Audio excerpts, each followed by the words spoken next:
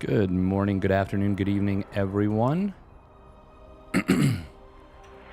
I just missed the match I wanted by a quarter of an inch, which is super fun, but it is what it is.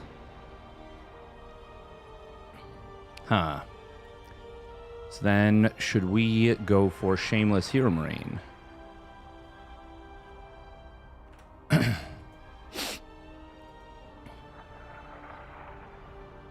Nope, that's already started.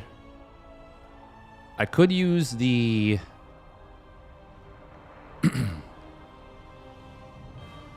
stream link, or the stream, whatchamacallit.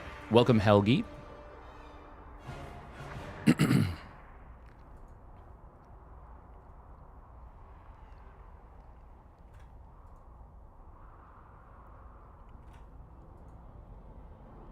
No Wardy this morning, which is interesting.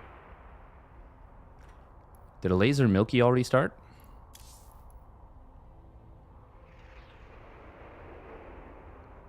Wait, is Spirit signed up? Is he not signed up for this? That'd be so surprising. Oh no, he is. He's waiting on the winner of Young Yakov Boanan. Which makes me really sad that I didn't get into that one.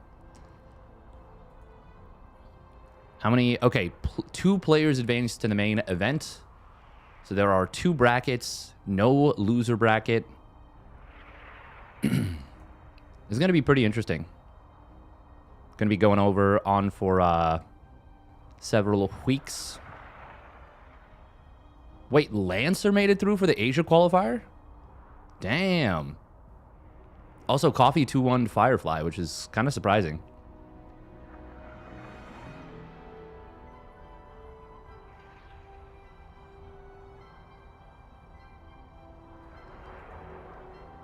What games am I going for? The top side of the bracket is all Protoss. Literally, it is actually all Protoss. The only Protoss player, or there's a couple non-Protoss players. Actually, no, there's literally a couple non-Protoss players. Well, I guess Ihatsu as well. There's 1 Zerg and 2 Terrans on the top side of the bracket. Goblin Nikorak would have been a good match to grab, but I believe that is already underway. Once again, it's pretty early for me. I did wake up in time, but unfortunately dawdled just a teensy bit too much. Oh, no, that's the same. What time is it? It's just 7:15. It's not that early, but it's it's early enough.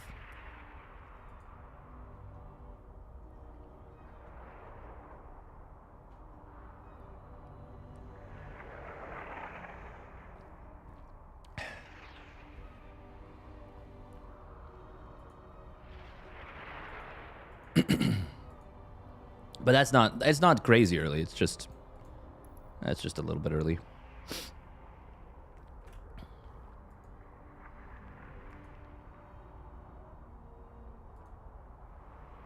Yeah, exactly. Exactly. If it was getting up at 7 a.m., that's nothing. I mean, yeah. Not difficult, at least. But yeah, when it's be ready for 7 a.m., that's very different. Also got to drive from my girlfriend's place to the studio. I did actually wake up at 6 a.m. But snoozed for 10 minutes. Hey, thank you, Helgi. I appreciate it. Always appreciate a little bit of gratitude and you know, just positive vibes in the community. I know that there's definitely such a thing as vocal minority, but yeah, in general, it hasn't been the greatest in the community. Wait, is there a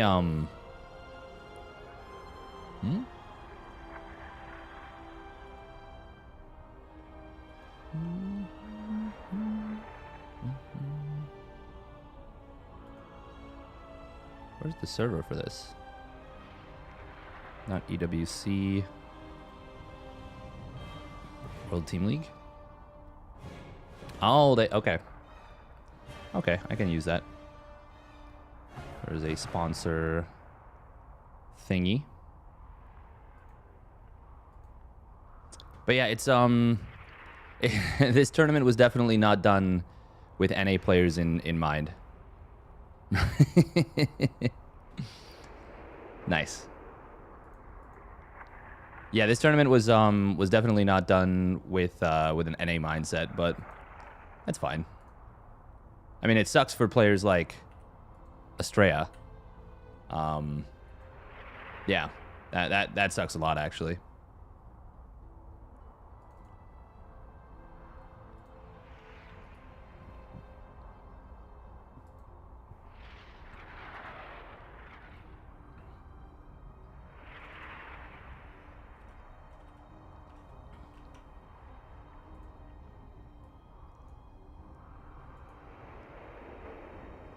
Wait, what the?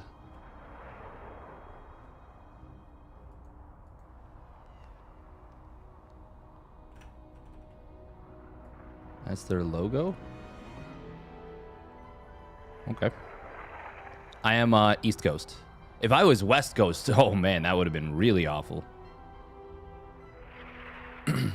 But yeah, it does. I get that they rolled the NA and the EU into one, but it's not fair to have done it at this time of day and call it an NA qualifier. Even a hybrid qualifier, like that's just not reasonable. But what are you gonna do? What you gonna do?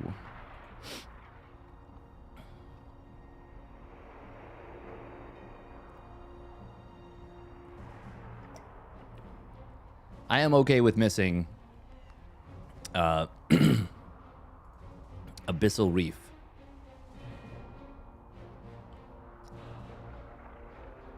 Yeah, with it being a hybrid qualifier, it should start even 1600 GMT. That would be 4 p.m. EU, which would be 10 a.m. NA East, and that would still be 7 a.m. West Coast. But at least it would be a little bit more fair.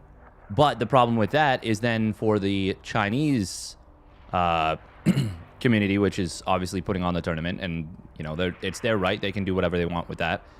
But for them, it's like late at night, so they're like, "No, screw it. We want what's best for us," and you can't really fault them too much for that.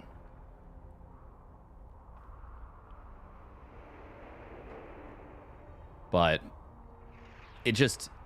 it sucks because, like, yet again, NA gets screwed over, as has been the case for ever and ever from the beginning of time and will continue until the end of time.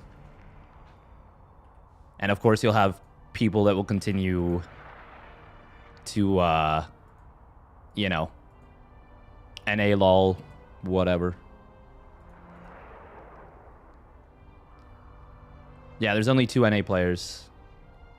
The thing is, one of them actually has a legit shot to qualify. Now, I don't think Estrella... Well, actually, yeah. Given the fact that it's the time that it is, I don't think Estrella will qualify. But he is definitely capable of it. 100% he's capable of it.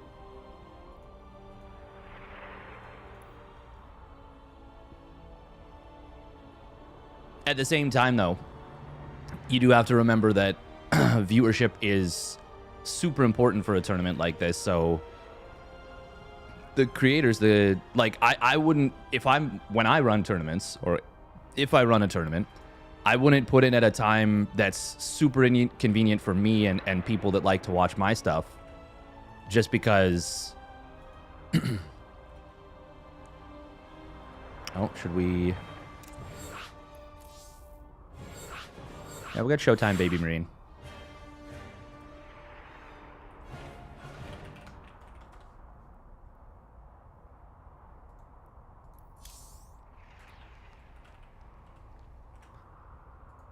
Yeah, I wouldn't put it at a time that's inconvenient for me or my viewers just because of whatever. But at the same time, I also do... I wouldn't label something like a Korean qualifier and then be like, yeah, it's this, you know? Showtime versus Baby Marine. Ped v Ted. Best of 3, round of 16. This could be a very short qualifier, honestly. Because this is basically, even though this is the round of 16, this is the round of 8 for this side of the bracket. So they don't have to play the finals. Also, is it best of 5 for the qualifying? No, it's best of 3 for the qualifying matches. Oh, man. Wow. Considering the fact that I think... Yeah, no, this is region locked. So... Huh. Now, Rainer, Cyril, Clem are already directly invited in. Oh, man, we're going to have no NA players for this. That's just not going to be the case. I mean, once again, unless... Oh, no, wait, there's... Oh, my God, I was looking at it already. There is a global qualifier. Hey, welcome TBD Forever and Sinista. Okay, I think we put the sponsor logo thing in basically the right spot. Do we want to just... No, we'll just put it up in the top right. It's fine. It's fine.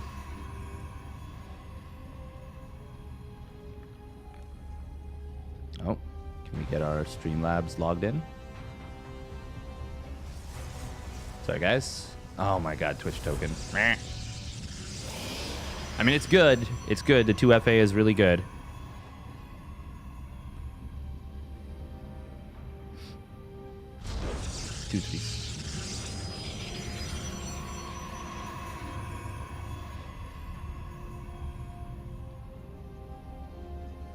Sorry, just one moment. There we go. Perfect.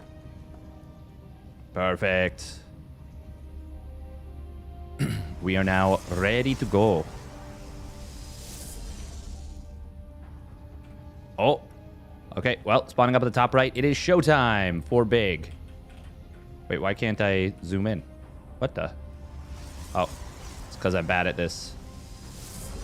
There we go. It's because I pressed the wrong button. And spawning down on the bottom left, it is Streamer Zone's Baby Marine. Showtime. Getting NG Babe locked. Takes the Nexus on the third base. And it's still a gate Nexus. Wow. He drops the Nexus before the core. Okay. I mean, the NG Bay is an investment. Yeah. All right. I'm not gonna... I ain't hating that. Now, how easy is it to defend his base? Not super easy. But is any third base super easy relative to the natural? No. Now, will Baby Marine just go for a cheeky Hellion setup? No longer. So Engineering Bay blocks have been nerfed heavily because you can't just build a Cyclone anymore. You can eventually get one, and eventually is not even that much later. But you can't, A, reactor them out, and B, you need to build that tech lab. So if you see something like this, you now know it's Hellions again. It used to be the case that you knew it was always Hellions.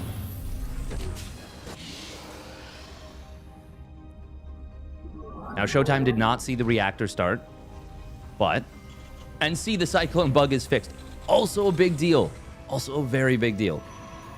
This will be a Stargate opener coming in from Showtime. He's a big fan of the Stargate opener. I haven't seen much of his PvT, actually.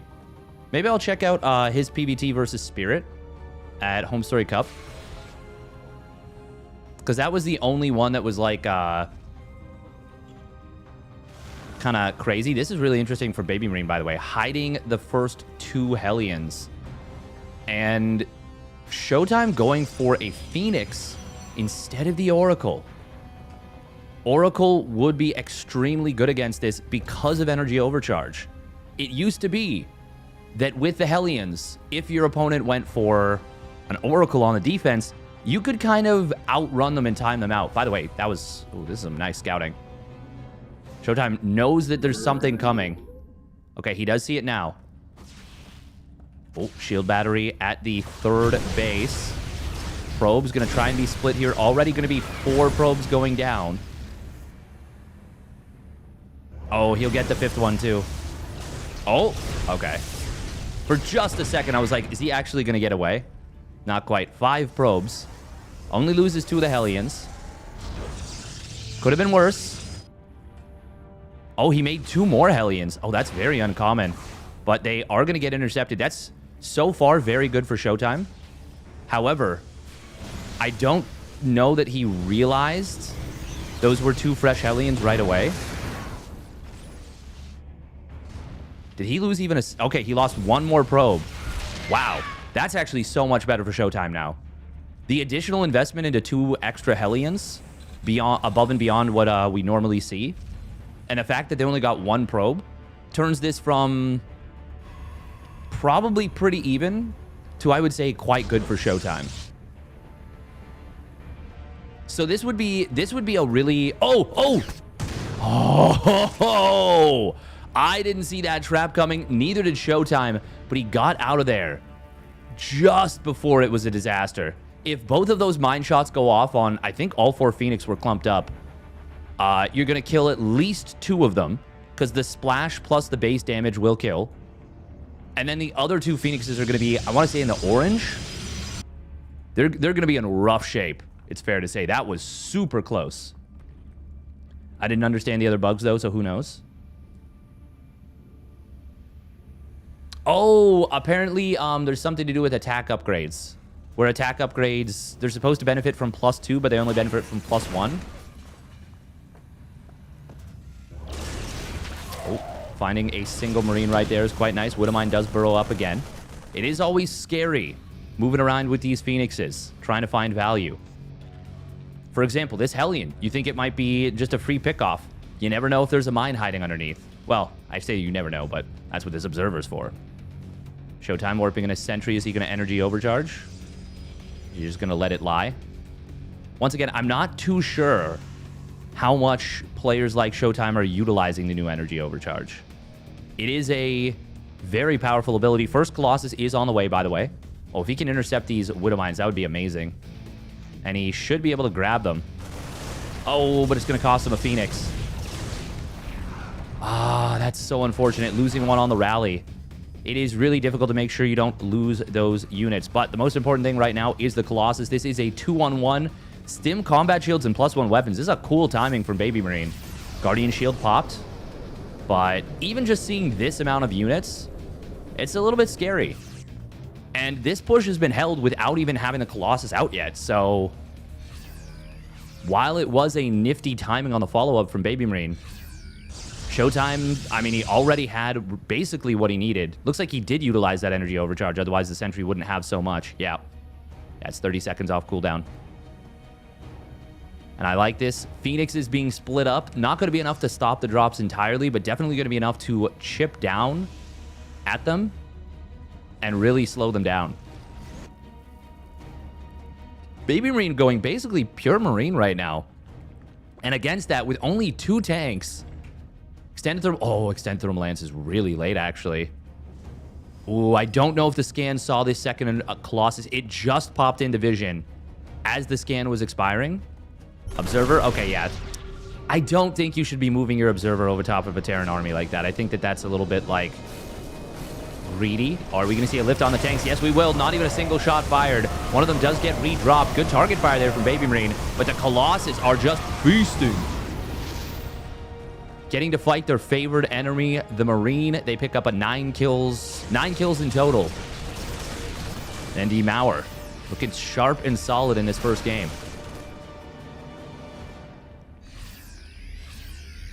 Obviously, it sucks losing a couple Phoenixes, but squashing the push is very much worth it. And yeah, there we go. GG. Squashing the push and basically winning the game. Mauer devours. That's nice. I like that. Well done. Well done, Brandon Mauer. Well, a rhymer. Ha. Mauer. Cyclones are supposed to get +2 normal attack per upgrade. Could only get +1. Does not impact lock-on. Yeah, that's something that should definitely be fixed. Faux shizzle.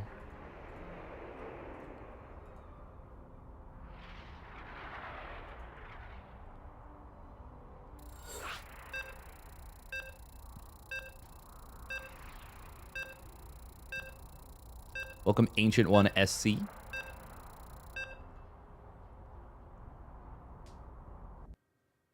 Psycho as well.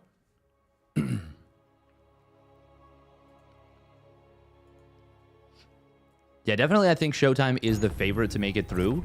But this is probably this. Well, is it the scariest bracket he could have gotten? Goblin, Skillis, Christian Armana, Gerald, Estrella. Actually, I don't know.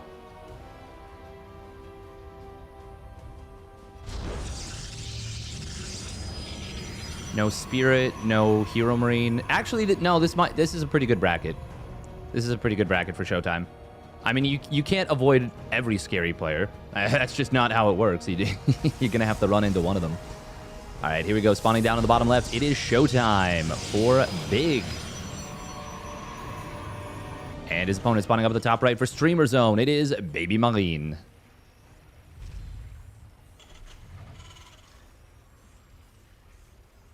Goblin on a good day could absolutely take Showtime down. Yeah, I think so.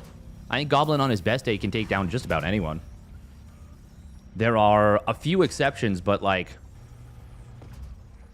most of them are already qualified directly into the tournament. Like, you know, Raynor, Serral, Maru, Clem.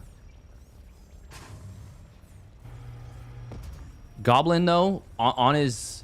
Oh, he's super inconsistent. Yeah. That's his biggest weakness for sure. The thing is, for me, it feels like Goblin is a heavily confidence-based player. If he believes he can beat you, he can beat you. You know? But if he doesn't believe he can beat you, he's going to struggle. It's funny. I talk about him all the time. Mostly because like we're friends IRL, and he's just a good lad, and he's put in a lot of work.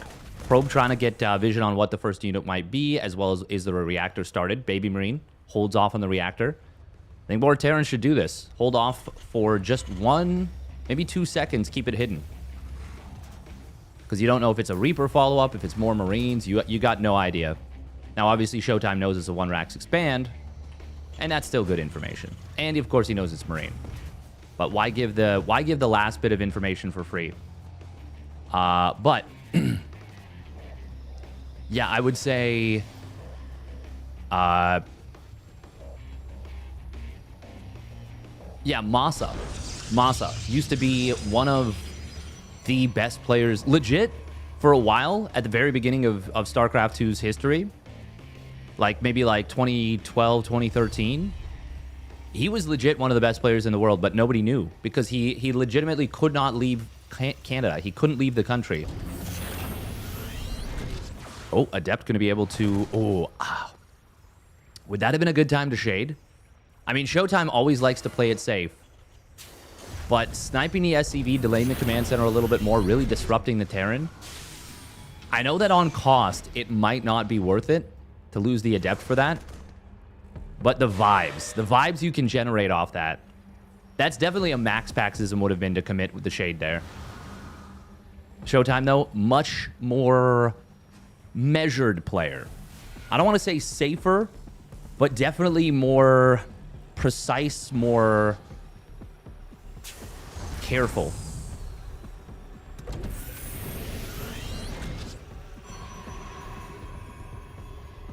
It is going to be 3-gate Blink Robo. Showtime mixing it up between games. Obviously, I mean, Stargate and Twilight Council are the prevailing ways to open. And you got to be good at both. Simply a fact. If you want to be competitive with Protoss at the highest level, unless you can just be faster and better than your opponent in the mid-game every time, you need to be able to play different openers. Do see a tech lab. Oh, that's a really nice spot for Showtime. Oh, man, he gets to see the Marines move out, and it doesn't cost him the Adepts. That's a really nice spot right there to just plant your Adepts. Actually, if you put one at the top of each ramp, Can you just see the whole exit from a position of safety? You might be able to. Mine drop coming in on the bottom side. So it was interesting. Mojo was here in the chat during the OSC King of the Hill. And he was saying that energy overcharge makes it so that... obviously, you know, there's some bias, as there is for everything. But energy overcharge makes it so that you can't, as Terran, basically do any opener that is, like, creative, because the risk of it getting scouted is just too high. Showtime, he can just snipe Cloak. This is a Cloak Banshee opener, and it is not going to have Cloak. Oh, that's a big pickoff, but no! He loads up into the Prism! Oh, no! Oh, God, that was a disaster for Showtime. Oh, man, after a really nice pickoff. Oh, he loads up into the Prism, and it just... little misclick. A little bit of scrambling. That is a lot of losses for what is effectively relatively superficial damage. Now, this is still actually kind of nice for Showtime. And he's corralled the mine drop into the bottom. He's been staying on top of it the whole time. Oh, Banshee in the main. So this is really interesting because the losses Showtime suffered there with the Prism and the Stalkers inside, as well as the Adepts, is like a finite amount of damage. But now he can, and it's a lot of damage, but now he can stay on top of the Banshee without needing an Observer. Second Banshee was not built. I think, I might be wrong, but I think it was supply blocked while he was trying to build the second Banshee, or maybe he just canceled it. He was like, oh, Cloak's been sniped. But yeah, very funky situation. There are actually some Protoss players that would take that trade to just be like, well, now I don't have to deal with Cloak Banshee. I've lost a couple Stalkers, but I haven't lost any mining time, any probes, anything like that. Thank you very much, Sinista, for the Prime resub at 4 months. Thank you, thank you, thank you. Enjoy some Bezos bucks? Hell yeah. I always do. A whole lot of sitting and waiting happening right now. This medevac might get to full energy before it does literally anything. Yeah, 200 energy. A little bit of kiting around the third base. Only a couple actual kills coming in, though. Oh, there we go. Hey, thank you very much, Filibuster, for the tier 1 resub at 44 months. Donka. Oh, he can blink forward. He can snipe this mule. That doesn't even need to blink. Actually, this command center is going to take a fair bit of damage. This push, though. Yeah, this you can't hold this base. No chance, no shot. Snipe on a Widowmine, though. There's the recall. Oh, is he going to lose one of the Stalkers? Ah, that didn't create enough separation. Charge done. Third Colossus not yet done. Neither is Extended Thermal Lance. So we got 2 Colossus. We got Charge. Picking off that one Widowmine on the reinforcements was really, really nice. Ooh. Did the Widowmine get 3 kills? I swear it went from 2 to 3. Maybe got 1 kill, and there was a couple of kills elsewhere. Oh, Showtime just going to go for the fight. Siege tanks were a little slow to siege. This actually ends up being a very good jump for Showtime. I don't think Baby Marine was expecting the army to just show up right there. I honestly wasn't expecting an engagement into that either, but that actually worked out quite well. I don't think there was enough bulk on the ground. Nice blink forward, snipes a medevac. Oh, this is looking very good for Showtime. That was a really nice little defense. And a lot of what can make Terran successful is the ability to pin the Protoss down with one push and then set up for something like this, a double drop on the other side. The third Colossus does show up. This drop, though, is getting in. We do see the army being hunted down, though, by the Charge Lot Stalker Colossus army on the other side. Oh, those are some big mine shots. Still, I think this is going to be enough for Showtime to... Oh, maybe not. Maybe not. Those the Zealots were necessary. He does lose that one Colossus. And on the other side of the map, oh, Showtime, though, is charging forward. Takes down that one mine before it can burrow. Vikings are out. Can he get that command center? If he can, that's huge. But instead, he decides to go for the Vikings, which might be the better choice. That will allow him to re-engage against the actual army. And he gets the last Viking as well. Great target fire. Meanwhile, the drop has been more or less cleaned up on the other side of the map. A lot of ping-ponging in terms of supply. But on the whole, it is going to be Showtime who comes out ahead. And now he can get both medevacs on the retreat. Oh, that's fantastic for Showtime. Baby Reen barely keeping the third CC alive, and only because Showtime wanted something else. Now he finds the Banshee that I think might have just been F2'd back home. Rocks collapsed down, and that one medevac from earlier had survived. All the energy it has is going to be very valuable here. Wow, that is a lot of Terran for pretty much just Zealots. Damn. That is almost no gas dying for Showtime here. Oh, big concave, though, for Baby Marine. Nice force fields on the ramp. Not quite perfect, but still enough to very much funnel. And actually, now look at these. The Marauders and a couple Marines are actually stuck out. Wait, they were able to squeeze out, but not back in? What? Yo, force fields and pathing are weird, man. That is so weird. Showtime, he somehow knew. Obviously, he didn't. He would have force fielded like full block if he could have. But man, that was weird to look at. Right now, Showtime is on the cusp of victory. Oh, and there's those force fields now. Yeah, perfectly places them this time. This is going to be checkmate. This is a game-winning move for sure. Baby Marine will lose a bunch more SCVs. He already lost a ton before. Blink forward in on top of the medevac's going to find both of them. These units are going to get chewed up. Showtime covered himself from behind. And Baby Marine knows there's no way out of this one. And he will just be forced to tap out. Showtime takes it down. Advances on to the next round. He is already, for his side, for a qualifying position, he's already in a semifinals position, basically.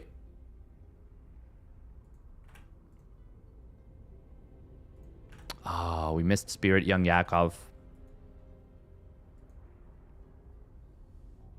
That's too bad.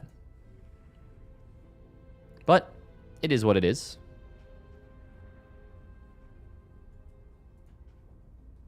Nicorakt 2-1 Goblin. Okay. Wawa-wee-wa. Ooh, can we get into that one? I would love a Stray Nicorakt.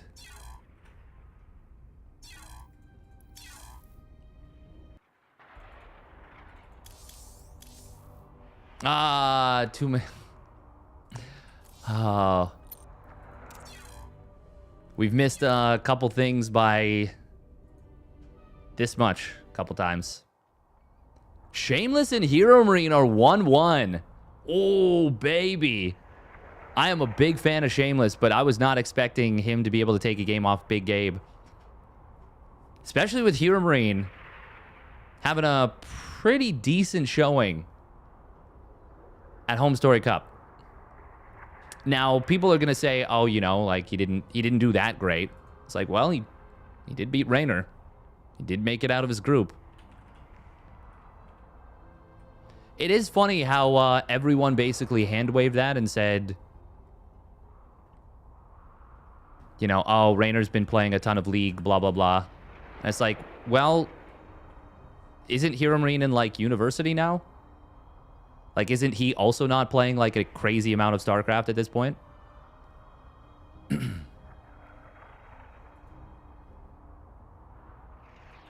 Now, Hero Marine puts in a crazy amount of time on StarCraft 2. It is worth noting, by the way, Hero Marine took the same number of games off Gumiho as Clem did. So...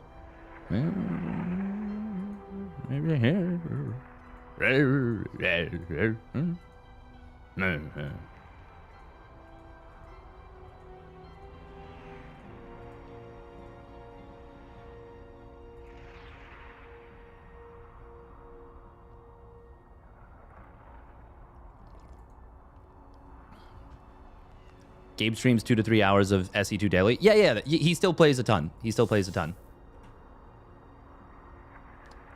I mean, that's a pretty sharp response for the trees. It is the off season. Home Story Cup is a okay, looks like Hero Marine is going to beat Shameless. Yeah. That is the expected result. Still, it's interesting at the very least. I would like to spread out, but I mean, Hearthstone Hero Marine is that's a good one. That's a really, really good one.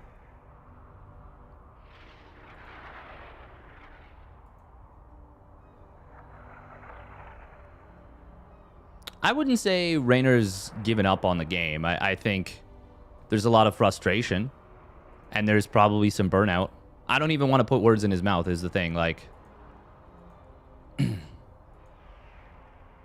like, imagine being one of the best at what you do.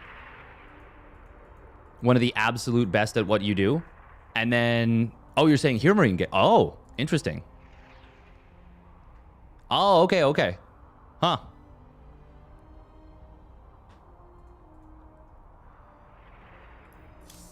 Well, that one I can't speak to Hero Marine's mindset really at all. I'm sure he talks about it on his stream. I know he was frustrated with Protoss. I know that is the case. I know that is definitely true. But other than that, I wouldn't want to speculate too much. And I wouldn't want to speculate too much about Raynor either, to be clear.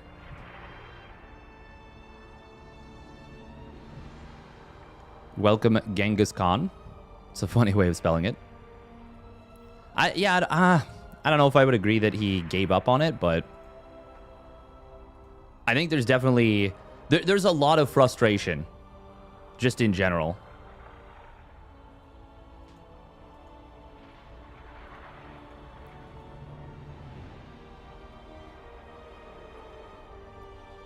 I feel like bottom line is tournament count to player count is not nearly high enough. As in, like, we need more tournaments.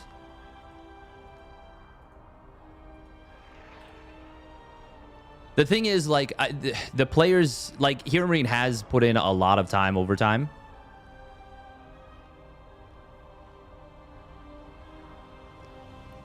Yeah, exactly. That's kind of how I feel too, Gary Arganis. Is like, it is a lot. It is a lot to commit to a game for the amount of time that these players have. It's really tough. Like, mentally. And then, yeah, you do something to, like, take a little break, and then people are like, you know, just... Yeah, exactly, Wes. That's a really good point. Is sometimes you just need a break. And I think it's... So if Raynor is even anything like me in this regard, which I assume... I mean, we're all people, even though we're very different, person to person. Everyone can share similar experiences. When you get to the top, when you get to the peak of something, and then you've tasted that, you taste the pinnacle, i.e. Raynor's won a world championship. He has won a world championship. He's done it in a fashion that many people have styled him at that time the highest peak in StarCraft 2's history. Now, I think at this point you'd wonder, okay, has Clem's peak been higher? I don't know, maybe. At this point, probably. But you've been there. That's the thing. You've been there, and you've been called like the highest peak ever, the best player in the world at the time. So to get there and then like not be able to sustain it, because first of all, you're not. Like, it's he's described the mental. I'm talking about Raynor, of course. He's described the mental himself of like, I had to be obsessed with the game. Like, I had to like basically tune out life, which is like really unhealthy for your mental. And he acknowledged that too. He's like, yeah, like it was really tough. Like it was a lot. So you can't do that for your whole life. Life will pass you by. You just won't be a person anymore. You will cease to be like a functioning human, basically, more or less. Yeah, exactly. And he acknowledged that it was not healthy for him to maintain. But you've still tasted that pinnacle, that greatness. And so I think it's very reasonable to, A, not want to do the same thing that got you there, but also, like, on a full-time basis, but also when you do try it again, which he's done for multiple tournaments, and then you don't get back there, it's so much more painful. It is so much more painful. Yeah, it's just, it's tough to see, because like, a lot of people Are you telling me he's tried a proper poutine and donair combo? The pinnacle. That one I can't speak to. I can't tell you if he has or not. Yeah, exactly. Patches can play towards and against your playstyle without you getting worse. Exactly. And the other thing is, too, you know how good players are. You know how well you've played, how well opponents have played, how well whatever has played. You see it.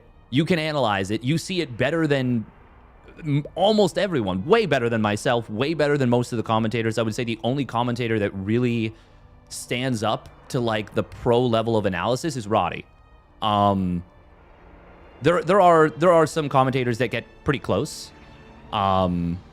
I think ZG, when she like really works at it and does her like boot camping before big events, I think her analysis is really spot on. I think mine can be really good when I do the same, but I haven't had an opportunity to like I haven't gotten to do like a really big tournament where it would be super worthwhile for me to go like basically spend like 2 to 3 weeks in the hyperbolic time chamber. You know, like 8 to 10 hours a day just ripping through replays and being like, okay, this player did this. Here, this might influence the meta decision if they play each other in the future. Yeah, like there's not as much do we want this one? Hearthstone Hero Marine.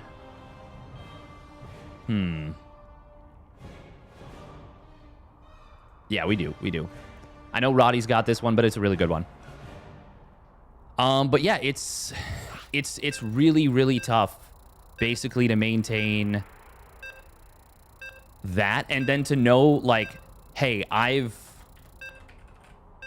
done this and I know that I won X game or X series because I played better. And then to see, or like even worse, to be like, oh man, I know Cyril is legitimately gapping everyone in the world. Like he is just better than everyone else. Similar to how Clem is just better than everyone else right now. We'll win this best of 3 TVP. Hero Marine. Hearthstone. Just to know that they're like gapping everyone, or that Cyril is just legit better than everyone else. And then you continually see the race get nerfed like over and over again. Despite the fact that he is just playing better.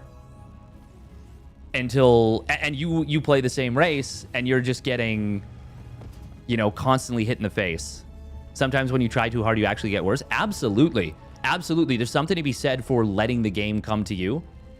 I think it's all down to expectations. When you're like, okay, I'm working really hard, I should be seeing results. And instead of letting the results come to you, yeah, mindset cannot be overstated for what it can do to a player's results and mentality and just everything. All right, here we go. Spawning up at the top right for Mouse Sports, it is Hero Marine. In the red. And his opponent spawning down in the bottom left for the Shopify Rebellion, it's Hearthstone. In the blue. And it is going to be a Proxy Reaper, and that is very unfortunate for Hearthstone because he has gone Gate Cybernetics Core. Now, the Stalker does pop. Oh, my goodness. Wow. Okay. So this is not going to be Proxy Reaper. This is going to be something else. Is it? Wait. Okay, so is this going to be a 1-1-1 proxy, like everything's proxied, or is this going to be Proxy Hellion? Oh, we looking.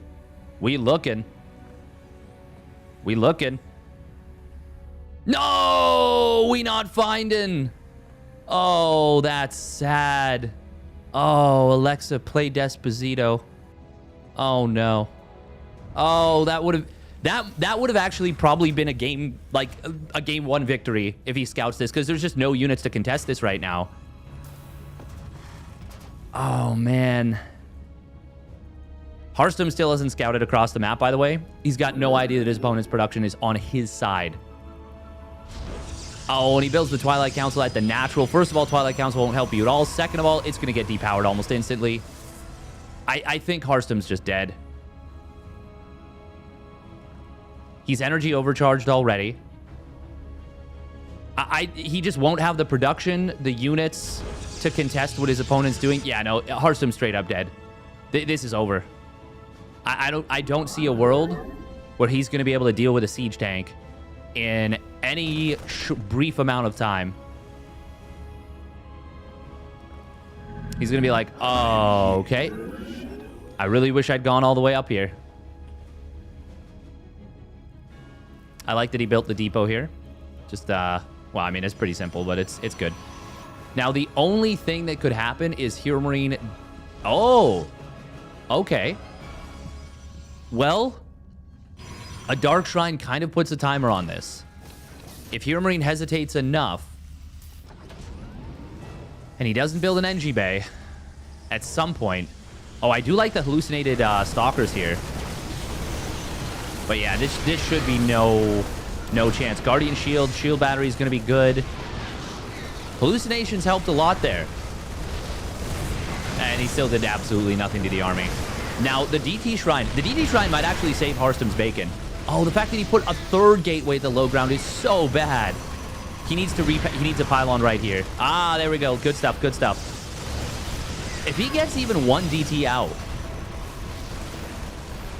Well, no, one DT won't be enough. Oh, he just warped in another stalker. Well, actually, hang on. Mule was used. Ah, there's a chance. Okay, can he warp in right now? Can he warp in right now? Warp in, warp in, warp in. Warp in, warp in, warp in. Did he warp in already? Oh, there we go. Oh. Okay, he gets it. He gets one DT out. He needs another. He needs as many DTs as he can get. He doesn't have the gas for it yet. Oh, kind of a weird way he just used that DT, but he might actually be able to do this. SCV is going to get targeted. Oh, no. Okay, initially one SCV going down. Second DT is warp in. That's a force field right there. That's a good one. We're ferrying to the high ground, though. Everything's coming in. DTs need to be brought in. Another DT going to warp in. Guardian... Oh, no. Split the DTs off. Split it. Run. Hearthstone. He just needs to survive. Raven is being produced. Another tank goes down. DT number 3 is in production. It is popped out. Hero Marine going to lose both tanks in the main potentially. Oh, he's trying to ferry back out. Lift. Oh, he gets it out. Nice job. DT, go.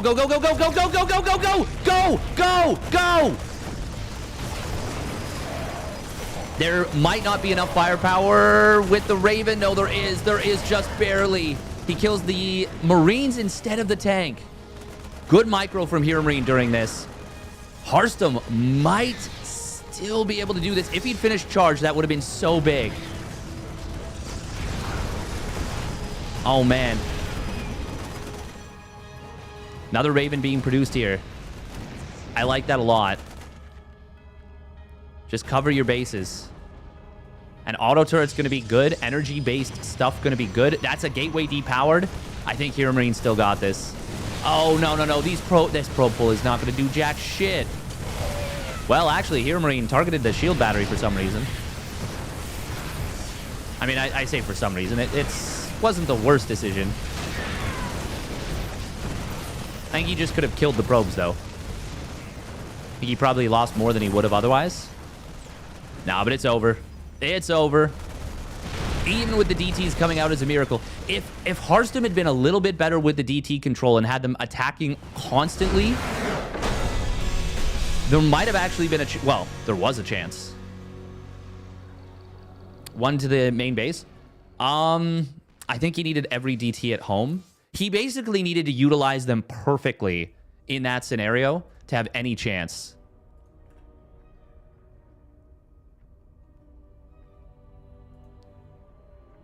I don't know if sending a DT across the map would have done it, because Hero Marine could have repaired the depots.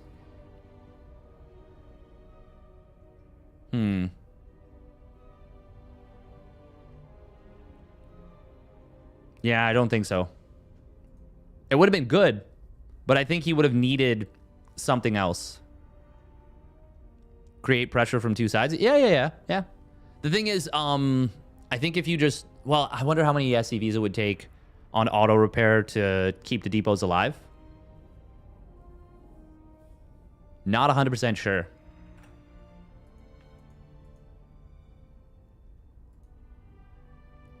I think it depends on the number of SCVs repairing.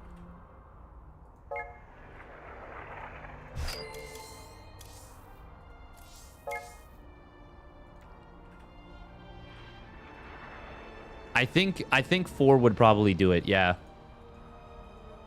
That's something I don't inherently know. Like, I know a lot of stuff, like, just pocket knowledge. But I feel like I don't know that off the top of my head. What are we looking for here? SCV. Repair? No, we'll just put SCV.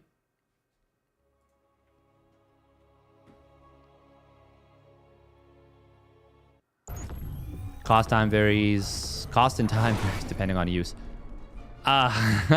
Even Liquipedia doesn't have the actual value of how much an SCV repairs. Like, what its, like, heal over time is, so to speak. Yeah, I actually don't know. Hearthstone should have sacked the natural at the start.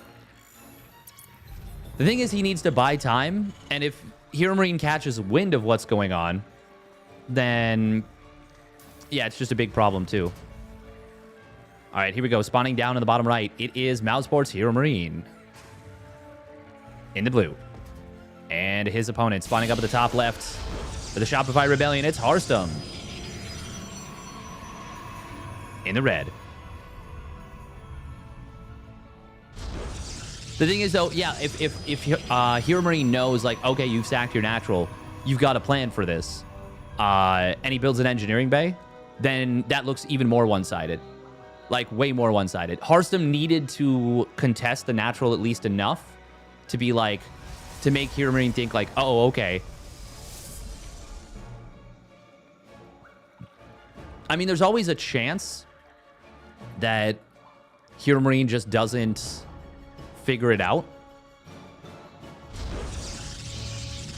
And so it's really tough to make the decision under the gun, right? Hearthstone found out about that with very little time. The thing is, what he did was just super risky, and he's doing it again. And to be fair, I actually think it's quite good to do it back-to-back. Because your opponent's already punished it. And is probably already thinking, okay, I'm not going to face this again. I wouldn't... Like, who would proxy 1-1-1 2 games in a row? Thinking my opponent's going to no-scout 1-gate Nexus 2 games in a row. No one's thinking that. Yeah, exactly. He took advantage of Hearthstone. Hearthstone does tend to be a very greedy player. And very greedy doesn't necessarily mean no... You know, it doesn't necessarily mean building 3 Nexus before a gateway. It just means at this level, relative to what is considered safe play, this is greedy. Hero Marine is going to come in with another bit of spice. Now, this time, Hearthstone will have a faster sentry, I think. Wait, was it Stalker Sentry in the previous game, too? Maybe. Okay, a second... Wait, what? What? What is this? A second barracks built at home. Is Hero Marine cutting SCVs? No? Yes, a little. What even am I looking at right now?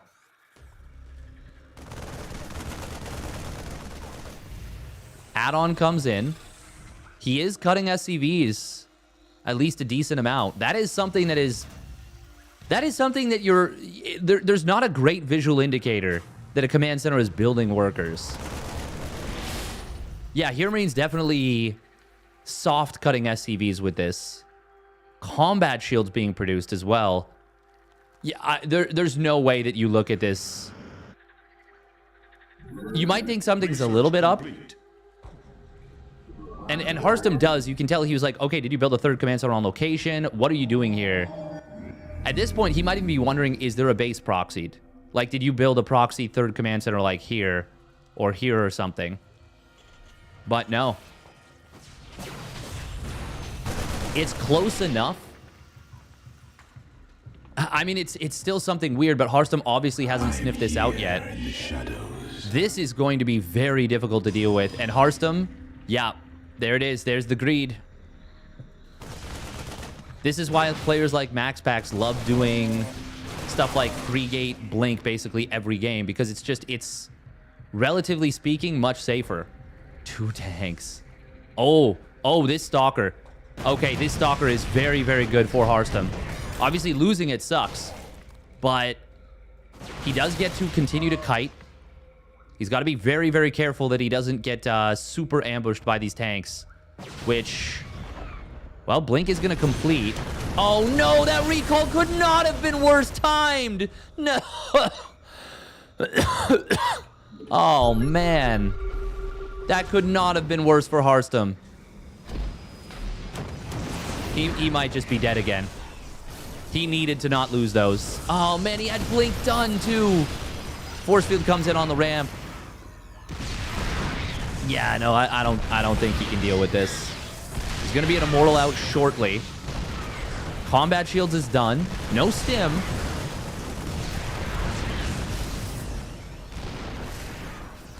That pylon on the left does not power the Robo. Just kidding, it totally does. Psych. Gotcha, chat. I'm not the idiot. Doesn't matter. He's not going to get this second Immortal out. Unless 5 HP. Even if he does, though, there's no chance. Yeah, this is way too much firepower from the Terran. Oh, man, that's a sad way for Harstem to get eliminated. Oi, oi, oi. That is very, very sad. He knew the tanks were there. Oh, my God, that hurts me at a soul level. Good job from Hero Marine. I was saying he won't proxy twice. Well, he freaking did. And he bamboozled hard enough for that to work.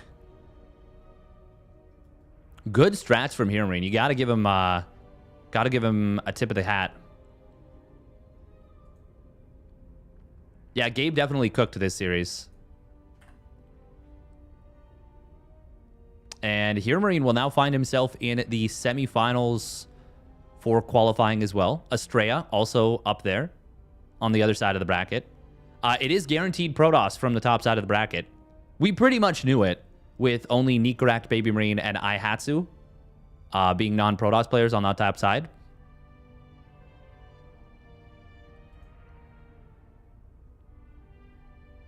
A little bit unfortunate that so many good Protoss players up there will be eliminating each other.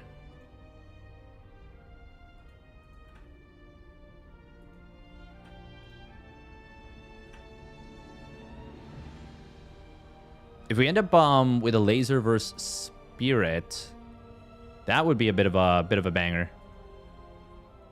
Spirit Young Yakov are 1-1. Oh wow.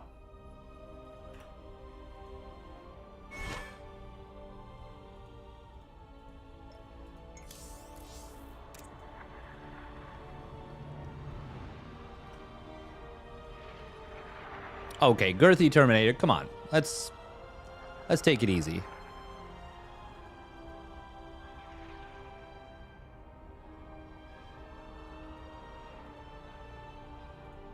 Yeah, Laser's been around forever. The thing is, he's still super, super good, too. He just missed that scout. In game 1, yeah, he just didn't scout far enough, which is really unfortunate. In game 2, the DT Shrine was a very smart decision. That's the only reason he had even the remotest of chances. And the fact that he went for it as fast as he did, I mean, he's very good at the game. He is very, very good at the game.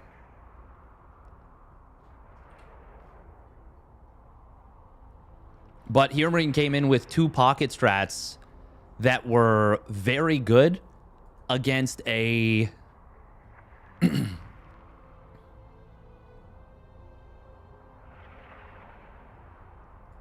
To be honest, TCG Jin, I think he would... I think he would probably... he would probably beat pretty much everyone in this chat 100 times out of 100. Unless you're much, much higher ranked than I'm thinking.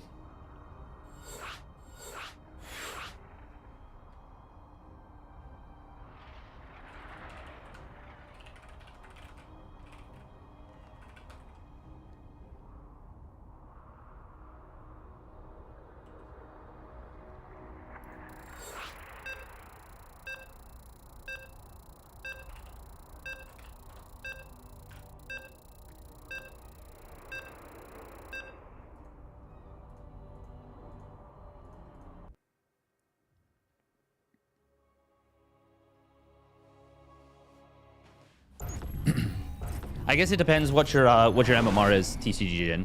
TCG Jin.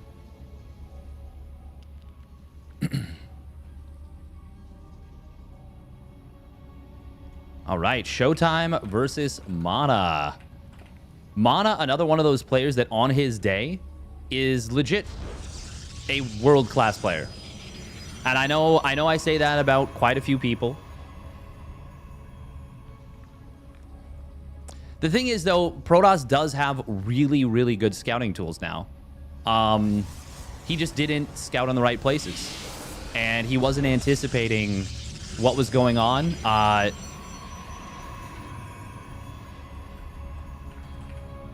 The thing is, I said... I might have even been wrong with my call. I said it was really good for Hearthstone that he spotted. That one... Or the two tanks. But even losing a Stalker for that was expensive. Like, very expensive.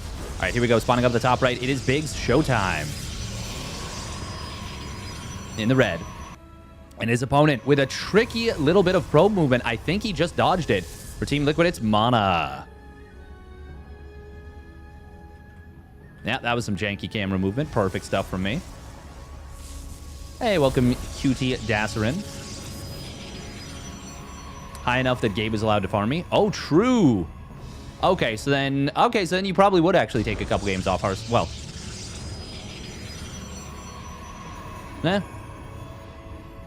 Depending on your race, I could potentially take a game off you, but I'm highly unlikely. Maybe on my absolute best days when I'm in shape.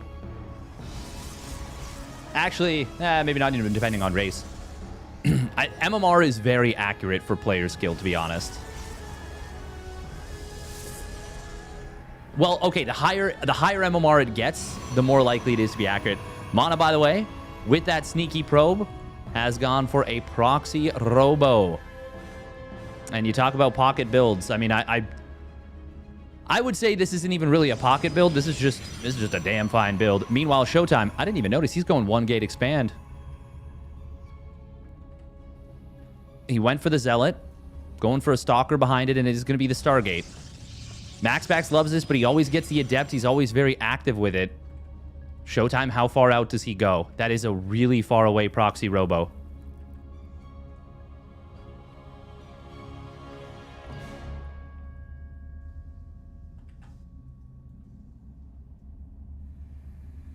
The thing is, you can use the... Oh.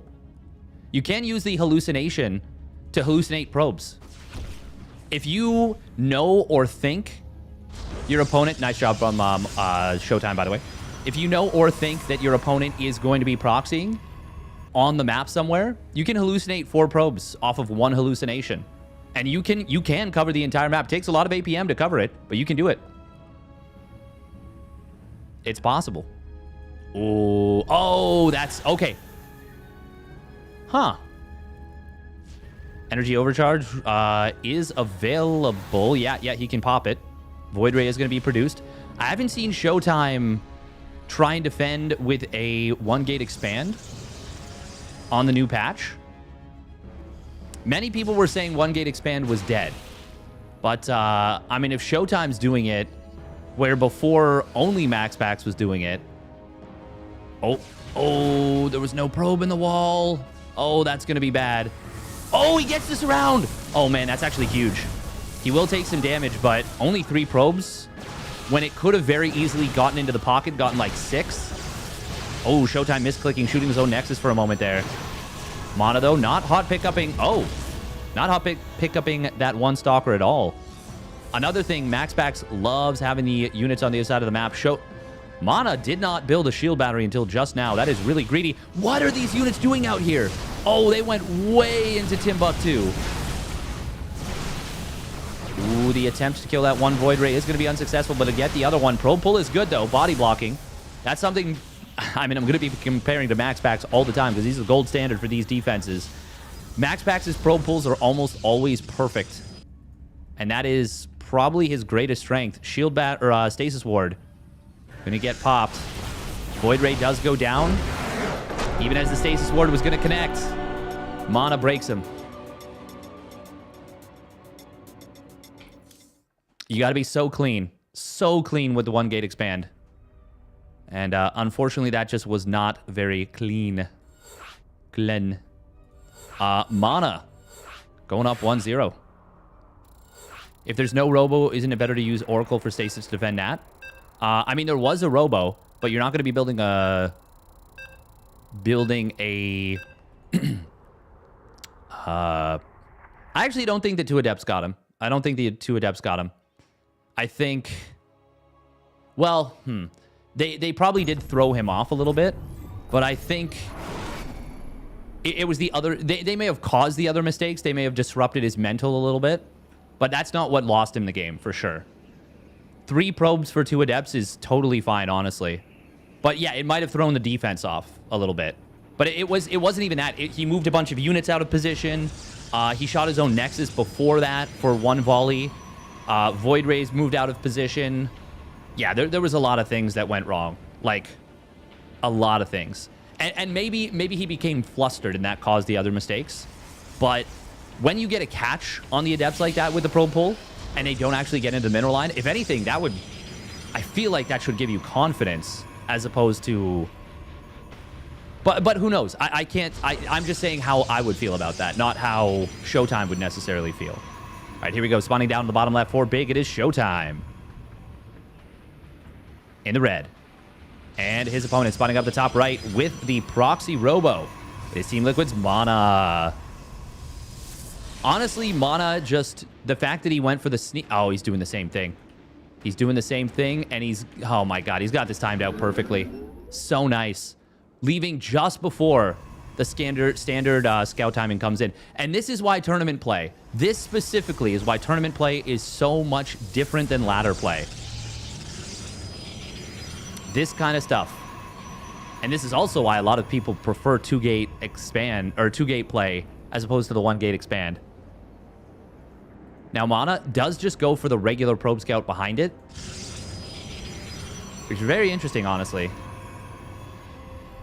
Yeah, exactly. He got caught out in front of his Nat. Yeah.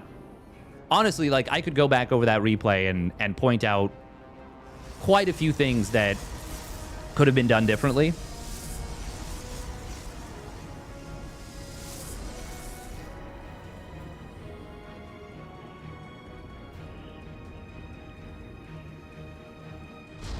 All right, Mana's going to go for the Scout, or the Proxy once again, it looks like. But I'm pretty sure he was already building the Robo by this point, so it's not going to be as quick as it was. Showtime also looked around with the Zealot. That's the other thing that MaxPax does really, really well, is he scouts with so much intention. MaxPax will send a probe out on... He knows the value of the 1-gate expand. He knows that if you get away with this, you are so far ahead. So he knows that it's okay to have a probe or even 2 not mining for a while if it means you scout your opponent's build. Like, MaxPax's map will be lit up. He will have seen so much. Now, Mana, look at this. He seems to know Showtime scout patterns very thoroughly. It is going to be Blink 3-gate. Showtime did not see the Twilight. Oh, no, Blink 4-gate even. Wow, and he doesn't put the 4th gate here. I mean, he should be able to wall that off later. No expansion. Showtime sees that. Oh, and he sees the Twilight. That's huge. Okay, I think it's an instant Robo. Well, maybe not instant, but You need that, Robo. Surely. Oracle comes across the map. That's the other thing, is you want to be disruptive with the Oracle to slow down your opponent's build. That's something also... I'm going to be a broken record here. But that's also something MaxPax does better than anyone. Mana already getting a bunch of damage on this Oracle. That is really bad for Showtime and really good for Mana. Oh, no. Oh, my God. If Mana had continued to move, he would have killed that. He would have killed that 100%. Showtime actually just got away with one in the biggest way. He could have gone around the outside. Oh, my goodness. That was so close to just a massive, massive loss for Showtime. Robo is in production now. We don't have a Void Ray being produced this moment. Blink is getting very close to completing. And now, because the Oracle's low on HP, it can't get in. Oh, it's not a safe spot. He's dead. Oh, no. And just as Hearthstone went down to Hero Marine, it is looking like Showtime may just go down to... Yeah, I think you just blink in on this. There's way too much firepower here. Mana has played this best of 3 out perfectly. And now he is very much poised to just win it. We are very close to... This Pro Pool is actually buying a lot of time. We're very close to 2 more big power units coming out. If Mana blinks forward now, this might be the worst possible time. Immortal pops out. Second Void Ray pops out. Is this the moment for Showtime? Prismatic Alignment gets popped. But there's just not enough healing. Yeah, no, even with the absolute perfect moment, if Showtime had probes pre-pulled for that, he might have actually done it right there. He got the dream scenario. Immortal and Void Ray popping out right into the face of a bunch of Stalkers without Blink. Well, with their Blink on cooldown. But he still just didn't have enough. Now another Immortal pops out. Army supply, it's only a 10 army supply difference. Shield batteries are out of juice at the natural, but there we go. There's a rejuice. Oh, I love that Sentry Warpin. That Sentry Warpin is... Showtime, you cannot contest the natural. Please don't. Please don't. Oh, this is his tournament life that he is playing with. Force Field actually doesn't work the best, but it... Well, he gets 1 Stalker. There's the blink forward now. There's nothing to save the Immortal in the main. Good target fire. Shoots the low HP Stalkers of Mana, but he just does not have the numbers. And Mana will get it done with the 2 quick all-ins. All right, Girthy Terminator, you are this close to a very lengthy timeout.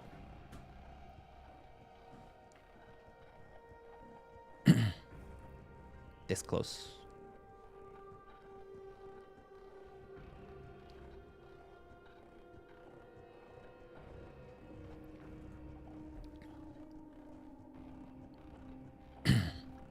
Don't come in here, disrespect pros, disrespect the chat. Don't do it.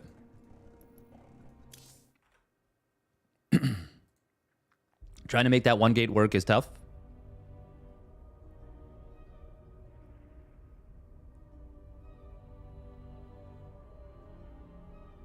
I don't think Helgi's instigating, no.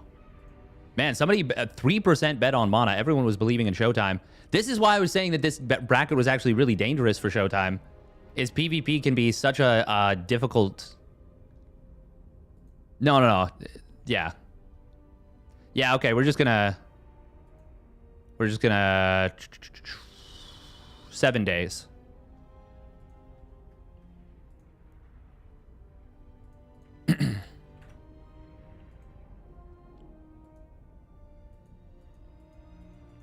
I don't appreciate people coming in here and just being dicks. You don't have to be. Will I ban you too? With the please, that's so cute. Can you ban me, please? Please ban? Okay, I think Spirit just got out of game. Spirit Laser, is that about to start? Or did that already start?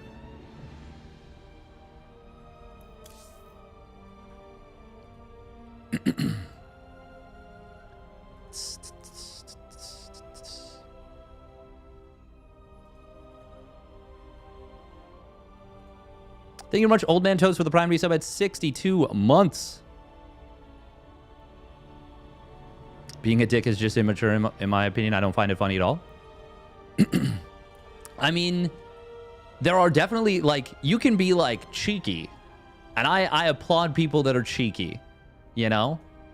But when you're just coming in and you're just kind of, yeah, like, throwing poop around the room, I would prefer that you didn't. You can do that somewhere else. Yeah, banter, exactly. A little bit of banter. That's good. We build off banter. Yeah. Exactly, Brandon Reimer. Exactly. All right, we got to run a couple minutes of ads so we don't get mid-rolls during the next series. Stretch your legs, get some water, refresh your mental. We're going to get into a great series, though. It's going to be Spirit a Laser to follow this one up. Mana is in the qualifying match, by the way. That is really exciting for Mana. And kind of does throw the bracket a little bit wide open. Skillus did 2-1 Geralt. And Estrella and Skillus are battling it out. I assume they'll hold the qualifying matches so that both are covered.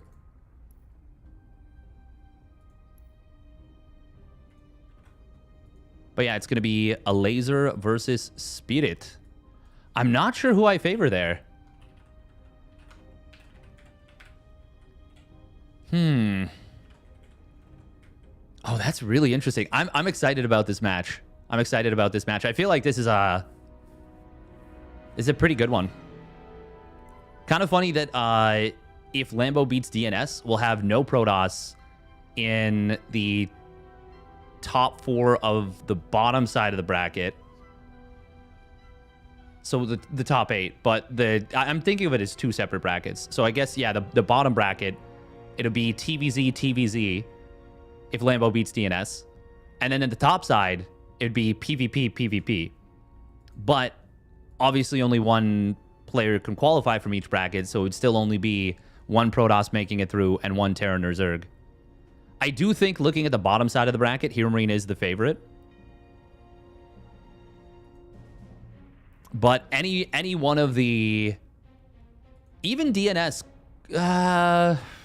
I don't know how good his form is right now. But I mean, if he beats Lambo, then it's obviously at least pretty good. Or at least very good. Everything's relative, though, you know? But I would say any one of Lambo, Hero Marine, Spirit, or Laser would be, well, and DNS, to be honest, if he's able to beat those players, would be worthy of the spot, for sure. And any of them could get it. Honestly, anyone who beats a field, even in best of 3s, of a bracket like this, is absolutely deserving of the spot. They're absolutely worthy of it. We'll win this best of 3 ZVT. I'm really not sure who I favor here. Obviously, we know a lot more about Spirit's level of play. But a Laser is really good. Wasn't expecting Mana winning versus Showtime. Yeah, no. But that's the thing. Mana's such a dangerous player. His micro is very good. He's a super decisive player. And PvP is a matchup where one mistake can spell disaster. And it's just tough. And with it only being 1 qualifier, there being no lower bracket, there's that extra bit of pressure. Even players like Showtime that are extremely experienced, they really know their stuff. It's tough. It's really, really tough.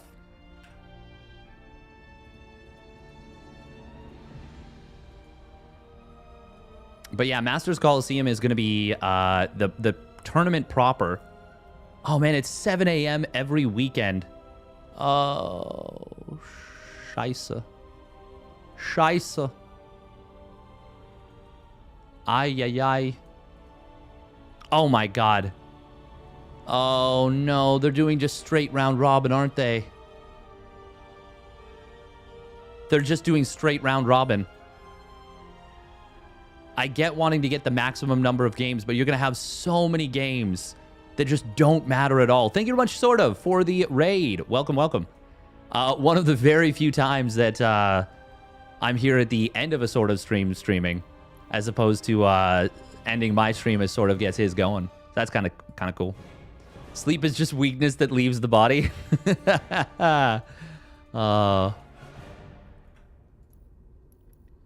Then I guess then that I still have a lot of weakness in my body because I don't sleep very well. Does that work with the logic of what you're saying?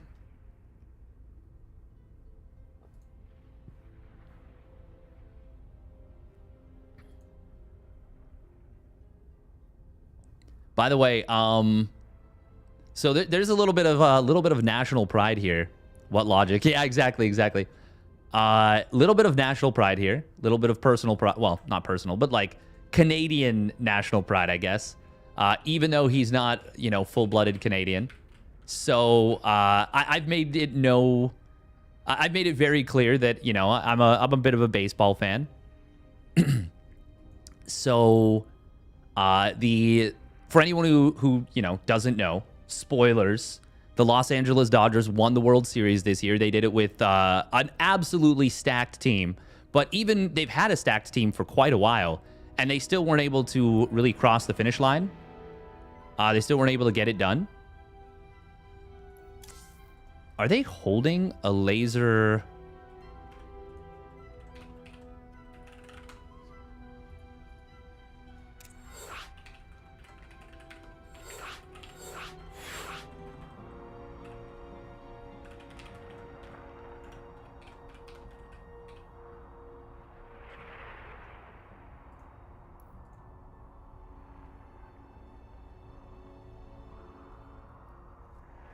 I really hope they're not holding Spirit a laser.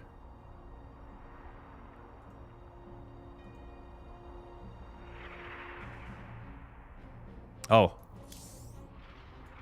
Nope, they're about to... Okay, oh. Okay. Oh. Whew. All right, we really wanted this one. Okay, we're good. We're in. Shohei wasn't even pitching? Yeah. But yeah, so the LA Dodgers, they win the World Series, and they're in the World Series, and Freddie Freeman, who is a Canadian American player, so he's half Canadian, half Canadian, half American, comes in and absolutely just has the performance of a lifetime. Like, I think he hit a home run in the first 5 games of the World Series, like one home run a game. And, like, I think even in Game 6... Was it Game 6 that they clinched? I think they won 4... Was it 4-2 or 4-1? Maybe it was 4-1. Gotta look it up. Because he had... what was the score? Okay, it was 4-1. So he hit a home run in the first 4 games of the series. But, yeah, he has an absolutely monster performance. Like, ridiculous, one for the ages. And it turns out he basically had like a bunch of cracked ribs and also a bunch of like an ankle that was all messed up and had like debris floating around in it, like bone debris. Like pieces of his ankle were no longer his ankle, and they were just floating around inside of his body. And he just had an MVP level performance. Bone fragments. Yeah. Bone fragments. And Mans comes out and like basically solos the Yankees. It was insane. But yeah, let's get into game. Super, super cool. All right, here we go. Spawning down in the bottom left. It is Spirit. In the blue, doing what he does and loves to do, command center first. And his opponent spawning down on the bottom right for Team Liquid. It's a laser coming in with a gasless opener. Okay. We are here on El Dorado, also known as Golden Wall Jr. Or we have Golden Wall at home. Actually, I like we have Golden Wall at home better. This is just Golden Wall. Yeah, you can't... Yeah, this is just Golden Wall at home. This is so Golden Wall, it's insane.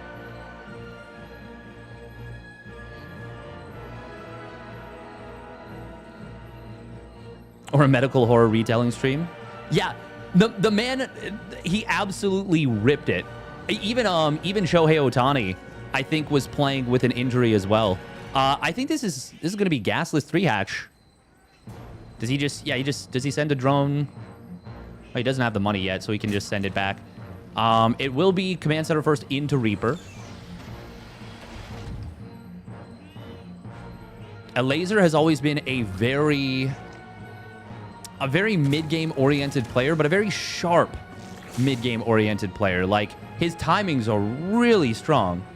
Golden Wall from Temu. Yeah, Golden Wall from Temu, Golden Wall from Wish, Golden Wall from AliExpress. Yeah, there's well, actually, AliExpress is more legit. I would say, yeah, Golden Wall from Wish.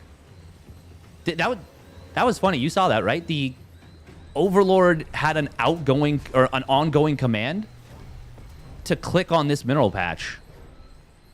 And it was just standing there. That's so weird. Chubby Emu, where Buddy tells horror medical stories. It's wild how many successful channels there are on YouTube that are just straight up AI these days. A laser. His drone count is going to be very explosive, thanks to this gasless opener.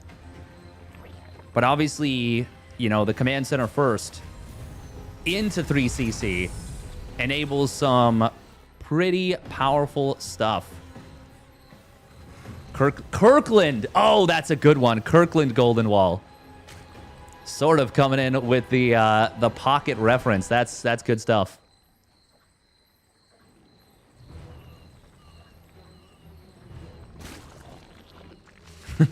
I like that one. Should have been called Erebor. Like Lord of the Rings Erebor. Interesting, by the way, we're seeing a full wall here. Oh, Reaper will go into the main base. Oh, okay. Well, he gets a full scout. He sees the double Evo, sees the Roach Warren.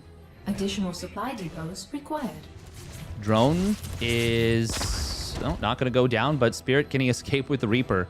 It's not even that escaping with the Reaper is the biggest of deals. It's more like, are you goddamn kidding me? You got out with this Reaper. But he won't. Oh, he's going to... This is funny. He's not doing this on purpose. The drones finished mining here and said, okay, we're supposed to mine here now. Or are they actually? He is like basically fully saturated. He might just be getting a little bit of value. Oh, but he's going to want to send these back. Hellions are running by. Uh-oh, a laser is not prepared. Oh, the drones, they're going to get roasted. Oi, oi, oi. Honestly, as good of a drone split as we maybe could have seen without actually splitting them. And he still loses 15 drones. That is so much damage. Now, that did sack every Hellion. A laser. Okay.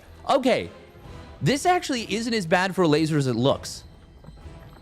You see 15 drones go down, you're like, wow, that's really bad. A laser only built 3 roaches.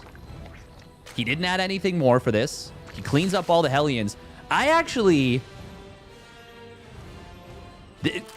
Call me crazy.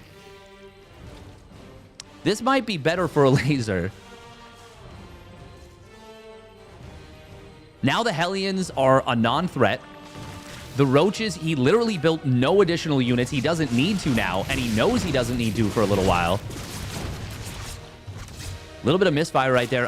Spirit gets 1 drone. Could have gotten more, but he actually shot the egg, which is very unfortunate, so he wastes the volley when he could have gotten 2 drones. I actually think this favored a laser crazily. Because, yeah, now the... Oh, this is a little bit awkward. But obviously, this is a different interaction. But he might lose all 3. No, he'll save 1, but does get the creep tumor. Good job from Spirit. Yeah, call me crazy, but I actually think that was better for a laser. Oh, a laser cancel... Wait, what? Why are we... Okay, I'm not a big fan of what he's doing with the upgrades. He initially had 1-1 going. He did instead go for an insanely fast hive. Also, getting the Baneling Nest. Ling speed and Roach speed going to be finishing up at very similar times, which is a funny concept. Oh, wow, he almost lost this Banshee. That would have been really, really bad. Banshee is super, super valuable over time. This, I can't tell you how happy it makes me to see this sensor tower covering such a relatively limited space. Sensor towers are just the worst. I am not fond. Yeah, I don't think a laser needed to... maybe. Yeah, if your opponent sets up tanks, it's a problem. Also, I think Spirit is actually doing a laser a big favor by mining out these minerals more than the start. 1-1 does complete. Is there an armory done? Yes. Spirit's got the money for, or the gas for 2-2, but not the minerals just yet. Changeling on the tower is obviously going to be very good here. Gives a lot of information. Ling's just a very small Ling run by, but here's why you want the Banshees alive. This Ling run by will do... Well, it gets 1 SCV, which is actually more than I expected. Bane speed going to complete. Yeah, the fact that a laser canceled the +1 attack is not super ideal. Spirit going to move forward. Will start clearing up a little bit of creep. Please don't let him get this 1 active tumor. Yeah, no reason to let that happen. Actually, he didn't even get the second tumor. Oh, that's +1 melee being denied. Roach Warren also going to go down. This is obviously why a laser wanted to kill the Evo earlier to prevent this kind of move. So it's even more unfortunate that much later, he could have had the +1 melee done. Yeah, this is actually starting to look very uncomfortable here for a laser, but Ultralisk's already in production. Chitinous plating as well. Yeah, it's really unfortunate that he lost the rest of the wall when there was a relevant upgrade researching. It wasn't the farthest along, but that's still a pretty big deal. Like, we are going to see 2-2 versus 0-2. So it is going to be a lot of heavy lifting required out of those Ultralisks. The chitinous plating going to have to put in big work to make this okay. God, these Banshees are getting so much value. Finally, one of them goes down. Oh my God, these 2 queens. These things are precious these days. Spirit being extremely patient with this push. Here comes the Ultras. There is a Viper somewhere. Where is it? Oh, there's 2 Vipers. Wait, where are they? Oh, there they are. Oh, man. Blinding Cloud is going to be super, super good here. Scan sees the Vipers. A laser. Oh, that's very rough for him. A lot of Banelings about to morph in. We do see a big flank coming in. Huge Blinding Cloud. This could be the fight a laser's looking for. Banelings kind of disappeared on the top side. I'm not even really sure what happened to them there. Blinding Clouds were good, though. Oh, no, don't lose. There was no need. Oh, no need whatsoever. Meanwhile, 16 drones went down to just a few Marines. A laser. Oh, that looked like a really good fight for him. And the fight itself was very good initially. But the loss of the Viper... The loss of the Vipers, loss of the drones... turned this from an amazing fight, an amazing situation for a laser, to a far less pretty one. Taking down those rocks was a very nice move. God, the new Spore is so good against drops. Hits medevacs like a damn truck.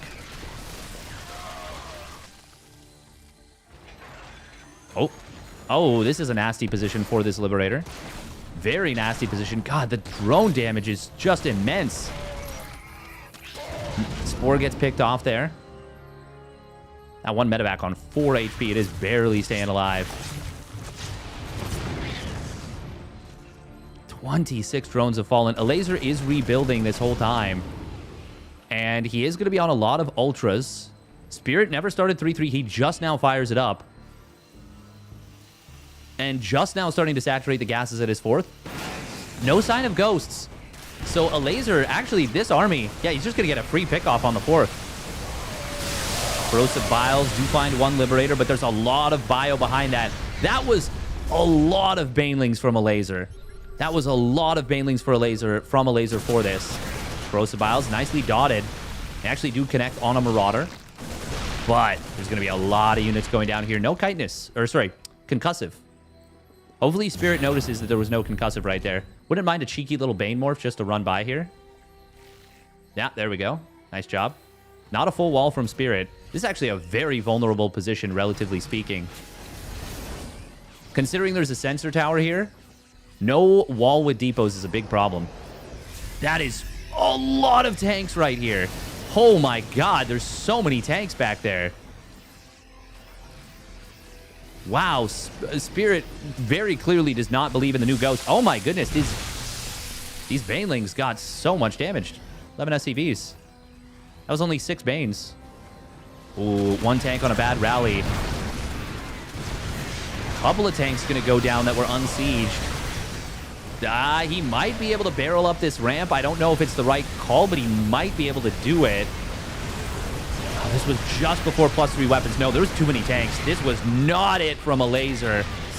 Oh, that was not it in a big way. 9 Ultras just died.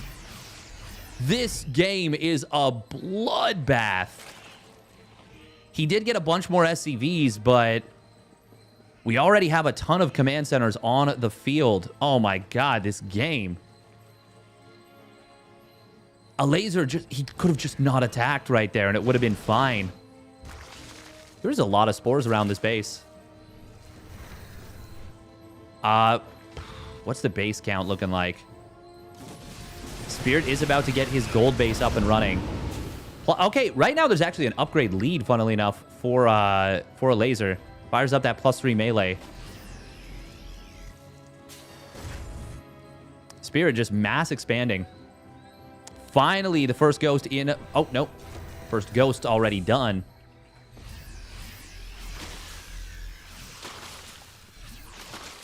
Watching roaches with no upgrades try to kill mules is actually kind of funny. They're really bad at it. They're really bad at it. That would have taken 5 shots to kill.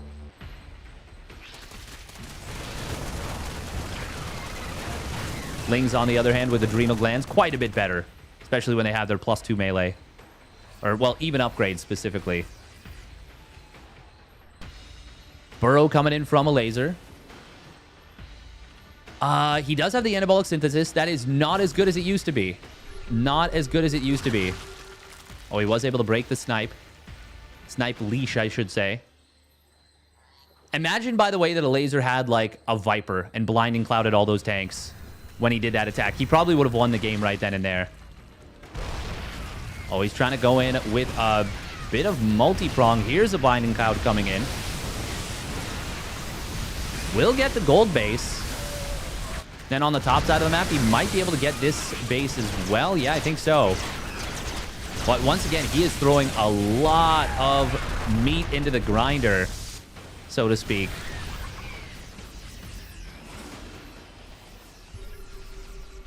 And I don't know if he's going to have enough to hold this counterpunch. Now, he is finding even more damage with these ultras and this very small little Ling run-by force. +3 melee is getting closer and closer to completing. I love the target on the sensor tower. That's a good decision to go after that. Well, a laser's going to get a lot of time for himself now. Ooh, and these tanks are a little bit exposed. The bio units are leaving them vulnerable. Oh, man. That was not the time to disengage right there. He was probably going to lose everything anyways. Could have gotten... I think he might have gotten both of these tanks if he just stayed A-moved for another half second. Still? Oh, man, actually not still. Look at the supplies. Spirit's army supply is huge. And he is getting into that big ghost count. A laser will finish up that +3 melee. This is a scrappy game. Still no concussive shells. That is a huge oversight for fighting those Banes. Viper. Ooh, that's a good blinding cloud once again. A great blinding cloud behind his Banelings. Oh, trying to connect on the ghosts. Spread from Spirit. Baneling's actually doing quite well. Lot of SCVs going down, but on the other side of the map, drones are being absolutely blasted by this counter drop. Viper. Is that another Viper being produced? A laser's Viper control has left something to be desired, unfortunately, this game. Oh, no, he's only lost... Okay, so he lost those first 2. Never mind, this is the same Viper. Never mind. I rescind my statement. After one specific, very big misstep with the Vipers, he's been much better. Well, get out of here, Steadfast. Pay attention. The way a laser is to his Vipers. Spirit's already starting to mine out of this 4th. That's good. Am I crazy? This is... Yeah, that's a full base, which means he's muled the living crap out of that. Obviously, he's got the gold base, but even that is going to start to mine out pretty soon. And once it does, it creates another position of vulnerability. Lane counterattack on the top side of the map will get a little bit of damage done. The thing is, a laser never replenished his worker count, and he is just staying on a very dedicated tech for what he's doing. You can see he wants to rebuild that Roach War. Did this doesn't block. It might. This might block the hatch. A laser. Oh, man. He needs to rebuild bases badly. This gold base is almost fully saturated because he's got so many drones mining it from the back. He will be getting an economy back up and running in moments. Oh, my God. A 4 Marauder drop. That is a random little drop. Would love to see a little bit of transfuse on the Ultras. The Ultras are big, by the way. I do not remember the previous Ultra being this large. It is a large boy. Scan comes in. Oh, but the units were distracted. I think the scan's going to expire. Yup. He still can't land it. Oh, looks like maybe some other units were distracting. Obviously, the drop on the top side. A laser's got now his second... Oh my God, please. Okay, thank you. Oh, man. I was about to have an aneurysm. A laser's fully mined out of his bottom gold. We might see 3 gold bases fully mined out in this game. That is a real possibility. Spirit has created a gap now at his gold base. Oh, Burrowed Infester. There's the chitinous plating, by the way. Or, sorry, I keep saying chitinous plating. Concussive shells. Oh, I just heard snipes go off. Corrosive Biles. Oh, he does find 1 SEV. This is not the biggest of deals, but it is a nuisance to deal with. Oh, Planetary Fortress. Oh, looks like that drop on the top side does get cleaned up. No +3 armor has been made for the entire game for Spirit. He still hasn't added that on. Oh, we found the Infester. That's big. How many orbitals do we have? 5. I thought it would actually be more by this point because he had, like, so many extra command centers, but he's building even more behind this. Oh, no, we got to pull the drones. That's a lot of drones going down right there.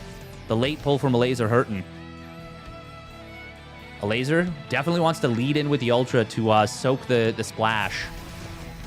Actually, this is a really nice little run-by squad for its purpose. Ling's going to get in on top of this base, but there is a... Wow, that's a really nice missile turret to body block for the tank.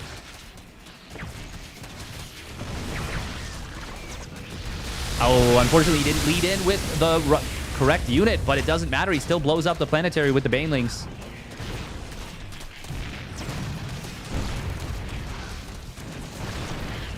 Now he's going to find another tank here. Skirmish in the middle. Blinding Cloud does find a couple of siege tanks, but the spread, the bio, there's so many ghosts. And yeah, that's going to be too much to handle.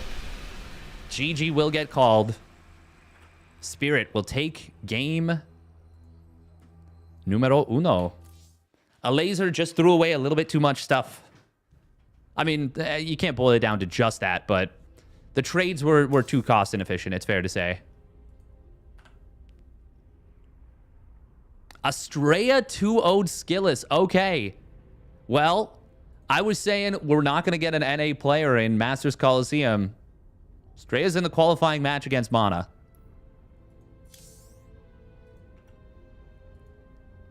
Definitely cannot count him out. Thank you for the follows, Bigorna SC2 and Sircard Gamer. That would be big if Estrella were to make it. That would be really, really big.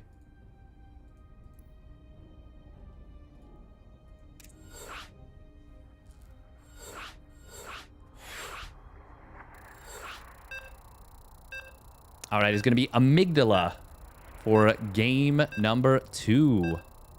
Amygdala.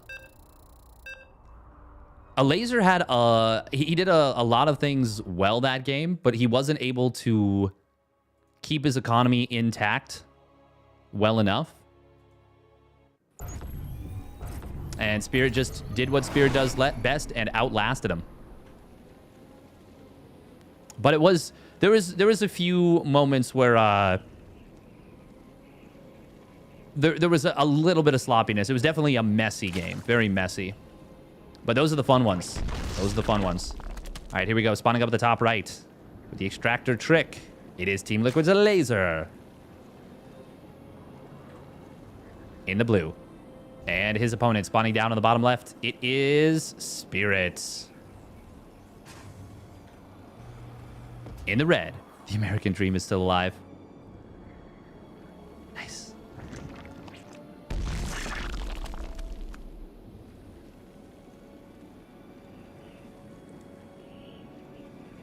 It is neat that Zerg has a new opener to play with. Zerg technology has evolved. It was kind of funny in the OSC King of the Hill. Mio Micah played against Christianer. And Mio Micah was like, okay, we're going to do something a little cheeky. We're going to come in. We're going to go for... And it's funny, too, because he changed his name to Hatchery Enjoyer. He was like, all right, we're going to come in. We're going to go for an Extractor Trick 15 hatch. And then we're going to go for a third hatch before pool. And then we're going to go for... I think he went gas and speed. And basically, I think the concept of what he was doing was, I'm going to save money that I would have spent on queens to get more larva. But then Double Adept came in, and he lost like 3 or 4 drones and then just left. And at that point, the worker count was 23 drones to 34 probes. And it was like,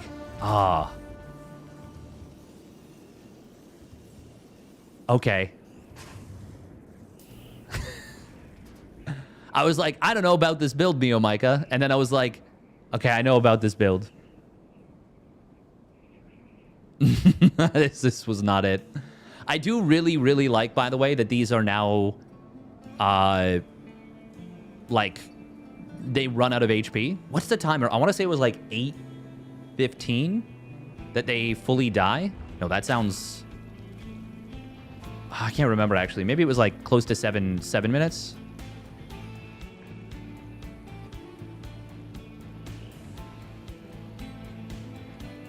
Yeah, Mio Micah just, that man's brain is too dangerous to be left alive, you know? But maybe not always too dangerous for his opponent. Sometimes too dangerous for him. The genius is too strong. 753? That does sound right.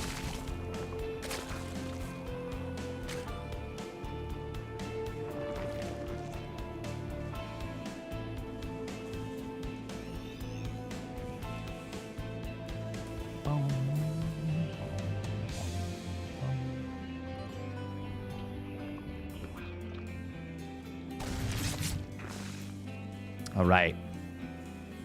3cc Hellion Banshee. Who could have seen this coming? It's good. It's a good way to play. He is the best Zerg in Asia, however, he can't play anything called late game. Is he the best Zerg in Asia? I think Rex is probably better. Ooh, nice wall right here from a laser. That's very nice. That's very well done. Oh, it's going to be Viking. Huh. Is he going to go Viking into Banshee?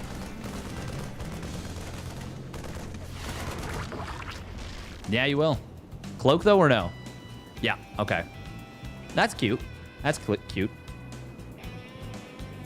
Korea is Asia. True. I think when people say Asia, they're not including Korea. But you are right. You are right. Yeah, if you're including Korea, there's like quite a few Zergs. I do love that this is like, he's treating this like it's PvP. This is really neat. I gotta say, this is really neat. Look at the worker count. 61 drones before the 5-minute mark. Oh, a laser. Oh, your benchmarks. Oh, your benchmarks, a laser. Oh, my goodness.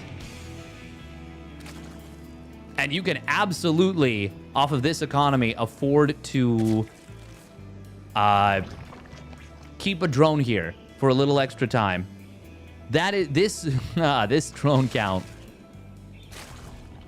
is nutty. Very nice. God, this is a crazy drone count. Oh, there we go. So that's what was missing. Okay. Huh. A laser's a smart boy. A laser's a smart boy. He's learned. I have not learned yet, despite losing to these quite often. Always build the Evo chamber wall if you're trying to wall a mineral line early. Maybe you lose a couple extra minerals. Maybe you do. But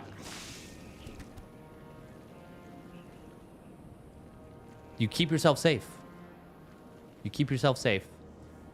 Trying to do stuff at the last second with how dumb the drone AI is. It's not great. It's not super great. A laser, by the way, playing just 4 queens. We do see 4 drones getting picked off by the first 4 Banshees. Oh, and there's the Hellion run by. He didn't keep the drone in the wall this time, and dread it. Run from it. Drone barbecue arrives all the same. Okay, well, unlike the previous game, I like this drone, this run by quite a bit more, and even the Banshee's gonna find a bunch more drones on the top side.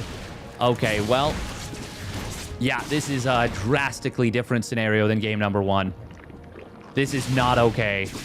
Oh, and the Spore Crawler goes down as well. No cancel. This is the... Okay, my God. I've been talking about this for so long, and that's the first time I've actually seen it happen on the new patch. Not the first time it has happened, necessarily. First time I've seen it, though.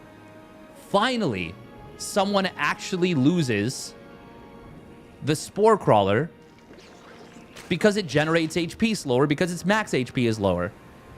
Finally, someone actually targets it down and kills it. I feel like Protoss players were sandbagging me the whole time. They were being like, I'm not going to attack this. Debris about to go down. But I think the laser's about to go down as well. Nice spreads against the Biles. Nice placement on the Biles. That's something Dark does better than any other player in the world. And a laser's making a nice little audition for being equivalent is bile dotting. Covering as much surface area as you can. There it is. Rocks expire. Corrosive Biles actually do find one of the tanks. That actually kind of caught Spirit snoozing a little bit. Maybe there's a chance now for a laser to hold this. Problem. Oh, Banshees? Okay, good dodge. Good dodge. Easy dodge. Very interesting to just go for 4 queens and that's it. Oh my God, he gets that 1 queen. Ooh, nice target fire just before the blinding cloud went down. Got a big shot on the Banelings with those siege tanks. If the laser can hold this... Well, I say if the laser can hold this. He's already held this. With the laser holding this, he gets a little bit of new life in this game. Oh, man. The fact that he's doing this with such a low queen count is super intriguing. Oh, as I say that, he's added 3 more, but now his economy's, like, really online. He's back up to 79 drones. Spirit, though, ooh, that's a lot of Marine tank coming in. Viper has recharged its energy. It's got a blinding cloud or a parasitic bomb. That is a lot of man with gun. That Baneling really tried to not connect with the Marines, but it unfortunately for itself did. Nice free spread from Spirit. Creep has been cleared up here. We do see a Ling run by on the other side of the map. Bunker was temporarily unloaded or empty. He really wants to double blinding cloud, it looks like. And he will be getting the energy for it in a moment. There it is, maxed energy on the Viper. That's 2 blinding clouds. And shift clicks him. Now it's time to go. Chitinous Plane, though, is not quite done, but it will complete during the fight. And with the blinding clouds ready to go, I think that was still a good timing for a laser. God, these ultras are so big. They're so thick. Yo, it's crazy that the Archons went to Weight Watchers and the Ultralists went to Pizza Hut. That's crazy. What a world we live in.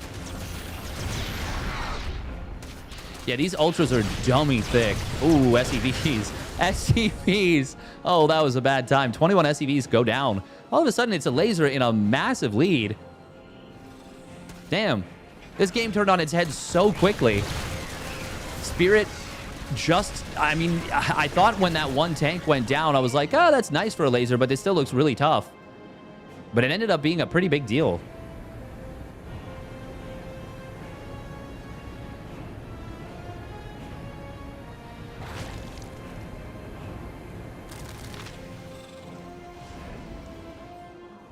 Sensor tower is going to be killed before it can finish.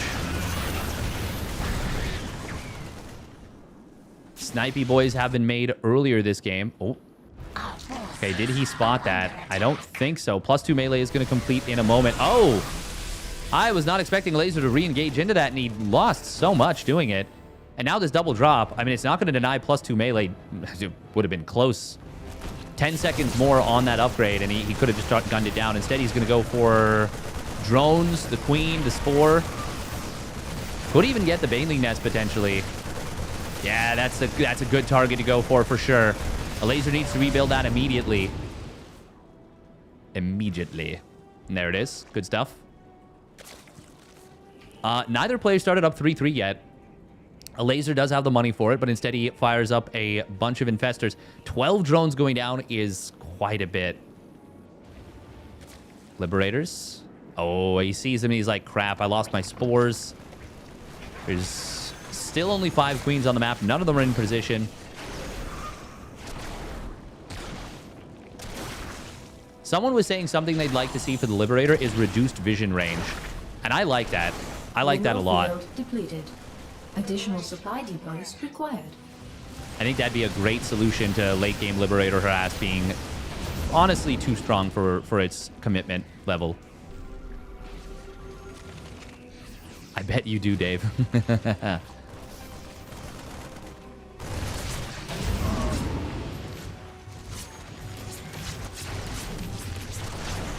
I think just for advanced ballistics. He's tearing him apart. Yeah, he takes down the 5th base. Harassing in the natural. Harassing at the 3rd. A laser does have this base on the top left. Creep spread has been heavily hampered here. There's that 3-3 getting fired up. Honestly, I think both of these players are... I mean, it is the offseason. It is the offseason. I think they've both been taking a little bit of time off, maybe a little bit more than they usually do. No I keep saying contemplating. No concussive shells once again. Oh, rallying in drones to a liberated mineral line is no fun at all. I call this one the cure, by the way. 3-3 and +2 vehicle weapons in TVZ. This is actually going to kill a drone. Oh my god, it gets all 3. Sheesh. No, laser, no, why are we... what are we doing?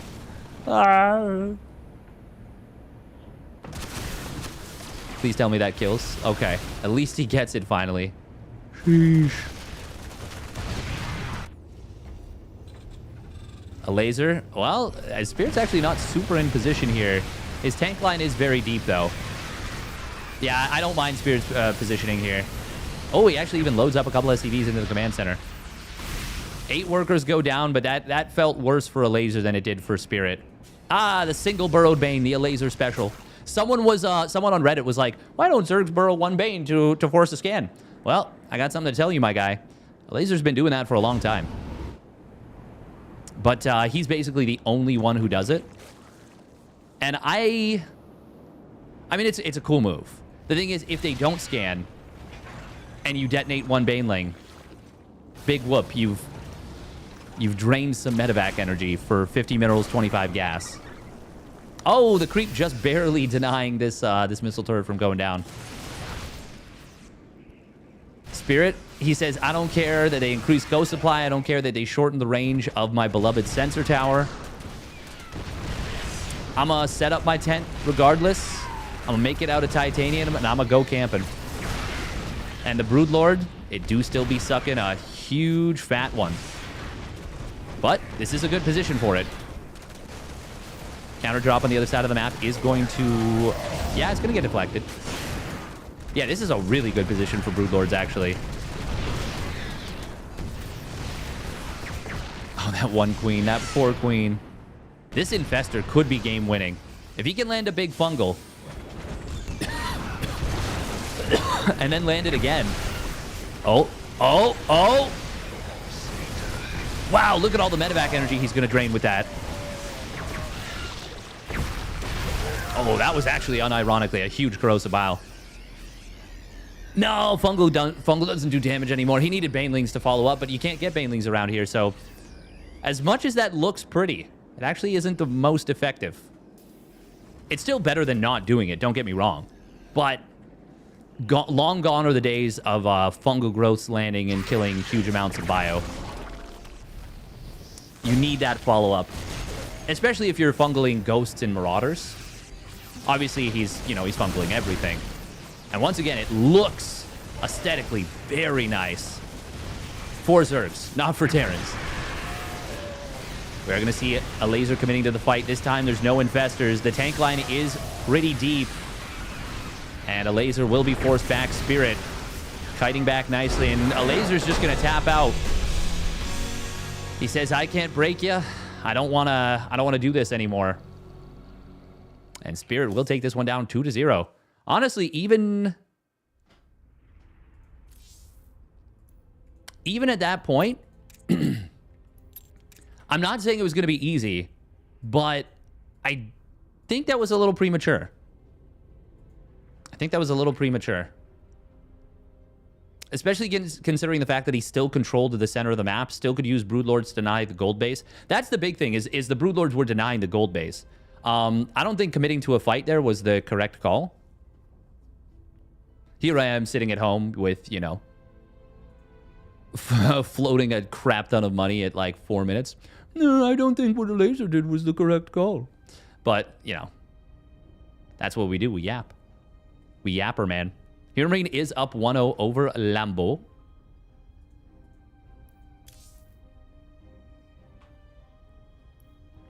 Are Estrella and Mana playing already? That one would be played on the Americas server.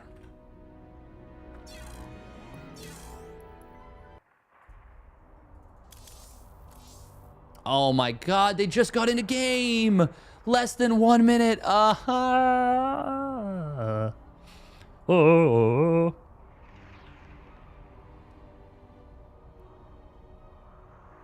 Ramps are definitely not a Zerg's friend. Not unless you've gone heavy into lurkers. Yeah, today has been terrible luck. Yeah, Mana Showtime. Yeah, you can watch the games on this stream. I think I was the only one who streamed them.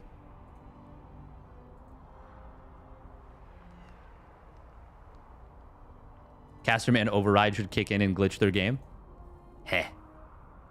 Imagine every time I complained about it, like I got a little whiny about it, that happened, but I like never noticed.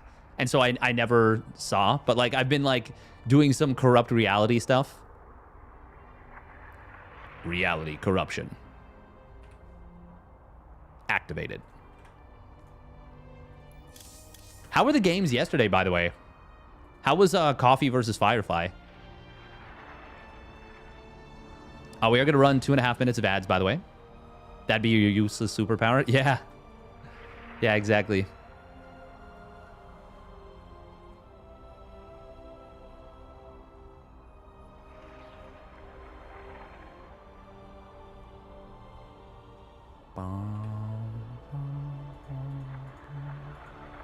Yeah, that was a crazy benchmark from a laser. 61 drones at like just after the 5-minute mark.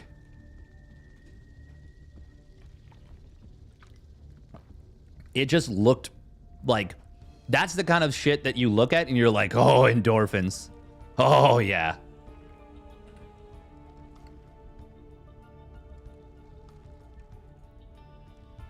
Oh, I did indeed have a... I put a 7-day timeout on the person. Should I just... All right, chat. Should we just perma them now? Should we just perma them now? Should we just save ourselves the problem? You didn't see the messages? Well, one of the first things they said was, like, it was after Hearthstone got double proxied. He was like, oh, Hearthstone sucks. Like, oh, man, why does he even play this game? Like, being very just shitty. Just being very shitty. And it's like, well, for one, he lost to Hero Marine. And then he was picking fights. If you ban them permanently, you can't use them for more content. That only works when people are, like, kind of a dick, you know? When people are, like, an uber dick, which sounds like... yeah, all right. We're getting a pretty, like... Yeah. No, I hate when people crap on the players. That's my job. How dare you encroach on my job?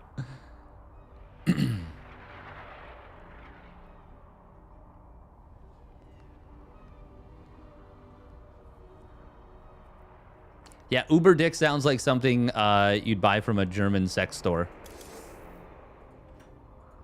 See Uber Dick.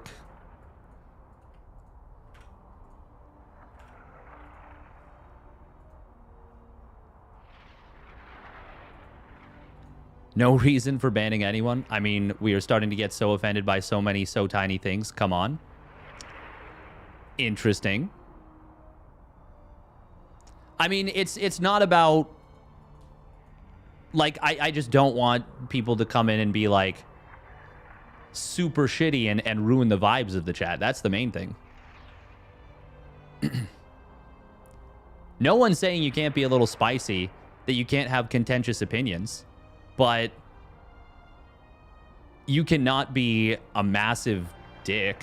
Like, it's very easy to just say what you want to say. You can be like, man, Hearthstone really fucked that up, didn't he?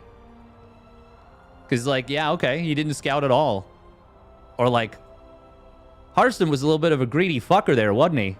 Also valid. As long as you're, like, as long as you establish that you're not just being like, Hearthstone should quit. Why does he play this game? What a piece of garbage. Like, it's like, no, don't do that. Why would you do that? Don't do that. Like, especially with the amount of work you put on...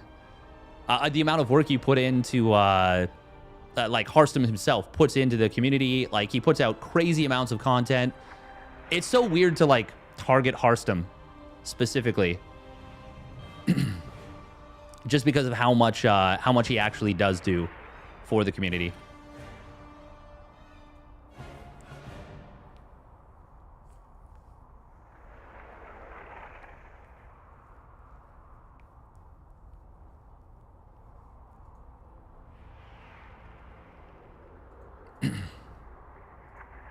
But you could also simply ignore them. Yeah, but the thing is, I don't want people in chat to, like, have to deal... Like, I like the idea of my chat being, like, just a relatively just nice place to hang out, you know?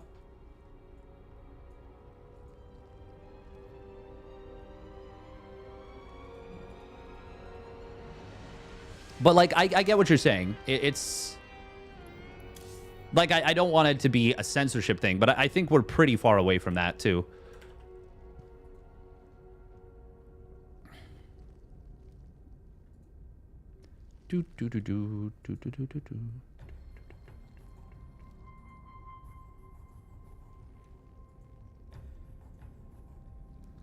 Yeah, exactly, one old man in chat. Like, it's... You can just be... Like, there's nothing wrong with asking people or encouraging people to be, like, a little bit more just, like, cognizant that people are people, you know? Like, that when you're saying something, 190 zero vote him out of life. I already made that joke, Tsunamayu, so you're safe. If I made that, then you're definitely safe. Making that joke in chat. Oh, I already made that joke. Somebody was like, I don't know, that's a little insensitive. I was like, yeah, you're probably right.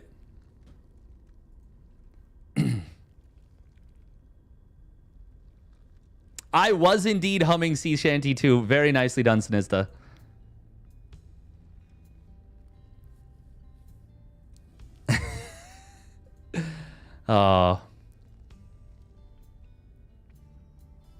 No, and that's a super valid thing, Verzel. But what you're doing is a perfect example of what I'm completely okay with. So you're like, so that's the difference between how this person was presenting and how you're presenting things. Even if you have something that I disagree with, you're doing it in a very reasonable, structured way. You're not instigating. You're not being shitty to anyone. You're just putting your perspective out there, and you're being like, this is how I feel. And that is so okay, as long as it's like not like something insane, like genuinely insane. And that's super welcome here. It's when people are like, they're doing that, but they're doing that with absolutely no consideration whatsoever. That's where I'm like, okay, let's not, you know?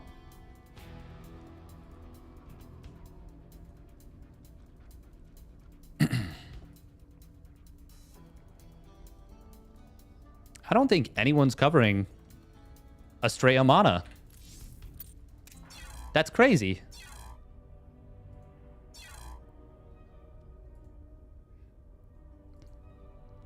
Yeah, no, it's entirely possible that it's that they were just having a bad day. But that wasn't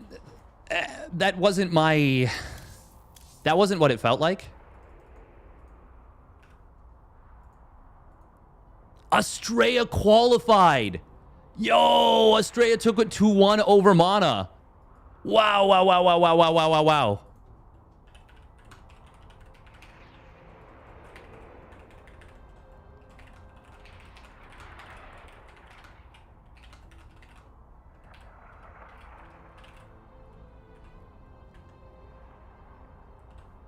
That is crazy. Wow, wow, wow, wow, wow, wow, wow. Mana had a really good run. He did. It's so funny. I was like, we're not going to see a North American player. Estrella at frickin' 4 in the morning start time comes in and just guns it.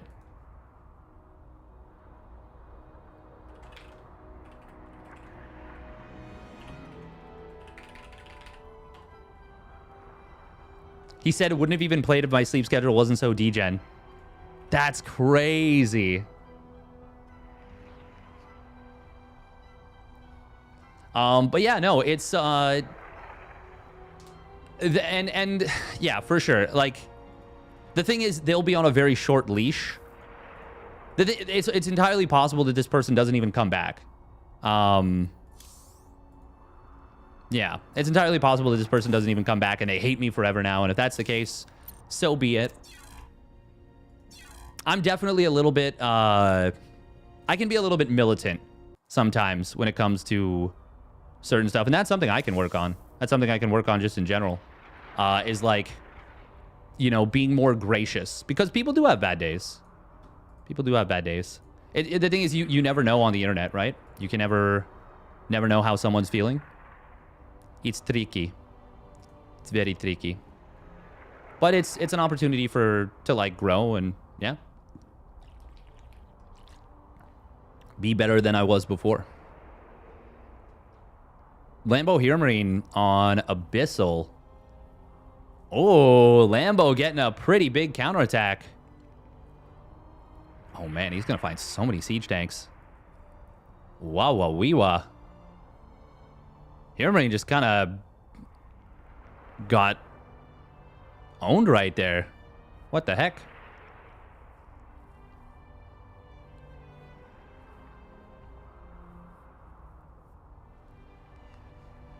Oh my god, that's so many tanks. Oh, but the Blinding Cloud. Hydra Dash. Oh. This might go to game 3. Actually, it's looking very promising for Lambo that it will.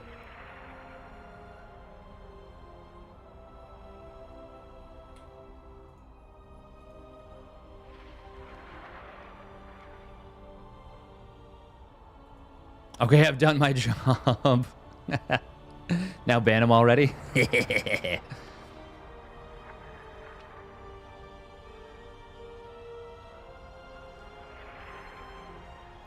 You imply there are good days? Oof.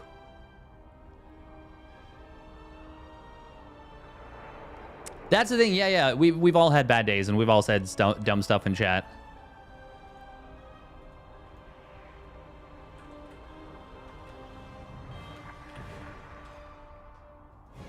Good guy, Estrella. I asked him for the games versus Mana, and he's like, here, let me give you the games versus Skillus, too. Hell yeah. Hell yeah. Good guy, Estrella. So we'll cast those after the qualifying match, because it's still real early. It's still real early. Even if Lambo Hero Marine goes to Game 3, which it's looking increasingly like that is... Well, that is just going to happen. I mean, Lambo's up over 40 workers and 25 army supply. There are times where I've seen... I mean, even now, he could still absolutely lose from this position. It's possible. Oh, the response to the Liberator's not great. But usually when things go wrong from a position of massive advantage for a Zerg in ZVT, usually they're up a ton of workers, but they're like even or down an army supply. And that's usually where things go south, go sour.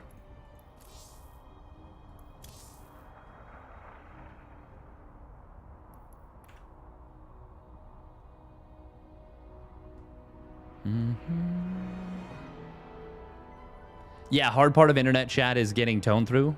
Yes.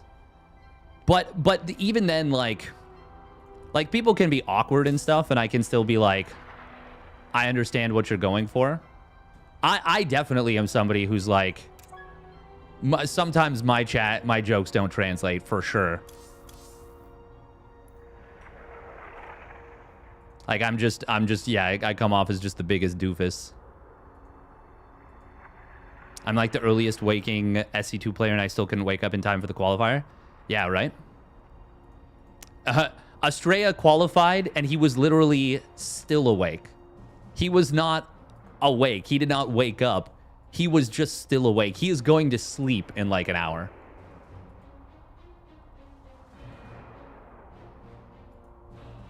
And it was 4 a.m. start time for him.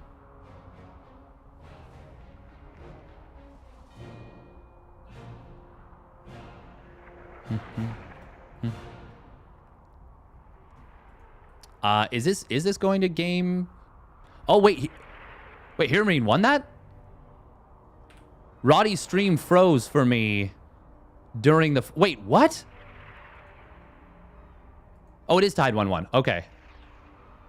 I was like, did Hero Marine really win that? Like, I'm not saying it was impossible. It feels like for him to have won that so quickly.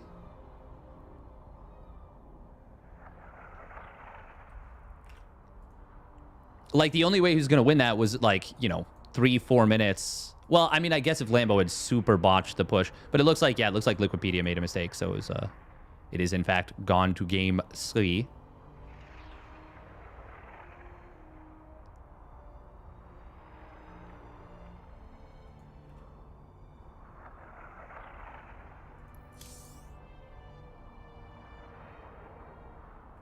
I think.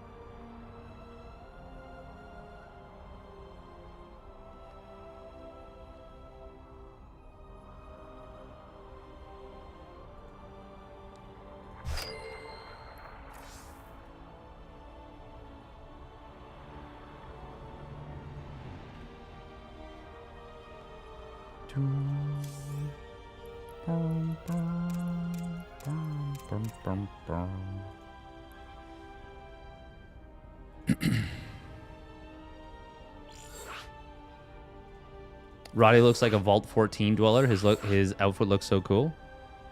Oh, true. Yeah, that does look pretty cool. What is that actually, though? It's got like a signature on the center. Or not signature, like embroidery.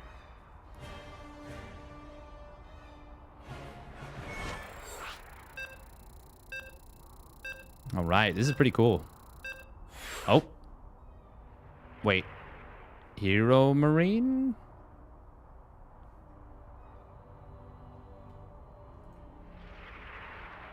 Okay, there we go. All right, it's going to be Ultra Love for game number 3. Joining this one in progress. I mean, this is a classic matchup, isn't it? Hero Marine versus Lambo. I'm just going to call this semifinals because this is effectively a qualifying match or a pre-qualifying match. 7 Celsius here in Nova Scotia. Really? That's actually warmer than I would have expected.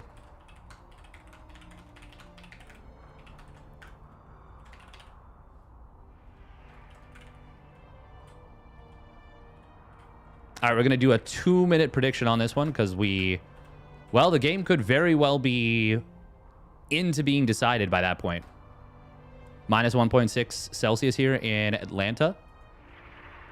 Let's look at weather. Yeah, it says it is -7 right now here where I am.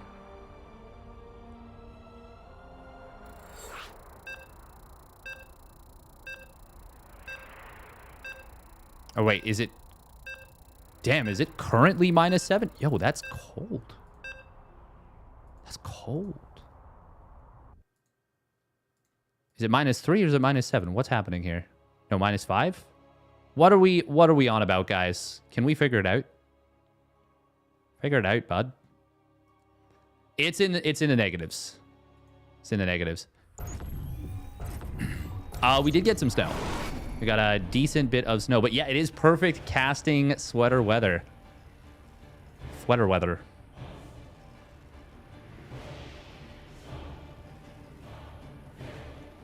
Down by Cape Breton. Ah, very cool. All right, here we go. Spawning down on the bottom left for Mouse Sports. It's Hero Marine. In the red. And his opponent spawning up at the top right for the Shopify Rebellion. It's Lambo. In the blue. Damn, my Duolingo lessons are not enough to know what those characters mean yet. But if I had to guess, it's Mandarin. I recognize some of these symbols. But the thing is, I don't know Pinyin very well.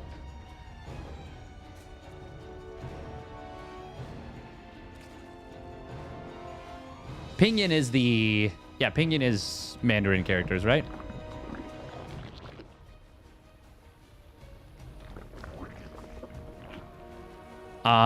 No, this only goes to the observers. Sarutobi is one of the peeps working for WTL.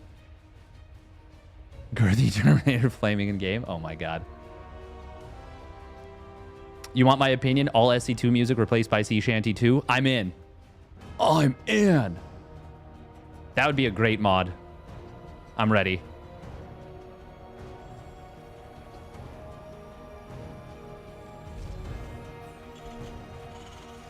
Pinyin is the Romanized words for the characters. Oh, okay.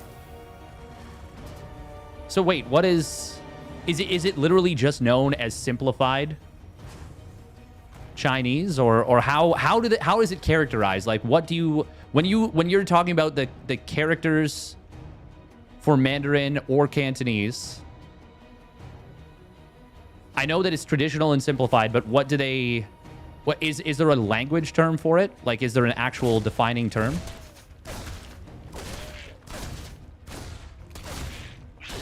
Oh, nice Ling micro so far. Oh, but Hero Marine gets one.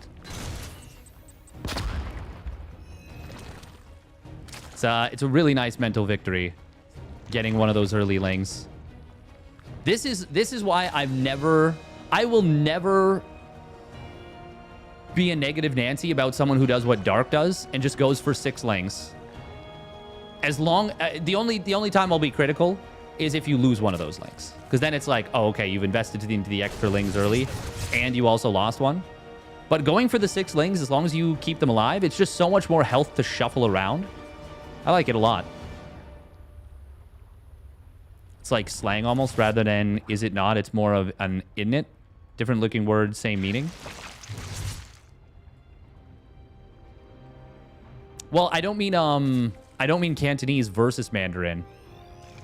If that's what you're referring to, I'm more so meaning like what do they call written Mandarin or written Cantonese? Like, what are the names for each of those? By the way, it will be a sneaky roach warning, but pretty sure this is just defensive in nature. He's only on 34 drones, so maybe not. Maybe not, and it is... Oh, he doesn't...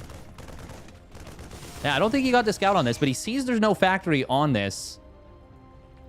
I mean, it is a 3cc 211. Okay, looks like it is just defensive roaches.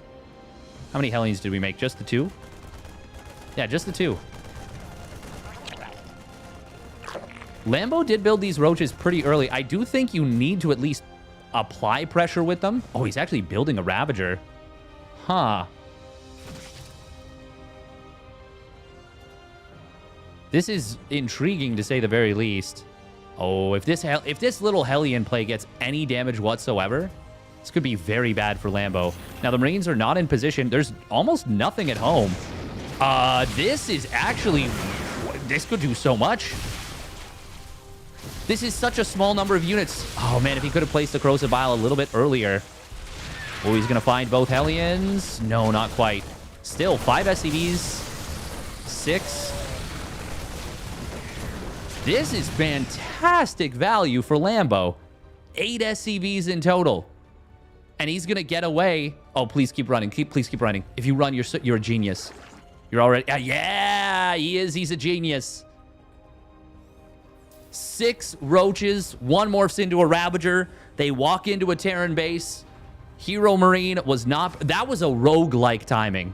That felt like Rogue in his prime right there. When he comes in with just a build that is just perfectly tuned for what he's going up against.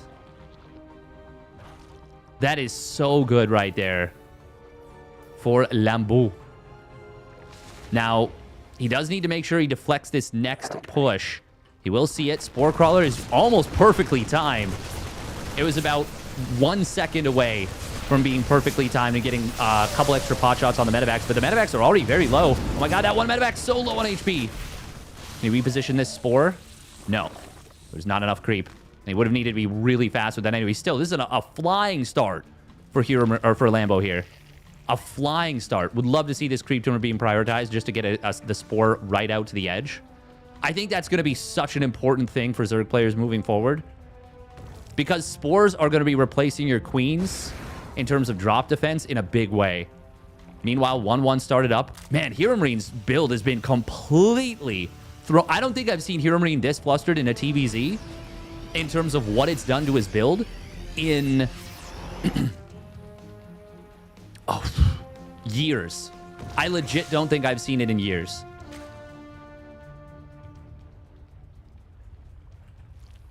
It does not mean he's out of this game, but it does mean that this is a magnificent start for Lambo. Behind this, Infestation Pit, Baneling Nest, Ling Speed.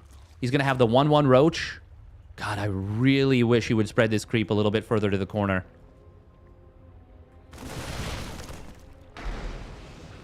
Creep Tumor going to complete just before.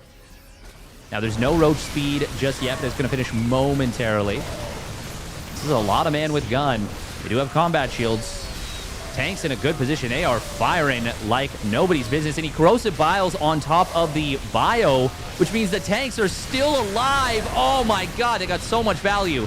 But there is still going to be enough for Lambo to break this. Just enough Roach Ravager. Just enough Roach Ravager. Oh, there we go. He fixed it. He got the Creep Tumor up. Didn't even lose this tumor. The one that completed ends up being a big deal. This is so good for Lambo right now. Even with that looking really uncomfortable, it was still just fine. He still traded close enough to even. +1 melee fired up immediately. Love to see it. Hero Marine does find a couple drones. Oh, cancel right there from Lambo. Good job. It is unfortunate because he loses the drone anyways, but he does get the, what, 19 minerals back? Hell of a lot better than nothing. Well, tiny bit better than nothing. And it just feels good. It feels good to do that.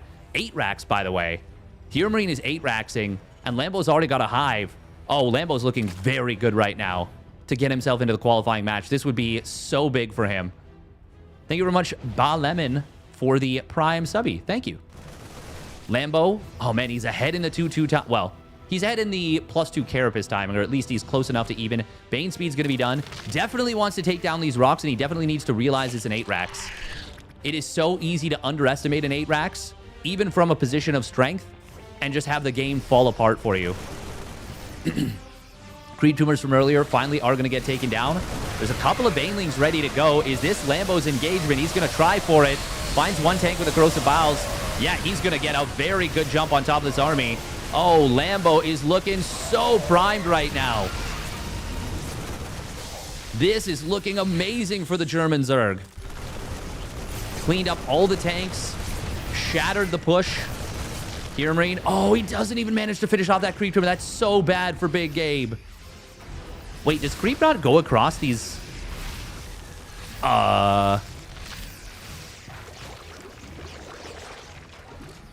Do these bridges not let creep onto them, or is this a visual thing?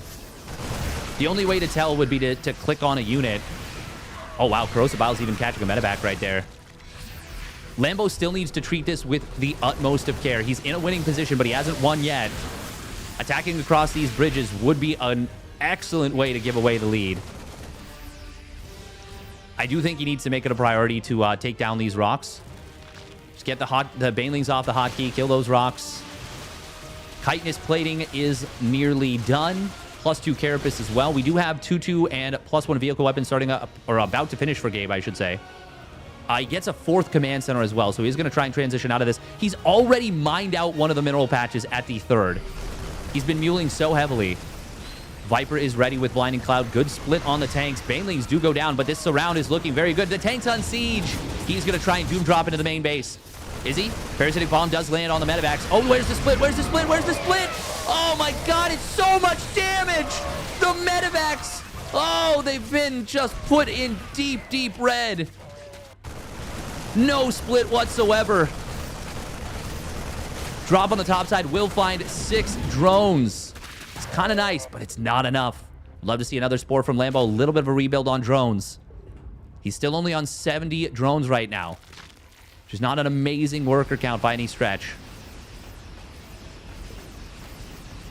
This looks so good for Lambo. He's going to try and nail this one down. I think going in without a Viper is a little bit, it's a little bit risky. There's 4 tanks on the high ground. A 5th one pops out.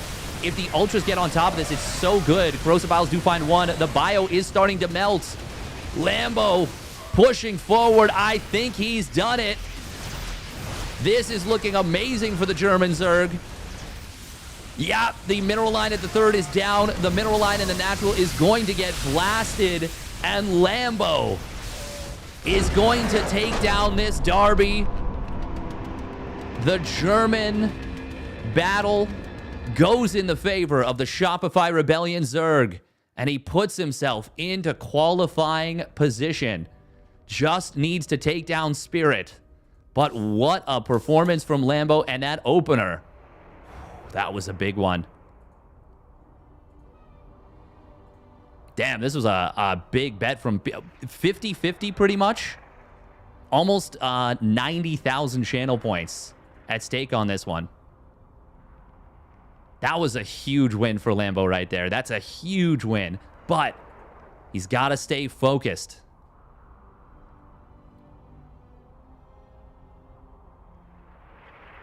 We do have to hydrate. Now, I will say versus a laser. How are you feeling about the new old Ultra?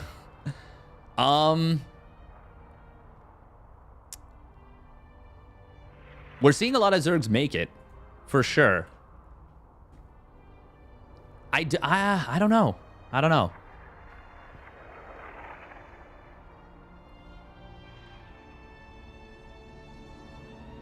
I don't know. Yeah, that's the funny thing is I haven't noticed yet the ultra moving units out of the way, but I haven't been watching for it. Lambo needs a lunch rest. I mean, if he's going to take a few minutes, we might just cover the Estrella game. Well, no. We'll wait. We'll cover those after. We are going to run a couple minutes of ads, and I'll maybe put 15 minutes on the timer for the prediction. Yeah, for Spirit versus Lambo. Damn, that was a really, really nice win for Lambo right there. But it only matters if he qualifies ultimately.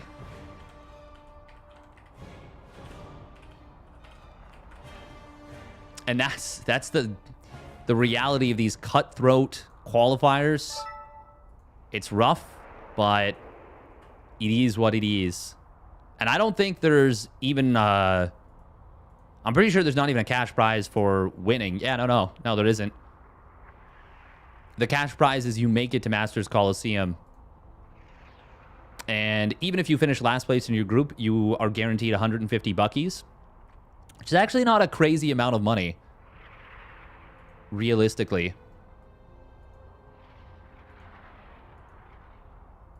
Ooh. Yeah, Changeling blocking a ramp is something Neuro is very good about doing. He's very good at that kind of thing. Ads, just be subbed. True. It's $150 for winning the qualifier at minimum. Yeah. With potential for a lot more. With potential for quite a bit more. Now, granted, for the prices to really rise, you have to make, like, at the very least, you have to make it out of your group. But yeah, it's 6,000 for first place, 3,000 for second, 1,500 for third, 1,000 for fourth, 700 for fifth, sixth, 300 for seventh, eighth, 225 for coming third place in your group, and last place in the group gets 150. Yeah, it's nice to get some guaranteed money for qualifying. Because I don't know if there was actually guaranteed money in the other Masters Coliseums. I think so. I'll take a look in a second. I just have to do this stretch. Oh, man. That was a big stretch. Yeah, what was Masters Coliseum 7? Okay, yeah. If you made it in, there was still guaranteed money. And it was... oh, man. The Masters Coliseums, the previous ones were... They were a lot more. Damn, they were a lot more. This is still good. Don't get me wrong. This is still $15,000. This is still a very nice tournament. And I am very appreciative of the World Team League peeps for putting it on.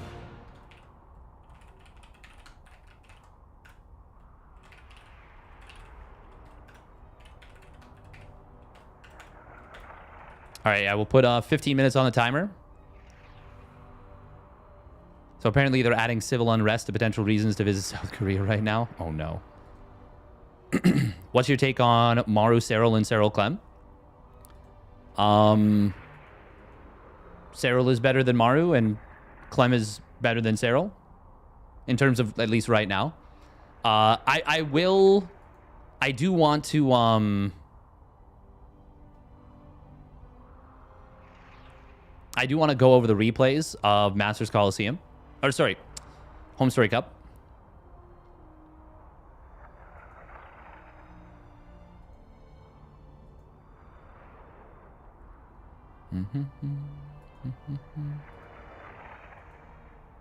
Five of those ads in a row. Oh, I am so sorry. Yeesh. Did the Cyclone hotfix mess up Home Story Cup replays? Ah, I forgot about that. It probably did. There's a very good chance that it did.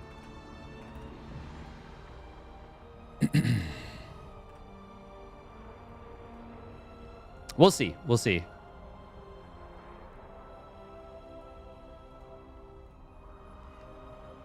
Do do do do do do do do do do do do do do do.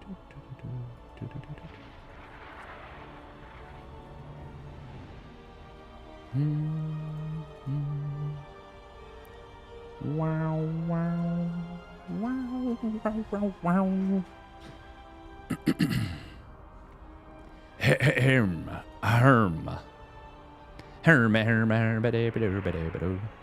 Hey, thank you, Noi, for the tier 1 resub at 29 months. Thank you, thank you.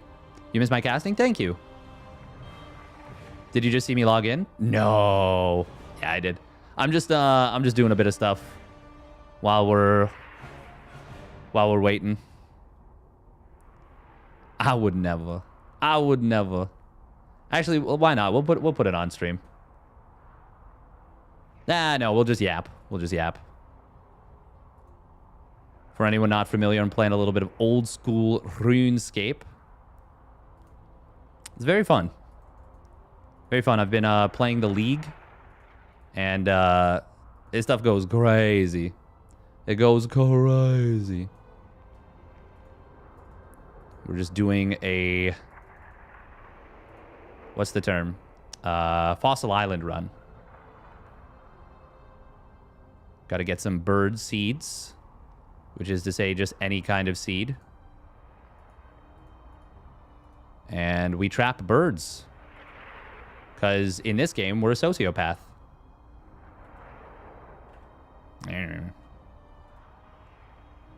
Wait, did I put... Oh my god. Okay, yeah, we gotta delete the... Yeah, it's here, Marine. We'll win this best 3 ZVT qualifying match. Thank you, thank you. Lambo, Zoig, Spirit. That's so funny. It was already at default Spirit. We don't eat them. We just... Yeah, we literally just drop the meat on the floor. Yeah, no one eats them. It's super sad. Incredibly tragic. Oh, I just realized I need, oh my goodness. I need the hammer and chisel to make new ones.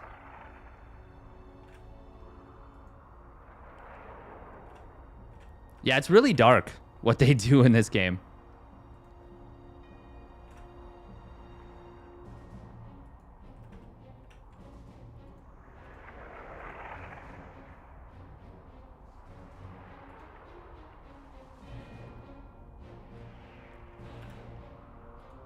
Well,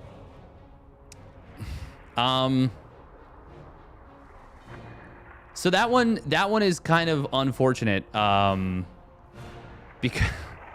because I did cover the B stream. I did the B stream for Home Story Cup, and it's not there's nothing against the Cranky Ducklings at all.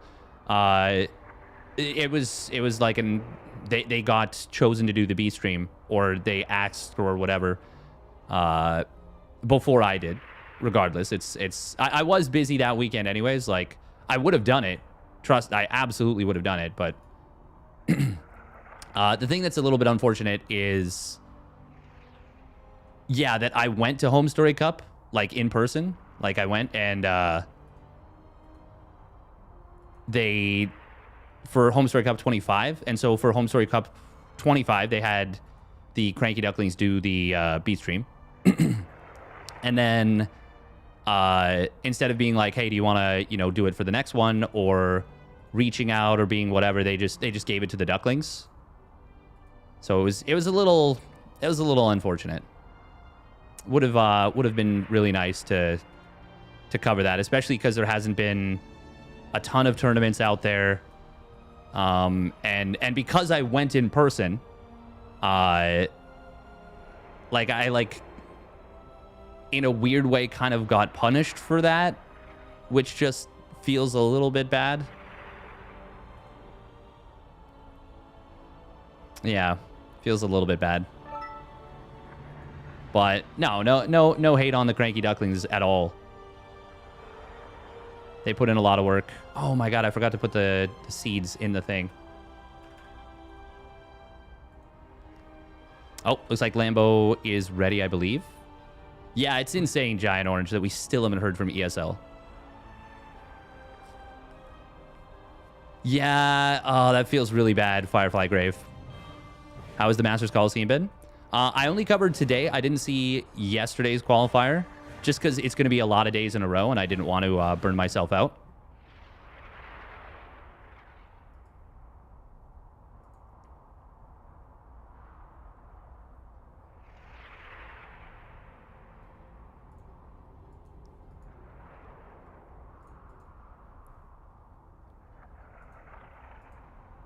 But yeah. It was really interesting. Lancer qualified. Lancer, oh, I keep forgetting who that used to be. I used to remember it all. Cyan. That used to be Cyan. Qualified via the Chinese region, which is, or well, I say Chinese, Asia region.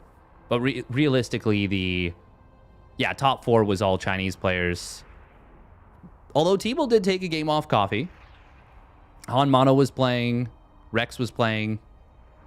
But yeah, somebody named Miggy, who I don't even know who that is, took down Jieshi, who's like a top 3 or 4 in the region. Did they used to be somebody else? Damn. China just has like a bunch of players that you've never heard of that are quite good. That's kind of cool.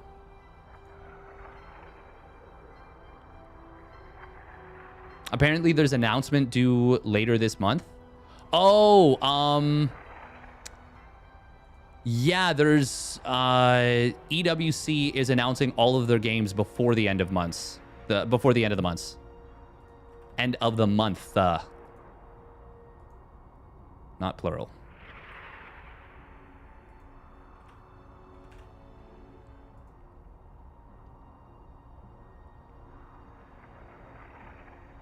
Home Story Cup is how I heard about Steadfast, to be honest. Nice to see a Canadian. Hey, thank you very much.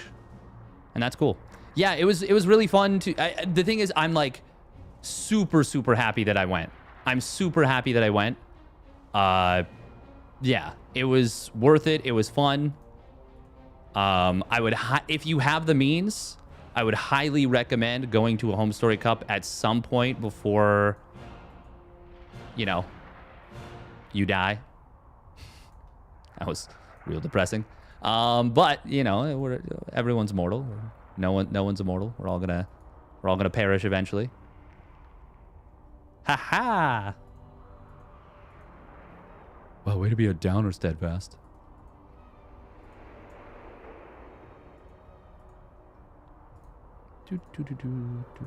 I have sea shanty stuck in my head. I haven't even been listening to it too much. Okay, so far, Lambo vetoed Abyssal Reef. Spirit vetoed King's Cove, Neon, Violet Square. Lambo vetoes Whispers of Gold and Frostline, and Spirit. What will he veto? I'm so unfamiliar with what the maps are. Okay, Ley Lines is vetoed, so we're going to have El Dorado and others. So all 3 old maps have been vetoed, as well as Ley Lines, Whispers of Gold, and Frostline. So Amygdala.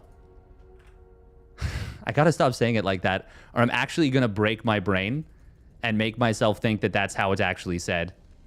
Amygdala. It's the amygdala. Amygdala. Idiot. Me. Oh, Ultra Love. Ultra Love is another map. Okay, so it's Amygdala, Ultra Love. I just want to call it Amygdala because it's Princess Amidala. Amygdala, El Dorado, Amygdala, Ultra Love, El Dorado. If it goes to map 3. So we'll get Whispers of Gold for the potential final match. Whispers of Gold from Kirkland. Yeah. All right.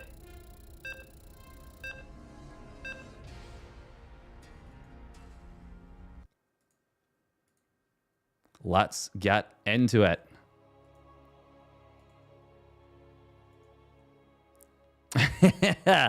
Very nice, Sinista. Yes, I agree with that one. That's a good one. That's a banger.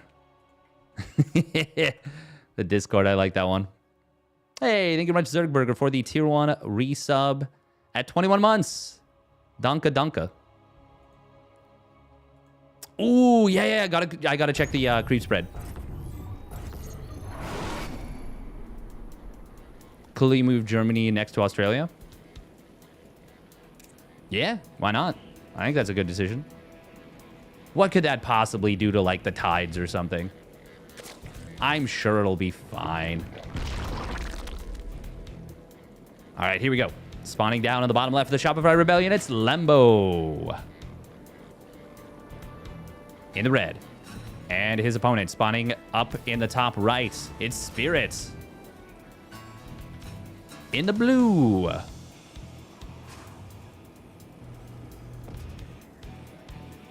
But yeah, it would be pretty wild if the creep on the bridge of Amygdala was not like... Oh, you're checking? Oh, very cool. Thank you. Thank you. Yeah, if there was like... So if there's invisible creep, it's kind of fine. You clearly can't build on it. But if the creep is still there but not visible, that's okay. If there's no creep, though... I mean, that's really interesting. By the way, Spirit once again opening up CC first.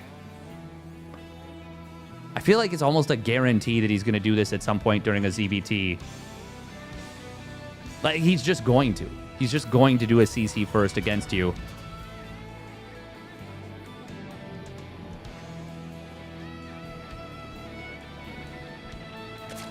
Now, with the hatchery being 25 minerals cheaper, I have not explored it myself, but from my understanding and from what I've heard from pros, etc., one of the best ways to counter this is to actually open up hatch first, proxy.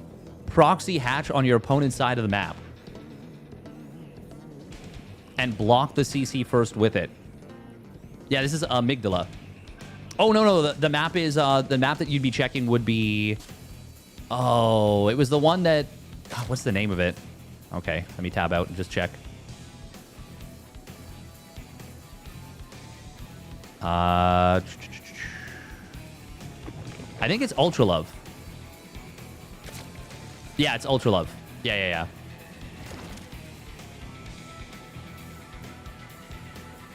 Ooh, Ling's being snuck around the map.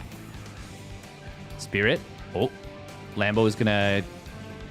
Well, I think he should move the Lings to, like, here. Oh, okay, Spirit is going to... Oh, if you're Lambo, you could try and sneak up on the Reaper and go for a cheeky surround. But that would be really wishing that your opponent does something cheeky. Now, this is a big rush of roaches. Lambo has really come with some very spicy builds. An 8 roach rush. And I gotta be honest, I think Spirit might be about to die. He's gone 3cc. He is gonna be getting a Banshee. Where's the Reaper? Oh, it's going the wrong way. He's got no idea. And all the roaches are gonna be gone. This is Spirit's first vision of the other side of the map. He sees 2 queens. He sees an appropriate amount of creep. SCV ready. Oh. Ready to race. Oh, okay, he sees it. But did he actually see it? He might not have. SCV ready. He does see it now. He's going to be pulling units away. He started Widowmine, so he must have seen it immediately. 2 relatively fresh mules going to get taken down. So far, this is very recoverable for Spirit, but can he avoid taking a bunch more damage? Ooh, these Widow Mines. Do Ravager morph? No. The Banshee is out. 2 of the Roaches were taken down. The Hellions trying to buy as much time as possible. Good target fire on the one Ravager. Lambo.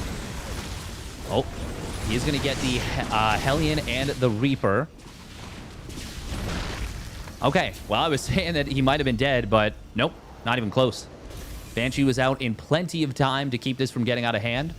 The SCV pull was very fast. The worst thing that could have happened would have been the SCVs got all caught on the low ground. That would have been the worst case scenario. Lambo, did he get supply blocked? It feels like his drone... Wow, I guess this was really committed. He was on 22 drones when he... Or 26? Was it 22? I think it might have been 22, actually. He made 8 roaches, 16 supply. How many queens did he have? 22 drones. Yeah. No, he was not on 26 drones because he had at least 3 queens. Yeah, no, this was... Yeah. He was only on 22 drones when he fired up those roaches. So this was pretty heavily committed. It's enough for him to be okay, but it definitely didn't get him ahead. Now, because he killed the Hellions, at least he slows down any counterattack. Banshee's just going to run right up the gut to find a couple of slow Zerglings. Drone pull. He returned the cargo, and that might have gotten that drone killed. Layer going to complete in a moment. He can immediately morph a spore... Or oh! Hellion run by. Oh my god, did they make... They didn't make with Gameheart. What the heck? Did they not? No, they did. But he got so many drones. Oh, man, we got owned. We got owned by the lack of map awareness. I think Gameheart has made me lazy. It's made me super lazy. I don't look at the mini-map anymore. 7...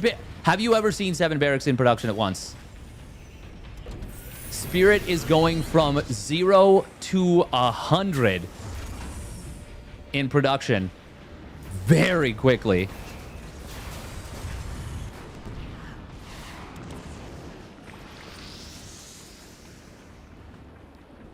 Now, it is going to be 1-1 Roach into Infestation Pit, Baneling Nest. Oh, this is so cool.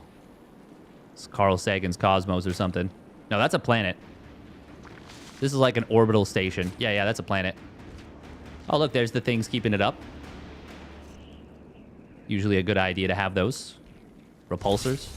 The repulsive lifters. God. I had a dream once where I was thinking about Star Wars and repulsor lift technology. And then I was like, it would be fun to make a gym name, and they're the repulsive lifters.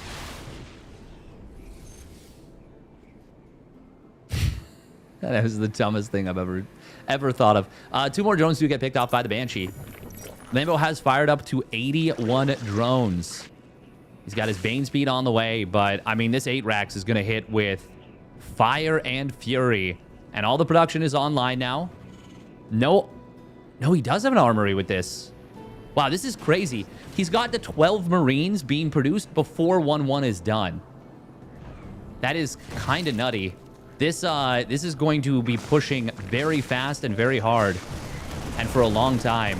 I like that he takes down the rocks before he moves out. So, of course he... Oh my god, Lambo is... Oh my god, this is the... it's so many overlords. He built so many. No, Lambo made so... He's still building them. Stop. Oh my god. Just as the push is coming in. Oh god, that's so many overlords he just made. Ay. Now, Spirit is going to take some time to get rolling. So as long as Lambo can build some... Oh, but he doesn't have Lings, so he can't really build Banes. Marines standing and fighting against the Roach Ravager. Not a great concave for Lambo. Now it is. Some awkward army movement, though, for Lambo to start things off. Oh. See what the battle report says in a minute, but it is going to be shifted. This is not it. This is not it for Lambo. Way too many Marines. Tank's going to town. He gets 1 tank. Spirit's going to win this game almost for sure, I feel. No link speed either. GG gets called. Everything completely fell apart for Lambo there. Oh my god, that is a rough one. After the game 3 versus Hero Marine, that's tough.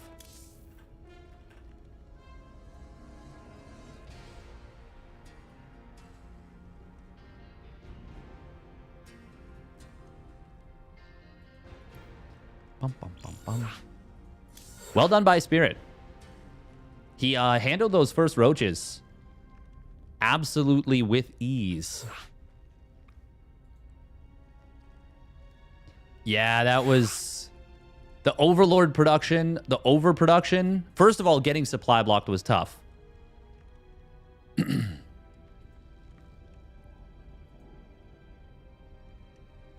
But then way overbuilding Overlords, not morphing any...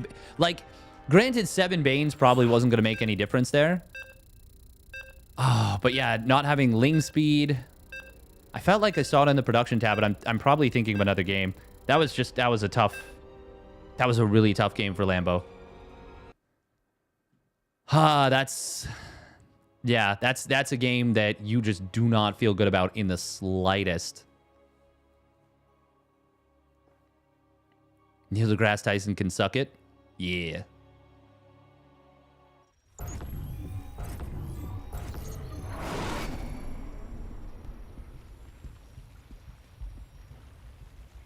I'm doing pretty well. Overman. Is that like the Overmind merged with a man? It is just visual bug. Queens and Lings get speed and spines can be built. Oh, spines can be built? Really? On like the actual bridges? That's kind of cool. All right, here we go. Spawning down in the bottom left for the Shopify Rebellion. That's Lambo. Doing my best Oliver Wood impression there. And his opponent spawning up in the top right. This is your quaffle. It's Spirit.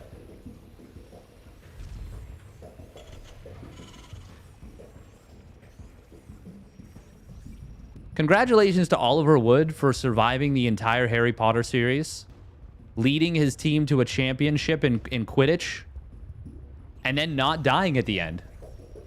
Crazy. Who is this Scottish man? He's the captain of the Quidditch team when Harry Potter joins.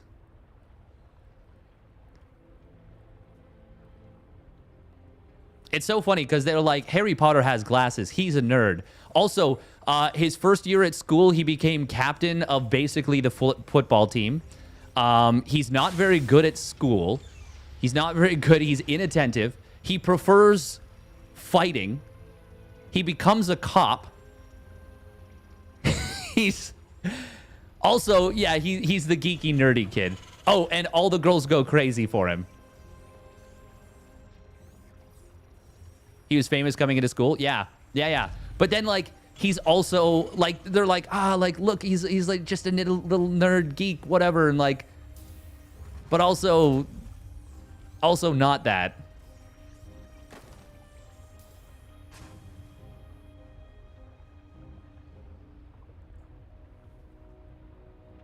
Should cast this game as Hermione. I don't think I could do a good Hermione accent.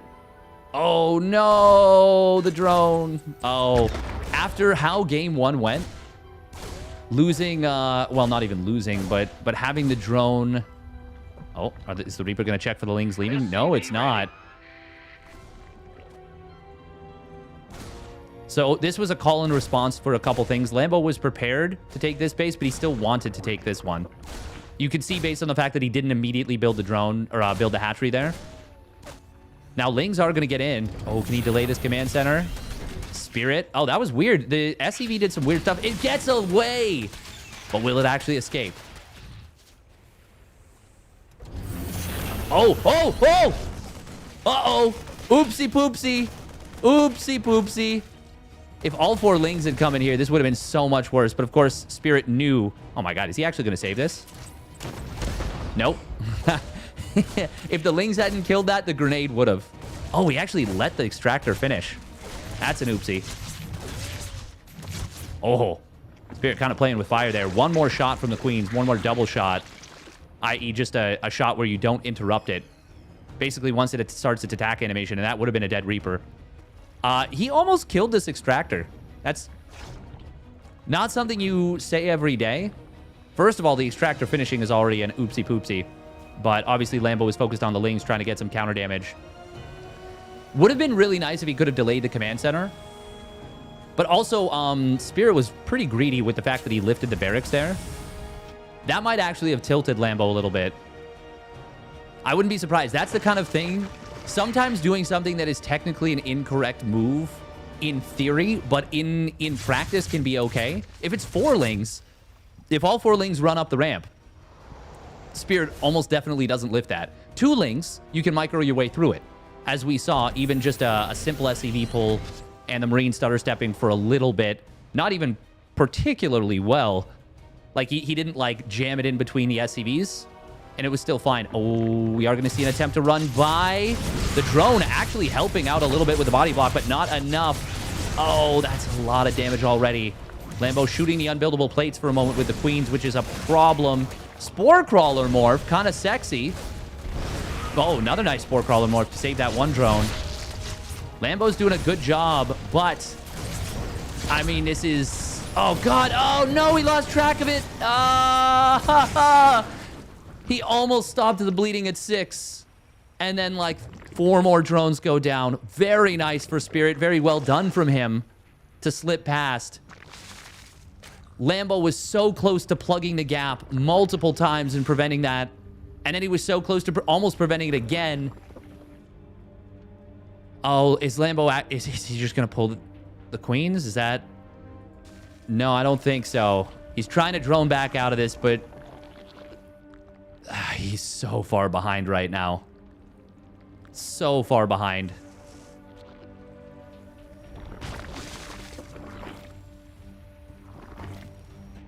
I don't know how you come back in a game like this.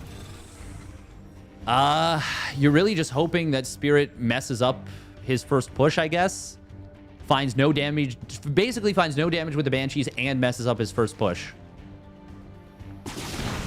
Well, even that is already an annoying amount of damage. Kills the drone that was trying to take the 4th. Spirit finding some great value already. Ooh, nice Spore Crawler morph there. Yeah, even just 4 drones going down is actually a big problem for Lambo. We're going to see this kind of thing happen a lot more often versus Zerg these days with the reduced queen count. Well, anyone who plays reduced queen count actually... Oh my God, that queen had a little aneurysm. Anyone who plays reduced queen count, which is going to be a lot of Zergs, to be clear, is going to be running into these kinds of problems.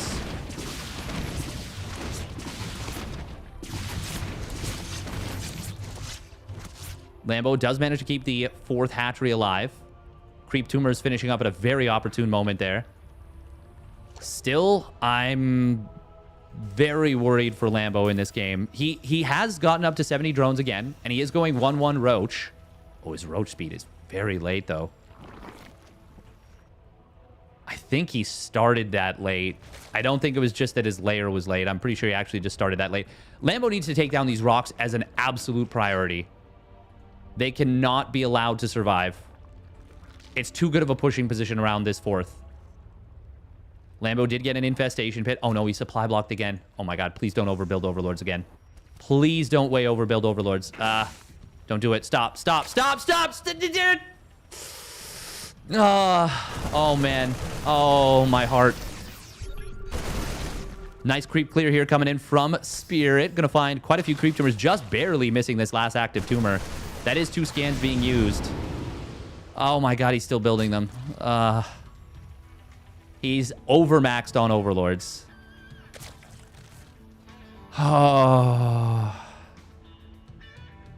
Nice respread on the creep. And Spirit is not trying for a game-ending maneuver. He's taking a 4th base. He's taking this to the long game. Lambo, okay, he's going 2-2 Hive. Hydra's going to go into Lurkers. Oh, Overseer gets taken down. This is a very tough style to make work versus really good Terrans. Nice trades right there for Spirit. 2 Roaches and an Overseer for 3 Marines. Fantastic trade. Ghost Academy coming in. 3 more Barracks. Planetary Fortress at the 4th. And Sensor Tower number 2.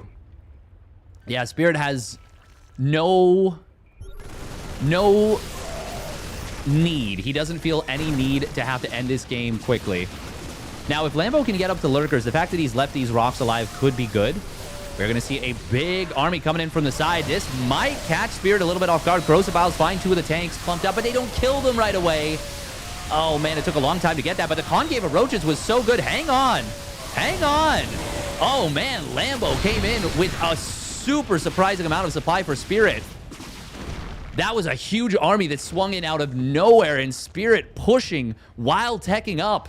Committed to that push. That went so well for Lambo. So well for Lambo. But what that has meant is he now holds in a good way. He is now...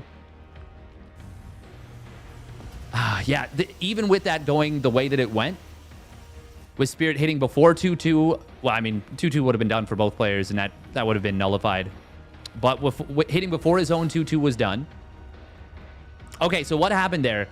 Spirit was definitely... I understand what happened there. Spirit was thinking that Lambo does what Lambo almost always does, and what many Zerg players do, and that is that he would go from Roach Ravager into Roach Ravager Ling Bane. So transition into Ling Bane, get Vipers, get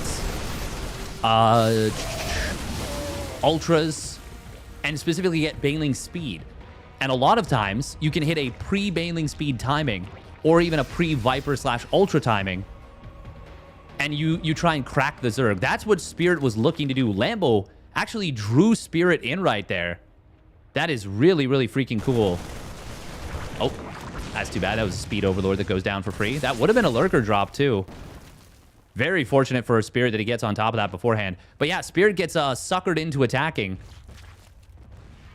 trying to deal with a specific style. Oh. Interesting. Banshee still being alive, really handy here. They would have killed that one Hydra if they hadn't been pulled back, but you always assume there's more behind it, and you're more interested in keeping the Banshees alive than killing one Hydra. Very nice abduct right there, using the rocks against his opponent. Pulls them just over the rocks. That's 3 tanks going down. Ooh, but he did lose a Viper. Not cheap. Wait. Oh, Liberator Harass onto the other side. Very disruptive, but not a lot of actual damage. Yeah, Spore Crawlers, they murder Liberators these days. Until those Liberators get the +1 armor. Oh, triple drop on the left side. That's a dead base. Yeah, Lambo's not going to say that. But will he go straight into the main? No. Lambo needs some spores. He needs like 4 spores in the main. It is going to be Ling Speed starting up. And he gets that Baneling Nest. Once again, it is really difficult to find value with the Roaches in the later stages of the game. Oh, God. Oh, no, that rally. Oh, that is not value. That is fair to say that is not value. Spear's been forgetting concussive shells a lot in this matchup today. I was saying I don't know how Lambo is going to win this game, but yes, suckering Spirit into an attack and kind of pouncing on him with a pure Roach Ravager army and way more army supply than Spirit was expecting. That was really well done by Lambo. But... Oh. Oh! From the high ground. Cute.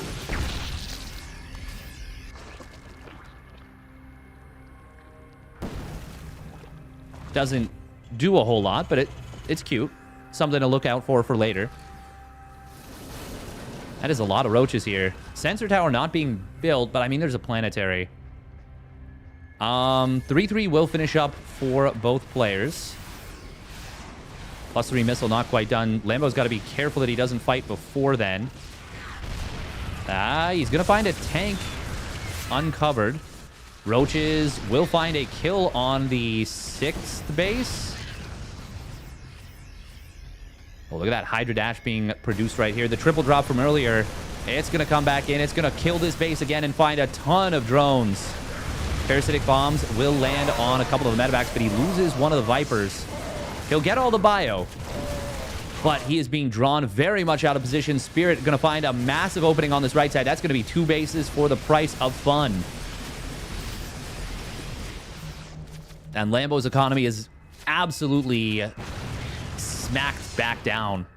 He's got this base on the bottom right, so he can still mine. He can still make use of basically all his drones. Oh, you can actually place creep on this this setup. Nidus Worm gonna get taken down in a very funny little position. Creep Tumor's also gonna get cleared in the middle. Oh. Siege Tank getting a little bit too far forward. We got a bunch of lurkers in production here for Lambo. And he started up his, oh man, that's so funny. Adrenal Glands is done way before +1 melee. Oh, Lurker's got a burrow. But that's so many ghosts. Oh my god, they didn't even come close to achieving anything. That is a little bit funny to see.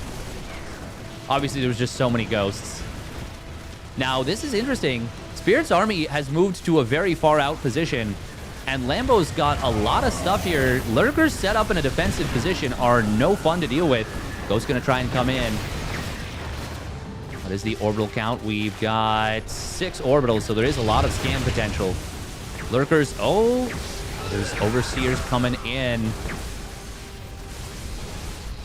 Lambo's losing so much for this. And there's still a big army on the other side of the map that is wrecking bases. Wrecking bases and wrecking faces. Yeah, Lambo... Oh, man. Lambo's supply has plummeted, and Spirit is still maxed out. He is still maxed out, even as he's losing orbitals, losing units, losing a little bit of production at the natural.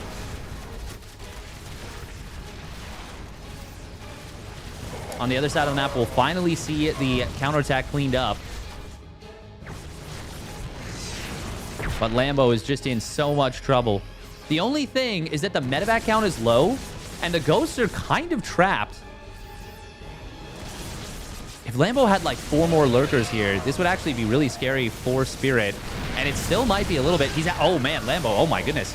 He blinded clouds the tanks. He moves right up the ramp. I don't know about that one, but he does manage to break the initial position. Target fire on the Liberator? No, not going to be happening. And... These are 3/3 Hydras, but it's not enough. Not enough. A couple of the lurkers do escape. Spirit needs medevacs. He needs them real bad. Also, he needs that medevac energy upgrade. And he's... Wait, does he have a fusion core? God, it's so many things to look through. No, he doesn't. Lurkers on the top side. Oh, nice little spread from Lambo. Actually keeps all the lurkers alive by spreading them out, making sure the tank damage didn't go through. Scan is going to come in. Oh, look, we even saw a little bit of target fire on the SCVs. God, look at how low the ghosts are on HP. Hang on, can Lambo...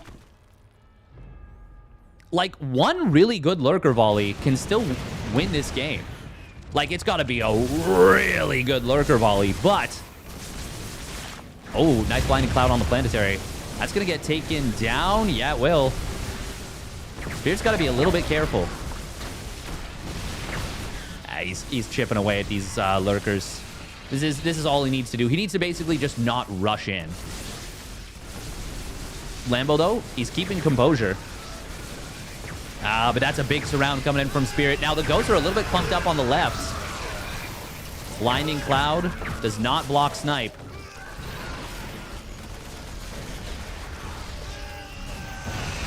Oh, the Hydras dash back to safety. And die moments later.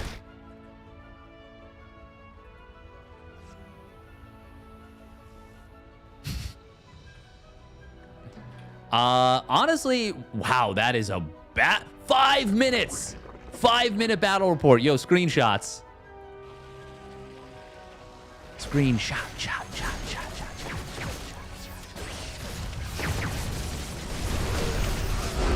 Oh, and Lambo with a beautiful abduct to cut the ghost count down to 16. GG, Spirit makes it through.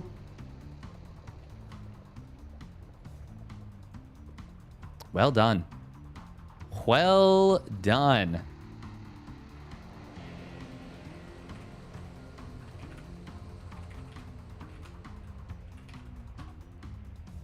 Well done, well done. Giving Ghost Light would help. Yeah, the thing is, it wouldn't even change like the lurker interaction. But I think giving Ghost Light wouldn't have made any difference in that game. Spear just got too much damage done early on. Very well done. Very, very well done. Very, very well done. All right, we're gonna cover the other qualifying match because no one did. I don't think anyone did. That's. Well, it's not just that they were 4 base to 4 base. Like Lambo took so much damage early on, and even as Spirit committed to an attack, that. Granted, Lambo did a great job of baiting his opponent into. Like, Lambo, he really gave himself a shot to win in a game that he had no chance in. And you got to give him kudos for that. But even with that, yeah, Lambo was so down in that one. He was in such a tough position.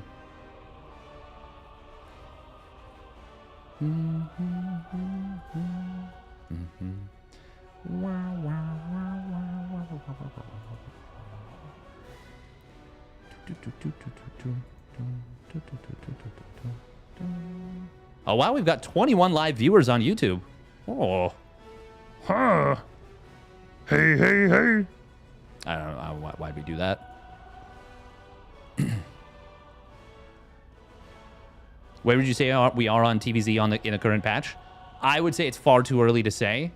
But never trust a Terran when they say the map pool is bad for Terran.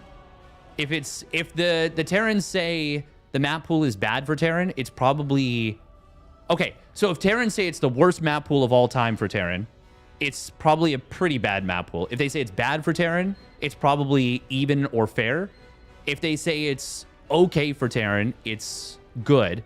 And if they say it's good for Terran, then it's last map pool, i.e. the worst map pool in Legacy of the Void history. But I would say that the map pool is... Well, it's so silly because 3 of the maps shouldn't even be in it. At the very least, Abyssal Reef and Neon Violet Square should absolutely not be in it. But of the new maps, Amygdala, Ultralove, Frostline, Ley Lines, Whispers of Gold, and El Dorado, I would say it's maybe like ever so slightly Terran favored. But it's close. It's close. Yeah, I would say it's very, very close. Yeah, Neon Violet is such a meme map. Honestly, I really think Abyssal Reef is just a horrible garbage map as well. Yeah. Zergs are screwed in all matchups for my lazy analysis. I think ZVT is not that bad. I think ZVP is really bad for Zerg, though. I think ZVP is legit really bad for Zerg. Like, way, way worse for Zerg. All right, we are going to run some ads, and because they're coming up in seconds, and we're going to do Astrea's qualifying games. Be right back.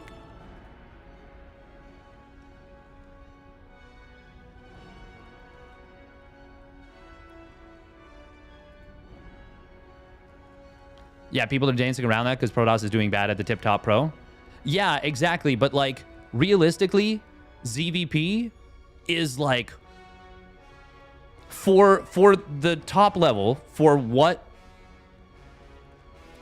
the amount of skill put in and what the balance is going to be, I think it is potentially going to be...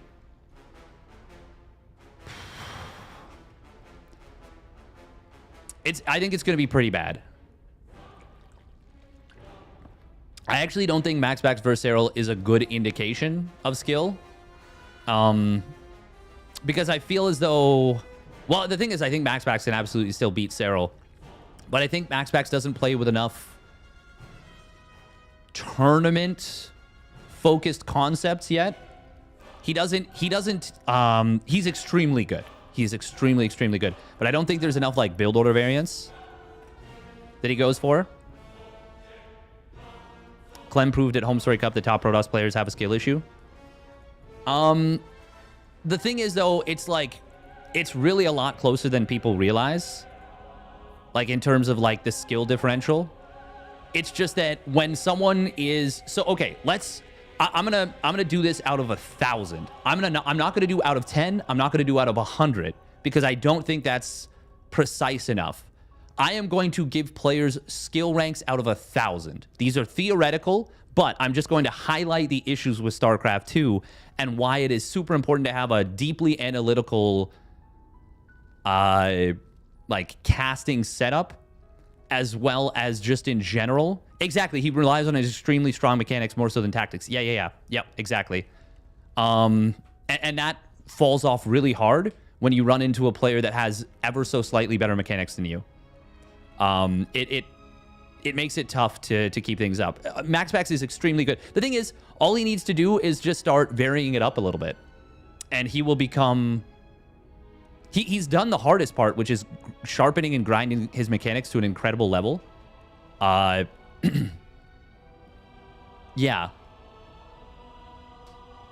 But yeah, someone like Cyril is so... Cyril used to be the same kind of player that MaxPax is. Out-flexed, out-muscled, out-microed opponents, out-multitasked, just was stronger and would just pull players apart. Like imagine you're in a fight and you have the ability to either A, step behind your opponent and stab them in the back, or B, you grab them by the shoulders and physically pull them apart. You're winning the fight regardless. This is very visceral. This is super gross. I'm so sorry. But one of these requires very little effort and takes a much smaller amount of physical exertion, i.e. winning a 40-minute, or i.e., you know, cheesing someone out of a tournament with a really sick prepared build or hitting a super sharp, funky timing, versus you pull them apart, winning in like a 25-minute macro game or a 30-minute macro game or something. Now, that's not to say you shouldn't practice that skill, because it's super important. You are going to get into situations where you can't just outmaneuver an opponent. But I think you need to be able to do both, or all, realistically. But, okay, back to the out of 1,000. So, let's say that we give players a player score. I'm not going to give them 1,000 because that's insane. No one is 1,000. But let's say the absolute best player in the world right now, who is, I'm going to say Clem, is a 920. And let's say Cyril is a 912. The 920 can sometimes make the 912 look like they're a 500, which is like what I am, you know? Like the teensiest bit of skill difference, literally less than a percentage. And it might even be something as simple as 920 to 917. 920 to 917. That 920 can make the skill difference between them in a game of StarCraft 2, because it's so fast, it's so intense. It can legitimately feel like the gap is, instead of a sliver, it's a chasm. And that's never the case. That's never the case at the top level. Realistically, probably the difference between the best player in the world and the 15th best player in the world in terms of that, like, 1,000-point scale. Even the 1,000-point scale is, like, not reasonable, because it's actually not taking into account the fact that there's different types of skills, and even also, like, performing on an offline tournament is a huge skill in and of itself, like not letting nerves get to you, which is something that Cyril is probably the best at. Cyril is probably the best at not getting flustered, and even for him, Clem had kind of started to do so. Clem, like at EWC, for example, we saw Cyril looking a little bit uncomfortable in the grand finals, which is just something we don't see. But even then, it was more so frustration, I think, from getting outplayed and out multitasked.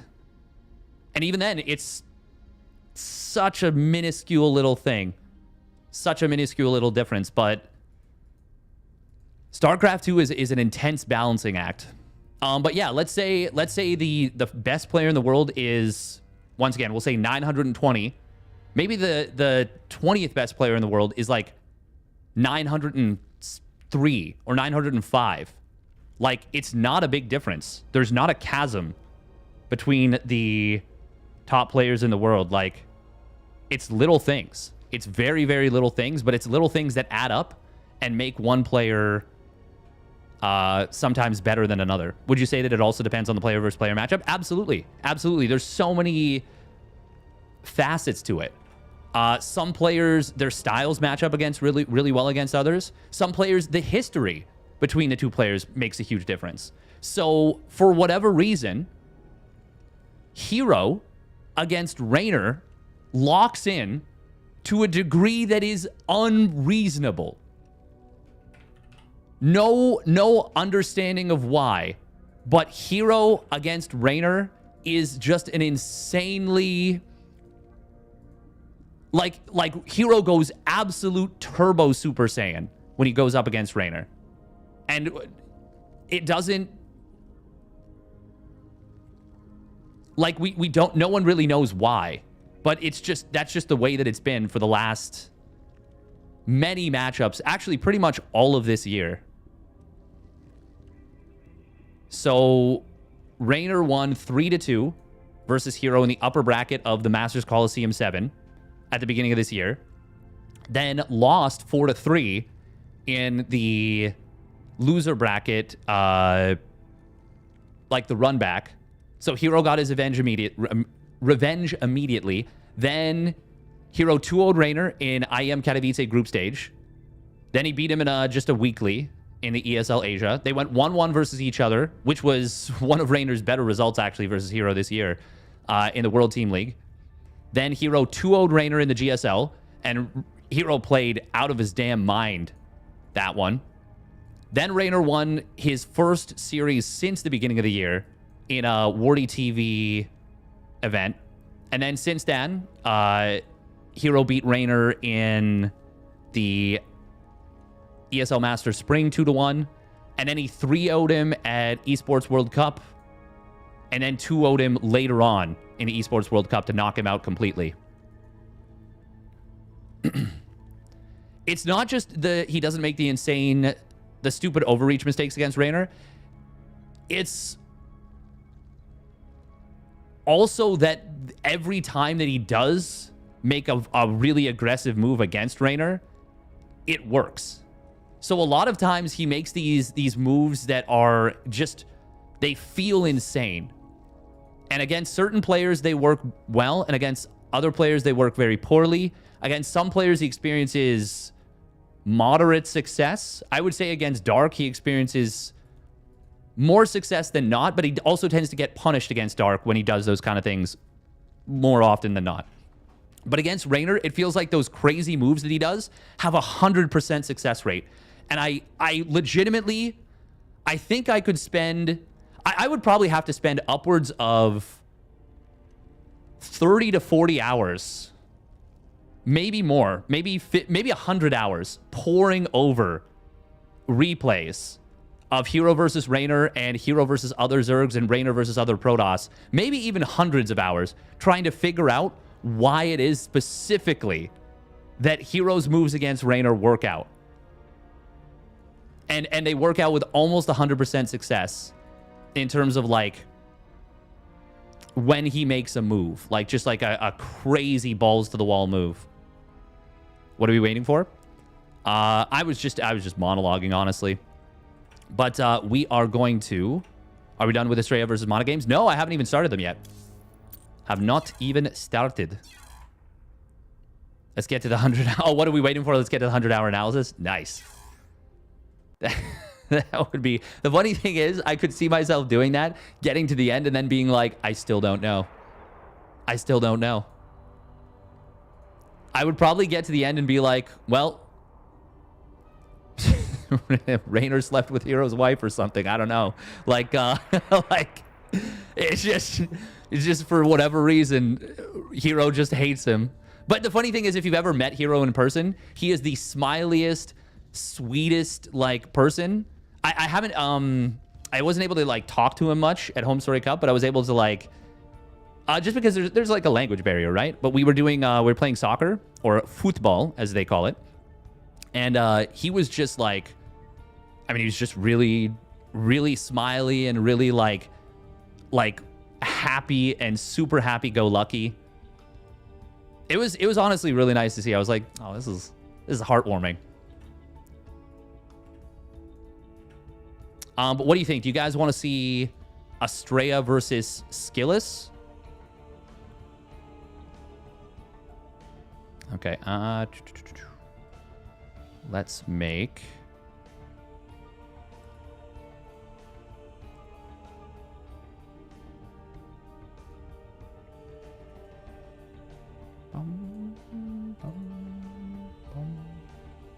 Yeah, no one covered Estrella versus Skillus, so if people want to see it, I will absolutely cast that one as well.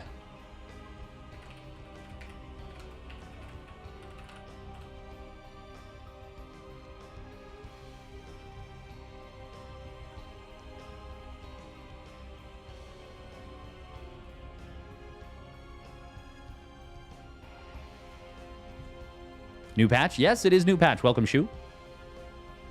Hero maybe feels like he has Rainer's number. Hero has Rainer's number to a degree that I don't know any other player has anyone else's. Well, okay. The one that would jump to mind would probably be Serral versus Maru. Yeah. Yeah, probably Serral versus Maru. And maybe even Clem versus Serral. But I think we're still... So even though Clem has done really, really well versus Serral, the last 2 tournaments, it's only been 2 tournaments. It has only been 2 tournaments. Now, granted, there's been, you know, there's been lots of places. Wait, where's the thing that I just made? Qualifying matches? Oh, that's... Oh, there we go. Okay, it hadn't... appeared yet. Okay, we'll just have to be mindful. Oh, what order were they played in? Exam done, SE2 time now? Oh, hell yeah. I hope whatever exam you took went well. What was the exam? Do we have the map order for Estrella versus...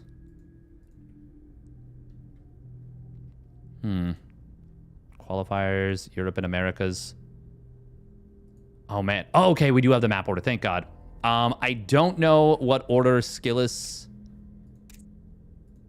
Estrella was played in the first one. I would assume he probably... Wait, Abyssal Reef, Ley Lines...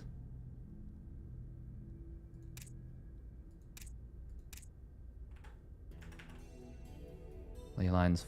Oh, he sent it to he sent it to me in a weird order. We're just gonna guess. We're just gonna guess for the first series for Estrella versus Skillus.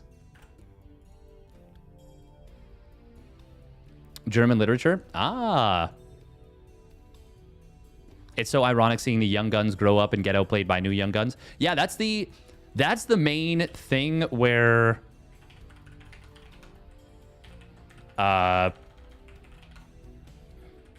it feels very much like...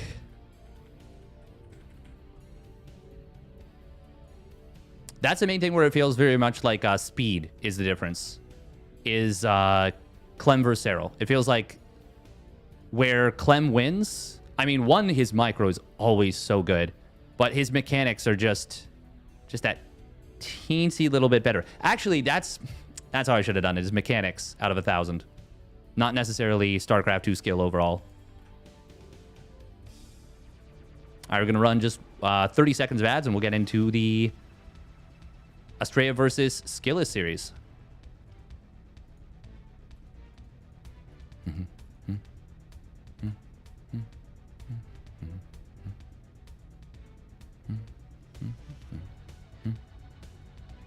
30 seconds of ads, and we'll get into... Oh, oopsie poopsie. Oh, we got a bunch of people in chat.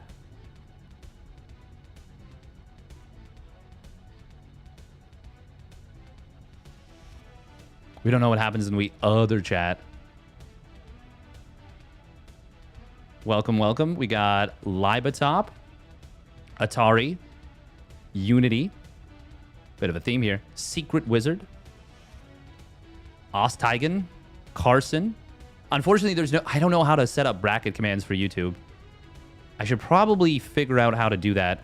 Monopolies. And Old Man Toast. All right. Yeah, so we are going to get into it now. Frostline is maybe map number 1. I don't know. We'll see. I know what the map order is for the qualifying match, so that's good.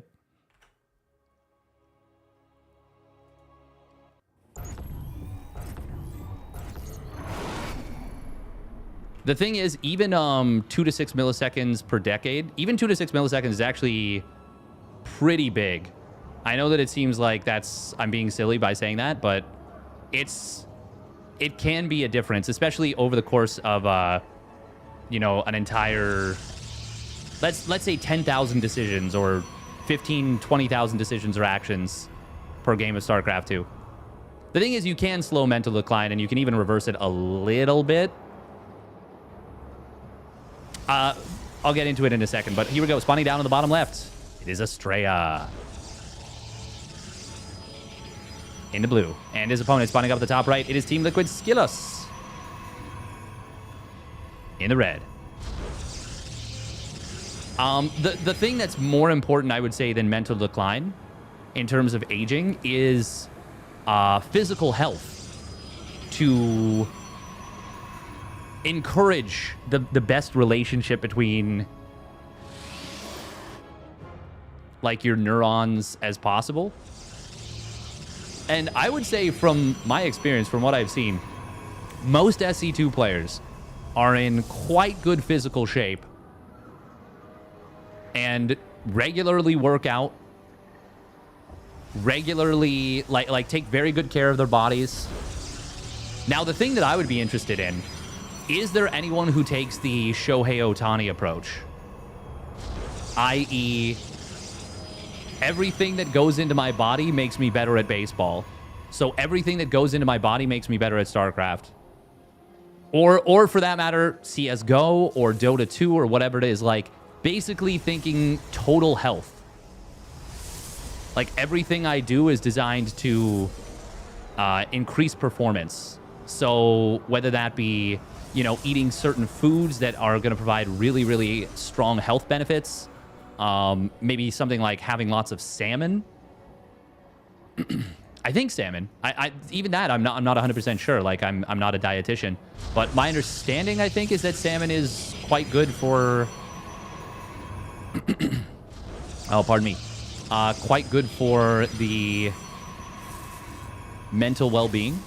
By the way, so this has become more and more common with PvP recently, is building a shield battery or a pylon, usually a shield battery because it takes longer to build, so you have longer to cancel it, to wall your opponent's probe out of your natural so that they can't pylon block you. It's become a really cool move and a really good one.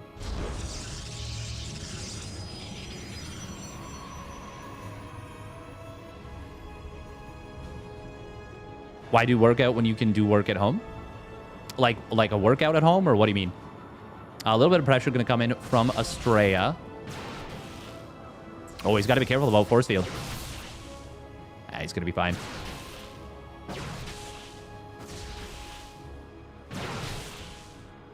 Well, I will say Ryung. Oh, force field? No. Oh, he's gone pretty deep. Yeah, I was going to say this would be a good time for force fields maybe, but it looks like he's actually not going to be able to catch this Stalker as he can get one on the ramp. Nope. Estrella did go a little bit deep there. He knew there was a shield battery. That was a little overreach. But remember, this was played. This series would have been 5:30 a.m. for Estrella, his time. And he told me that he was not awake for this. As in, he was not waking up for this. He was still awake for this. So he stayed up for this, basically.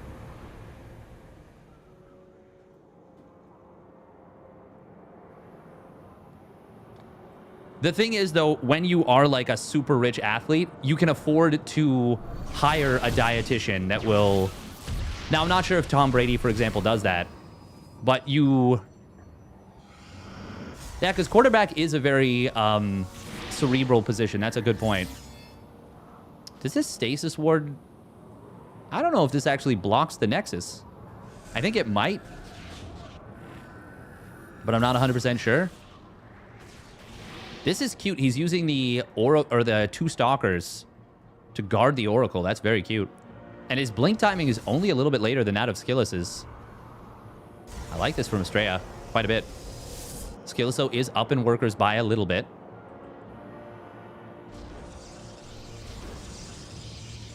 The thing is, the Oracles are just... They're such a huge threat. And you just can't move out for a while. Not unless you snipe one of them. Oh. And even though there's more Stalkers for Skillis, he actually can't really fight out here. But he is doing a good job of skirmishing with the help of the shield battery. Puts a little bit more damage on his opponent's Stalkers than he takes, which is obviously quite nice. Estrella's third Nex is just now starting. Oh. Oh, it does block. Oh, nice. Oh, that caught the probe. Oh, that's pain. Oh, that's so painful for Skillis. That is actually a dream scenario for Estrella. Oh, man. That is actually such a big deal. That's like 20 seconds on the Nexus at least. When you combine the first blink that he missed to try and bait, that's like upwards of 30 seconds. That's a big deal at this level. Big, big deal. Man, he had that frame perfect. Just barely blocking the Nexus, still able to hit the probe with the stasis from the edge. Ooh, they are going to walk into each other a little bit here.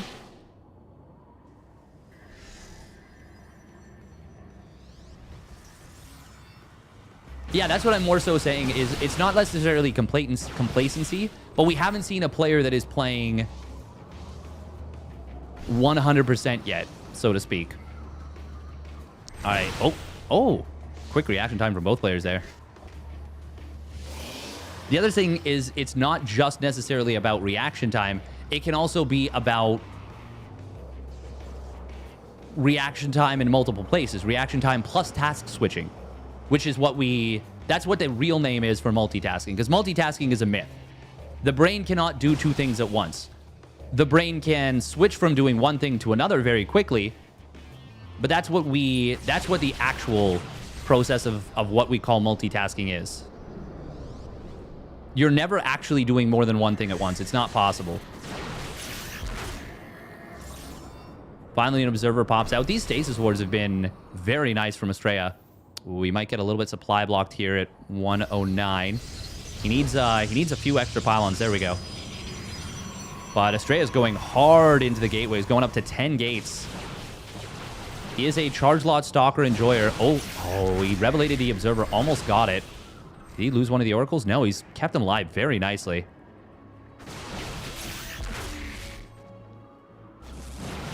Oh, a little bit of a skirmish. Estrella not realizing some of his stalkers were still fighting, I think, there. Ends up losing a couple. Not a lot has happened in this game, but Estrella has carved out... Well, I mean, the Nexus timings are very similar. +1 weapons is actually done for Skillis already. No, it's very even. It's very even.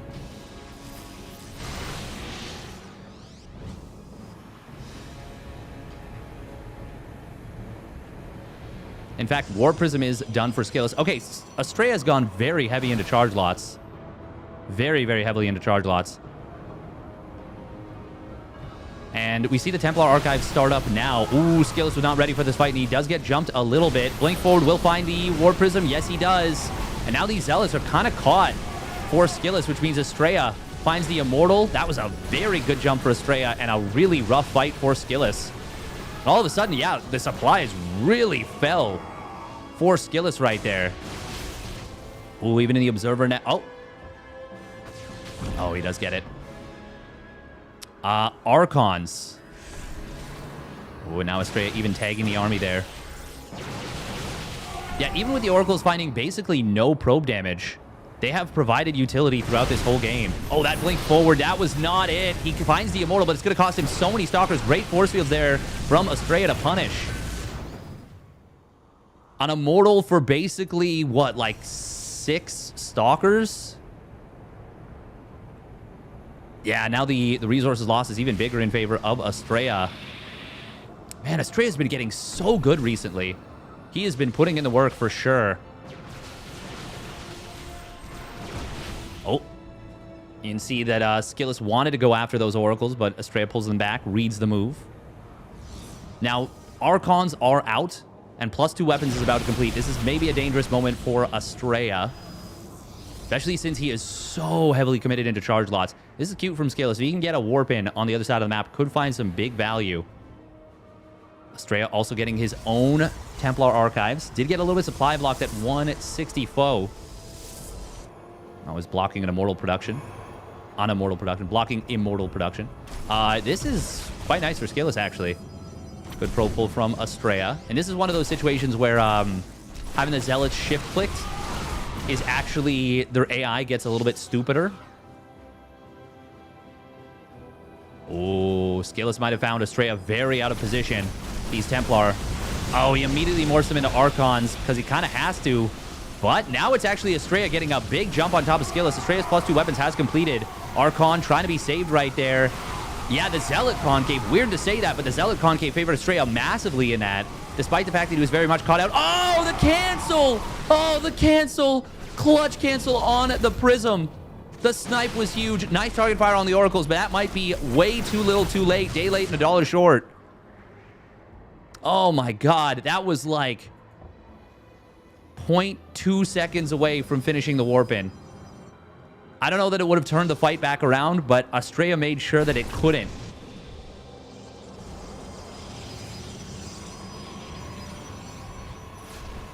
Oh. Estrella going for the kill right now. Energy Overcharge trying to refresh. The Zealots are getting some good surface area for Skillus, but Estrella's Zealots also doing quite well. Archon blasting match, but with a whole lot more support for Estrella, and he's going to take down that little fight, that little skirmish. Couple more Archons show up just as the Zealot Warping gets in. And that will mean that Estrella holds the position. He's got more reinforcements coming across the map. The counterattack of, a very small counterattack of Zealots did find a good amount of probes, but it's not enough. Not on its own. Oh, that's kind of a nice force field there from Estrella. Oh my god, he actually saved that Immortal. Wow, that was a clutch save too. A couple of very clutch moments from Estrella, and he takes game number 1. I think it was game number 1.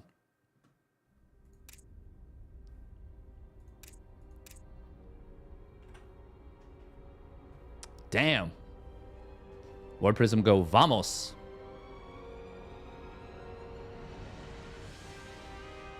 Estrella struggling to spend his money. Yeah, I think that supply block got him. I can fart and sneeze at the same time. Thank you, YouTube chat. Thank you very much. So when a warped in unit, pylons, or prism goes down before they warp in, you keep the minerals and gas, but not with Robo or Stargate. No, you keep it with all. You keep it with all. You get the money back. For the warp prism, it puts the warp or the warp gates back off cooldown. So if you start to warp in with a prism, don't like where you're warping in, dephase the prism, and then rephase it again somewhere else, like immediately close by, you can immediately warp in again. Oh god. Jeff Bezos. Ugh. Oh. Yeah, I think we're gonna do maybe a lot more replay casting. Yeah, why not? Why not? Horrible time for an ad. Wish I had more loonies. Oh, okay. I'll repeat the answer. I will repeat the answer before we get back into this next one. Are you back, Genghis Khan?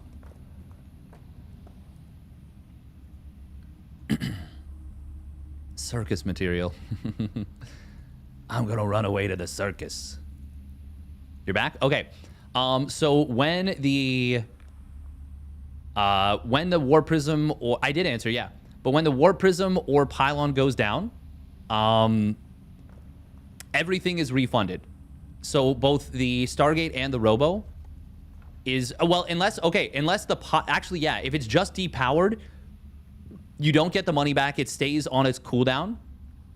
Like let's say it's, whatever, 50% done. It stays 50% done until you repower. Unless you cancel the unit manually. But if the Robo or Stargate dies, then you just get the money back. And then for the warp in cooldown, yeah, it goes back off cooldown. So if you cancel, if you either lose a pylon that's warping in, but you have another pylon beside the base, you can still warp in from that one. Or if you lose the warp prism, you can warp in at another one. All right, let's get into it. Does that make sense? All right, here we go. Spawning up the top right. It is Estrella. And his opponent spawning down on the bottom left. It is Team Liquid Skillus. In the red. Really, I thought that Robo when Stargate dies, you lose the dough. Nope, you actually get it back. Everything in StarCraft 2, when it dies, you get the money back, except for transports. If transport die with unit inside, obviously you lose the units inside. Actually, there is one other case where you lose the units. So if a Nidus Worm, but to be fair, it counts as a transport structure. It's just a structure instead of a unit. If a Nidus Worm dies with units inside, and all of the Nidus exits are also killed, the supply disappears. It all dies. 100% of it. So you can have 80 supply in there, and it will all die. So you can smash the cake and keep the dough? Yes, as long as it's not a transport. Same thing with a command center, obviously. If a command center is flying with SCVs inside, and the command center dies, the SCVs die.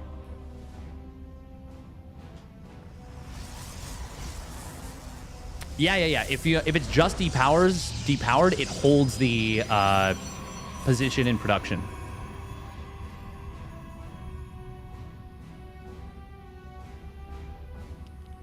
Yeah, it's good to know. It's very good to know.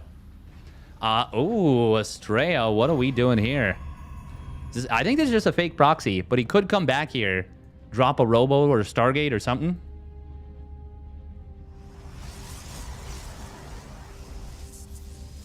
Yeah, the coolest thing is that if you dephase the prism, it cancels the war prism and you get, or the warp and you get the money back, and the cooldown back. Yes, if you kill. So there's a couple interesting interactions with add-ons for Terran. So if you kill a tech lab structure, and you're building a Marauder and you have a second one queued up, the first Marauder will finish, but the second one will be deleted from the queue. That obviously is the same with siege tanks, with banshees, with everything basically. Skillus.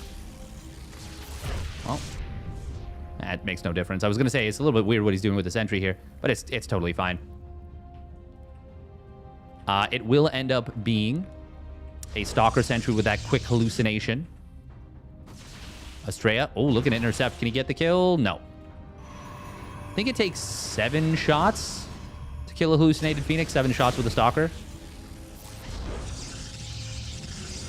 God, watching the sentries, even with the double damage, because it's a hallucination, still takes so long to kill. Almost an identical interaction to the previous game, but this time no shield battery for Skillus. However, with a 3rd sentry, he should be able to push this back. Did take a lot of damage on the shields of the one Stalker, but Estrella can't follow it up with much. Nexus timings are very similar. And it's going to be a Twilight Council versus a Robos, which I would say... I mean, there's more opportunity to make plays with the Twilight Council, but the Robo is not bad. Certainly. Oh, damn, Estrella being very active with his units. Even forces out a force field here. That's pretty nice. Thank you very much, Esquire, for the 2-1 resub at 37 months. Yes, if you kill the tech lab while the Raven is building, the Raven will still come out. So that is less important with the DT interaction, although it is still important, but very, very important with battle cruisers in TBZ. So if you have gone for a Roach Ravager Ling attack and you get in, but you kill the tech lab, but you cannot kill the starport, and the battle cruiser pops out, that is a huge deal. So a lot of times you'll see players ignore the tech lab to just try and target down the starport. That's why. Because they know killing the tech lab does not help them, but killing the starport does. Hey, thank you for the follow, Nexus Wars 2 Lane.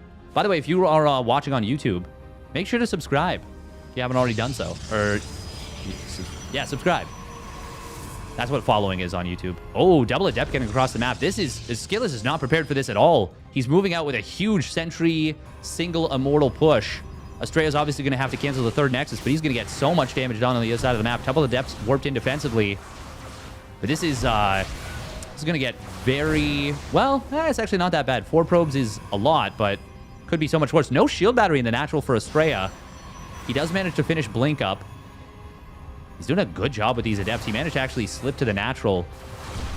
Won't get any more done. He gets 5 probes in total. And now finds himself up, well, wouldn't you know it, 5 workers. Now, this is really interesting from Skillus. He went for a 2-base forge, which is really funky. Really, really funky. But because he got the cancel on his opponent's third, I kind of like it for Skillus.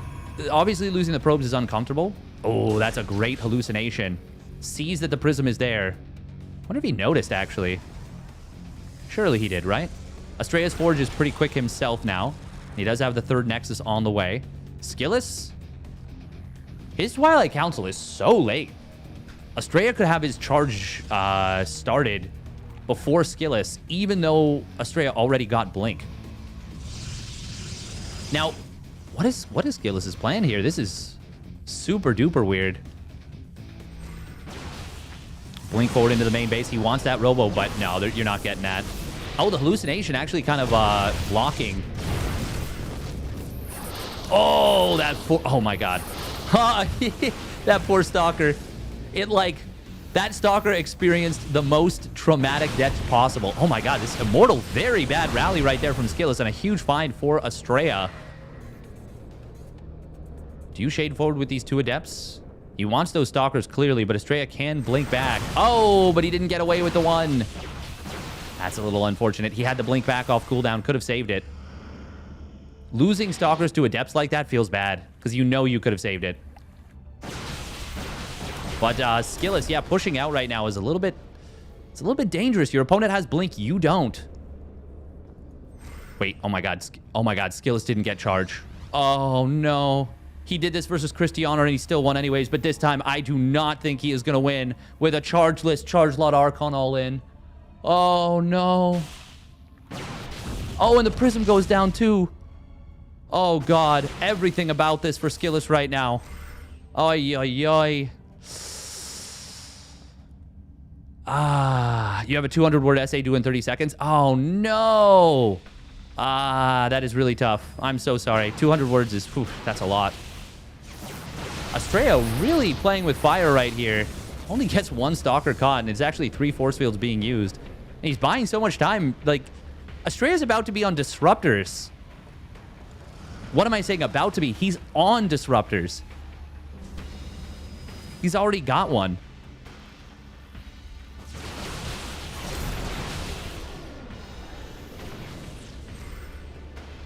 Oh, man. If Skillus had hit with charge, this would be a drastically different game. Oh, well, hit with charge. What I mean is, if he'd had charge when he meant to.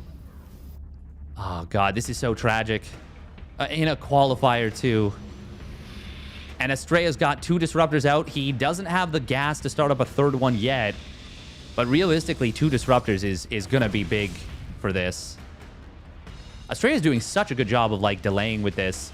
And if the Prism gets abandoned for any period of time, those Stalkers could blink on it from behind. Now, Astrea also forgot his charge, but he is defending. He wants his opponent to run it at him, get full usage of the shield batteries, the force fields on the ramp, although Archons can break them, but you can still potentially use them. Oh, and there's the snipe on the Prism again! Even losing all 4 Stalkers, I think that'd be worth it. given the time it would buy. But he still gets away with 2 of them. And even, yeah, he sniped a sentry right there. Oh my god, the disruptors. Oh, those are GG Ruptors. What a couple of shots. 9 kills for those Ruppies. And Estrella puts on a clinic. Drop in the natural. Or run by? Run by in the natural. Finds a bunch of probes. But he's going to lose every single unit in his army. GG. Oh my goodness. Very well done. Very well done. I get a black window on desktop when launching SC2. That sucks. That's no good. All work and no play makes Jack a dull boy. Is that 10 words? I guess it depends on how you categorize it. I mean, I think the Disruptor is pretty fun to watch. I think it's not fun to play against. It's fun to play with it, though. I think the FBI is on their way.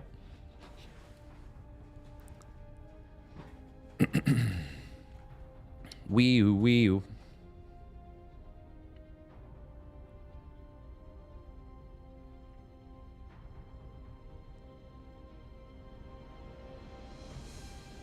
If the starport lifts, then I actually don't think you can lift anymore. I think they changed that. But if the starport lifts, then it would cancel any production. But I don't think you... Yeah, no, I don't think you can lift anything. If player A infestor mind controls player B's infestor, that mind controls a player A worker and creates a hatchery. Who gains the supply? I don't know, man. Can you do that? Can you mind control? Can you neural parasite with a neural parasite infestor? I don't remember if you can. I know there's some weird stuff. I know you used to be able to neural parasite and you could fungal for sure. I know you can EMP with a neural ghost, but because the you can neural parasite, or because neural parasite changes like priority, like it's like a different kind of spell. I don't know if you can neural chain neural.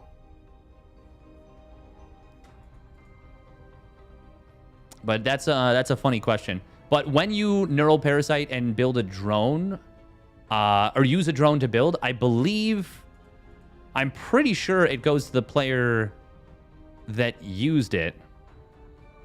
They merge to form a Cerebit, and both teams have to ally against it to win. That would be fun. That would be super fun.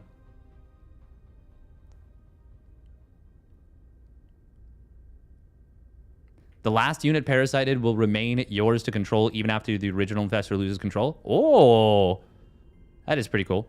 This is a question for Neuro. Interesting. Can you merge a High Templar and a Dark Templar to an Archon? So that's actually fun. I thought the answer was no until recently, but it is actually yes, you can.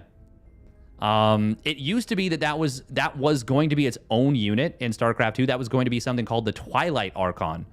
But then they were like, wait a minute. That's really convoluted and complicated. No, we won't do that. But yeah, now it just makes a regular Archon.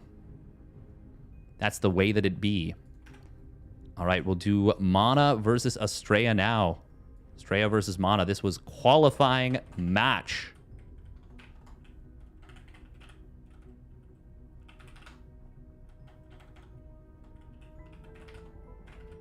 Estrella's been playing so freaking well recently.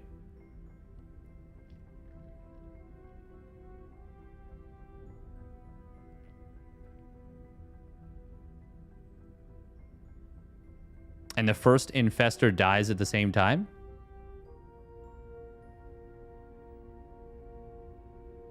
Yeah, we're getting into some very weird edge cases. Cloaked Archons would have been cool. Oh my god, they would have been so busted. Yeah, I want. Was that what the proposal was for them? We're gonna run another 2 minutes of ads, by the way, and then we'll get into the game. Archons with Blink. Archons with Blink would be so busted.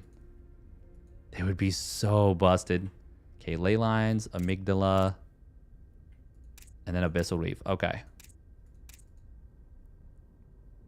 God, that would have been so busted. My head. Yeah, seriously. Ouch, owie, my brain. My brainicles. I will say, man, it's... Things being a best of 3 make it really tricky. Cheeseadelphia is happening, by the way, this weekend, which is pretty cool. Pretty cool, pretty cool.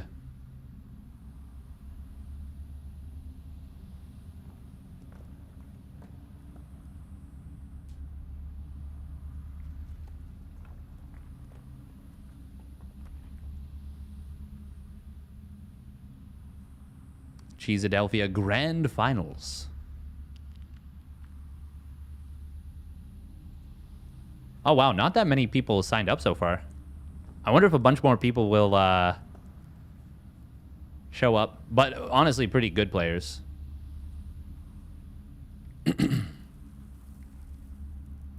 Raze is playing. Wow. Oh, that's... Wait, is that... No, that's Raze. All right, we're just about finished the ad. Remember the game where Scarlet solo probe and built a Nexus, if I recall, for recall of our army? Yes, that was pretty recently in the grand scheme of things. I want to say that was like in the last year.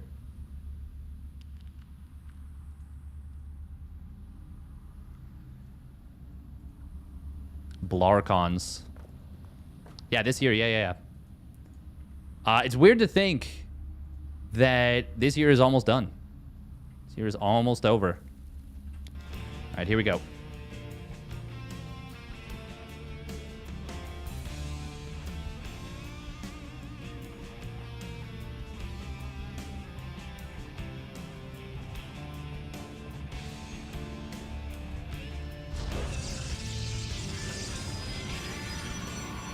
Spawning up at the top right, it is Estrella.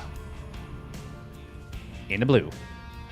And his opponent spawning down on the bottom left for Team Liquid, it is Mana. In the red. This sentry is turning into a quarter sentry. That is true. We're about to be in 2025. Oh, man, that is wild. What the heck? What the heck is this? I do think Estrella has been expanding his skills in a very good way. I think Estrella has made a really conscious effort to to try and practice in a very complete way. So to become a very strategic as well as mechanically gifted player. Obviously, mechanics are extremely important in StarCraft 2, but being able to get good reads on games because you play very different styles, because you play things very maybe off book, it makes you an extremely powerful and dangerous player. Prioritize winning. It's not even prioritize winning per se, as it is...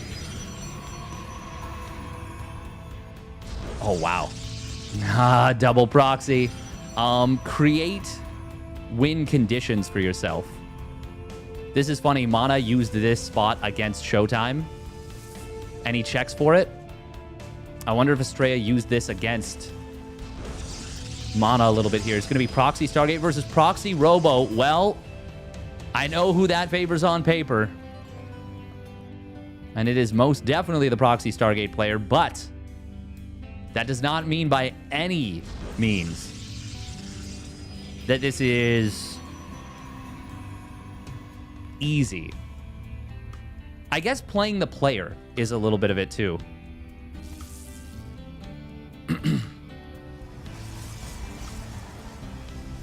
But yeah, Proxy Stargate, I mean, especially with how close they are together, what it really comes down to is who recognizes what's going on first.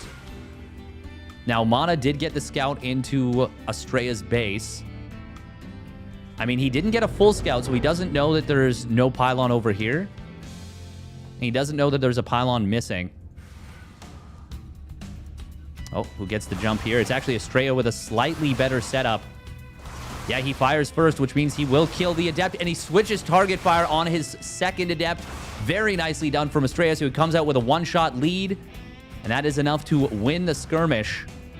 It's not enough to do more than that, but he goes 1 for 1, pushes his opponent back. Now, still, we have an information deficit for both players, but... Oh, okay, Mana did build the shield battery in the mineral line here. Stalkers are not out yet. Now, shield battery will... Oh, I like that. He actually targeted the probe. Oh, he switches targets now. Shield battery can be recharged, but it's going to run out of energy for now, and there's no recharge for a while. Units are moving forward. This is the first, I think, Estrella's realizing, hey, wait, you're... What? But... What shoots up? Nothing in this army, that's for damn sure. These Adepts are going to get feasted upon as a result. Oh, but can he get the hot pickup? Yes, he can. That's kind of nice. Oh, wow, he drops back down. Does lose that one Adept there. Shield battery coming up for Estrella. Void Ray as well. Oh, but this pylon's going to get depowered. Immortal will take some hull damage. Because the pylon was being pre-rebuilt, I do like that. Oh, Stasis Ward gets spotted, so he can just use the Prism to pick up and dodge it. Stalker. Oh, the probe. Okay, good job from Estrella to get out of that. Immortal's Berry gets back off cooldown. Does help out a lot here, but the shield battery is done. Void Ray's not done yet. Can he recall? No, he doesn't have the energy for it. Adept actually shaded forward. Gateway falls.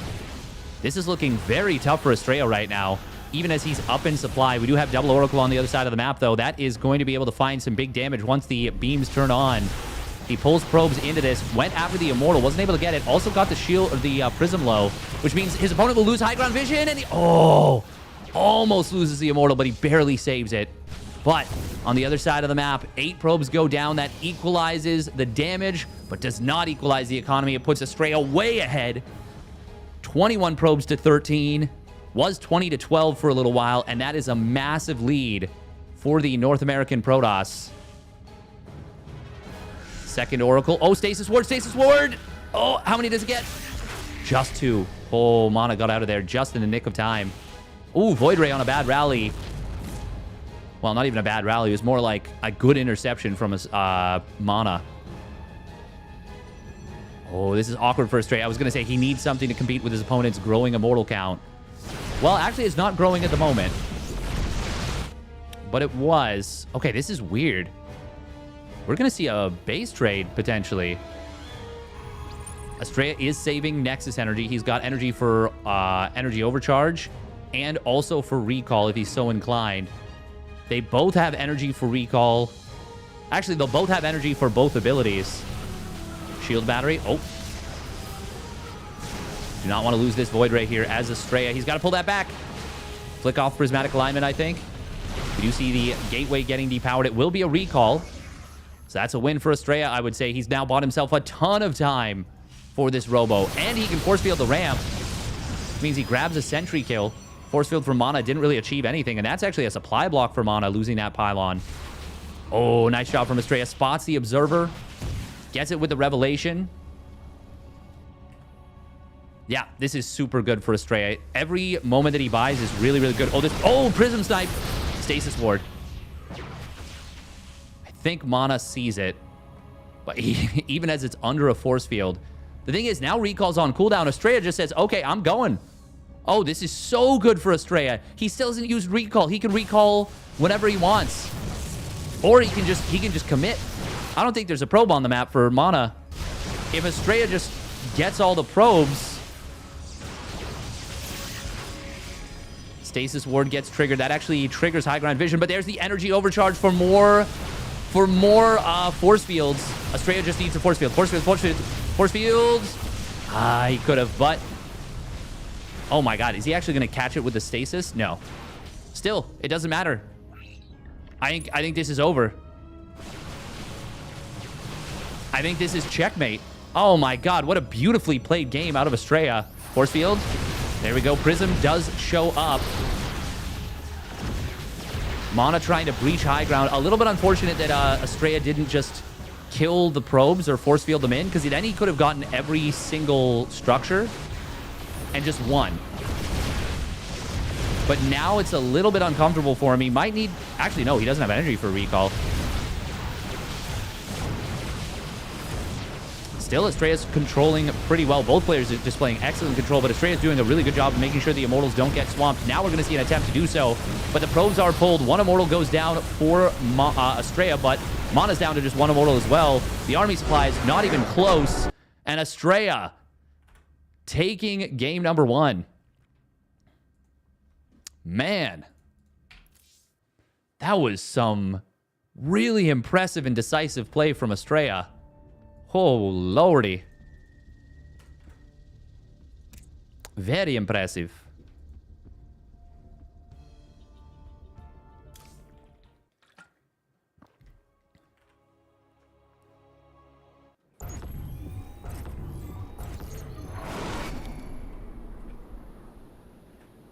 Very, very impressive.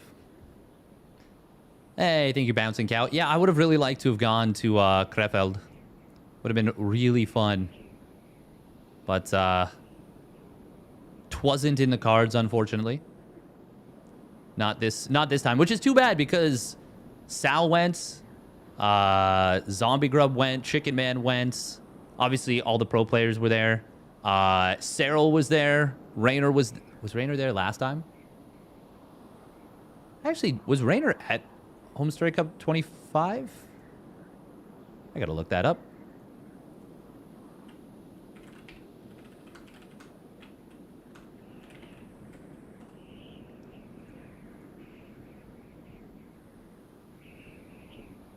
No, he wasn't. He was not. The only top Zerg that was there was a laser. Mixu's obviously quite good, but in terms of the top level, he's not quite there yet. But he's quite good. Oh man, the finals between Gumi and Showtime. Oh, that was so good.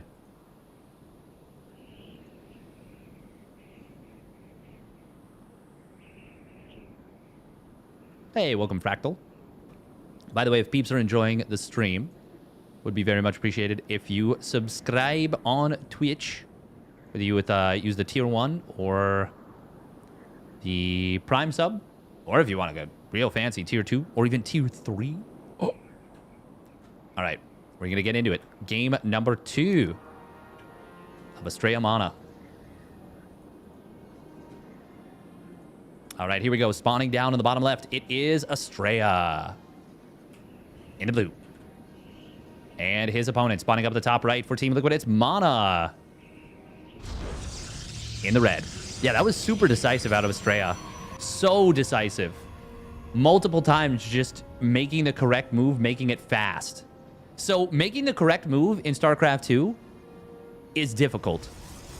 Making the correct move as fast as you need to is extremely difficult. It is so difficult. And obviously, a lot of it comes down to having experience. So, like, knowing based on what you've seen or what you're seeing, like, okay, what can I do here?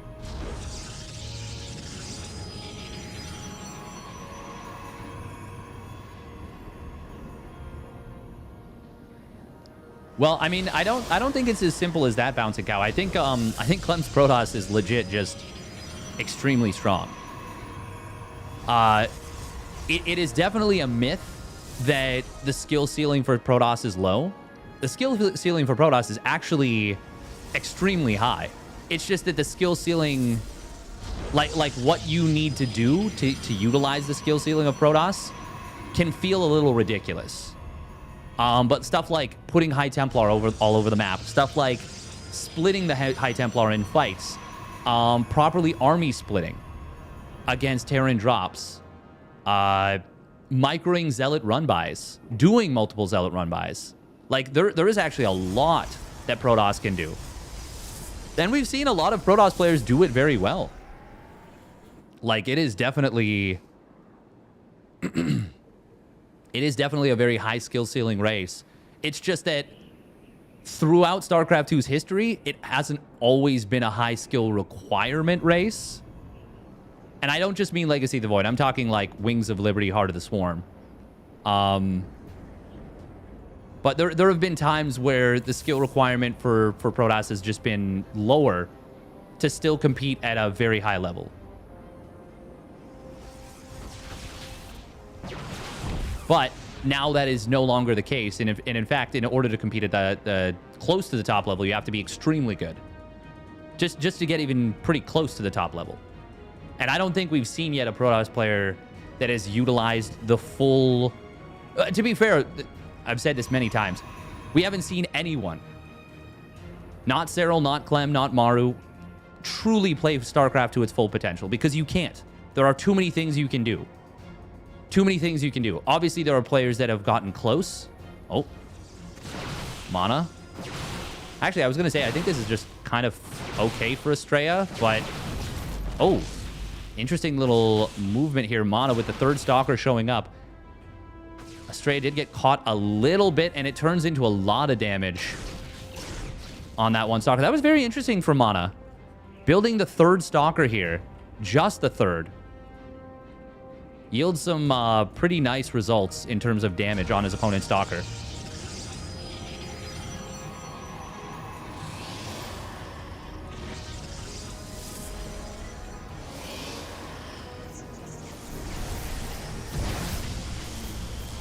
I will say it is very tough to play Protoss against players like Clem, like Hero Marine. Becoming a complete Protoss player is... It's really tough. It is really, really tough. And I think most people would agree, especially now that PvT is by far the toughest matchup. Really interesting. Mana going for a very, very fast Forge in this game number 2.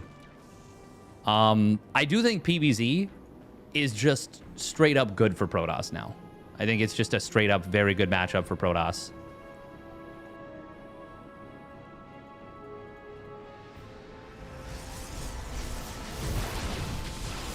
Mana doing some great work with the Oracle here.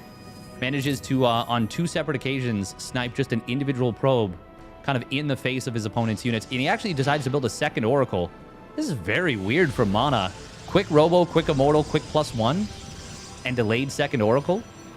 Weird, but not bad. Weird, but good, you know? I like this kind of stuff. You want the Archon toilet back again? I was thinking about that yesterday while I was riding an elevator. How the Archon toilet, how could you balance it in current day and age? And so I'm just to put it in perspective. Oh.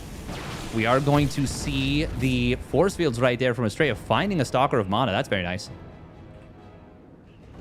Oh, double Oracle trying to come in here. Oh. Probe does get found. Good positioning here from Estrella, and he will find one of those Oracles, but because Blink is on cooldown and his SimCity kind of works against him, it will still be quite a few probes. 5 probes going down. But for the loss of one of the Oracles... I think Estrella will take that. I think Estrella will take that and be definitely okay with it. Now the question is, do you build a shield battery here in the mineral line? I actually don't know if this pylon would reach. I don't think it would. Oh, Estrella's going to find that. Can he blink on it and kill it? Oh, my goodness. Wow, I cannot believe he actually gets away with that. Oh, Mana. Getting away with one a little bit. Now, Estrella's already got a third Nexus done. Mana's just started a little bit ago. And he'll have that really fast +1 weapons, and that's a big deal. But this is where the weird part of the weirdness can sometimes really work against you. He delayed his Blink. He delayed his third Nexus a lot. And even as he's found a decent amount of eco damage... Oh, Force Field's coming in. Oh, nice timing on the Prism. That could not have been better. But the Blink forward. Oh, he didn't. Oh, I think he misfired. I think he misfired on it. Estrella did. Otherwise, that would have died, surely, right? He got one of the Immortals now. A very overly aggressive attack. I might rewind right there. I think he misfired trying to hit the Prism. But what would he have hit? I don't think he shot the Nexus. I think that was enough Stalkers to kill the Prism. And that was actually... Oh, man. Yeah, we'll rewind later.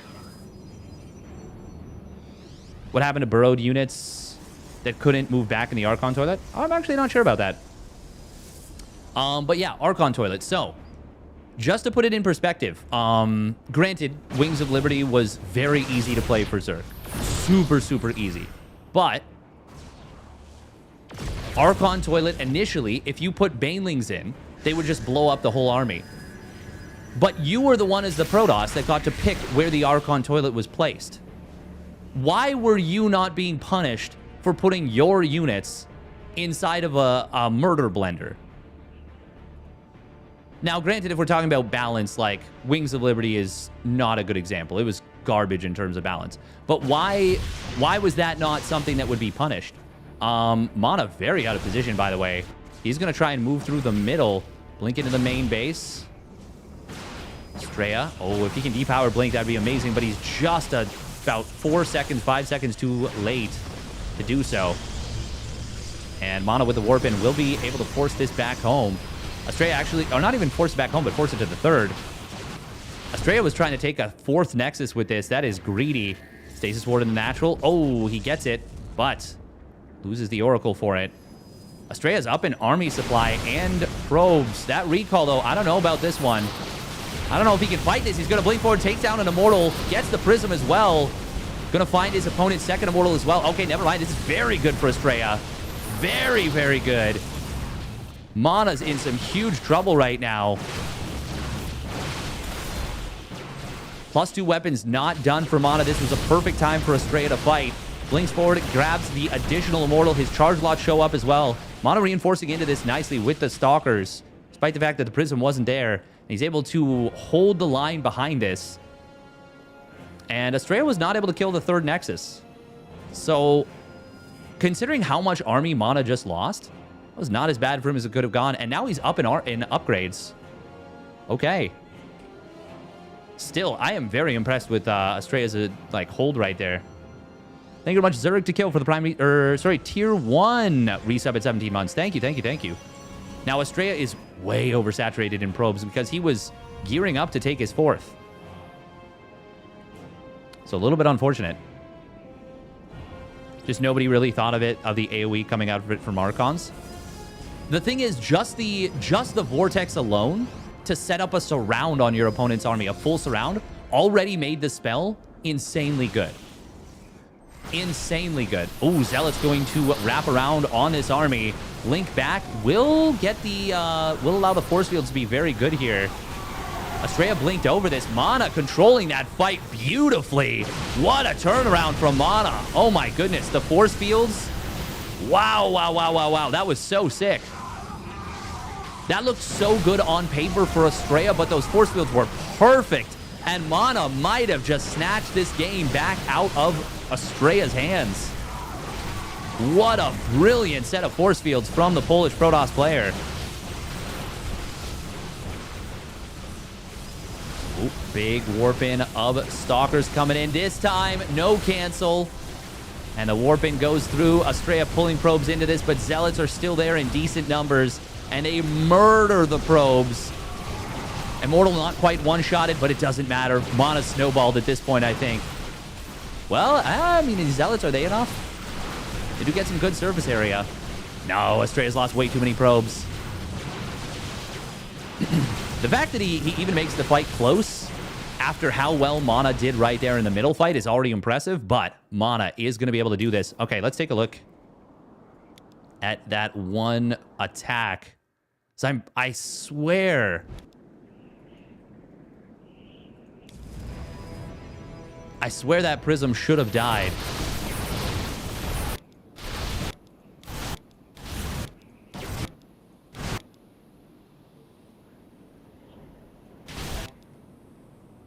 Oh, I guess the shots were just on cooldown.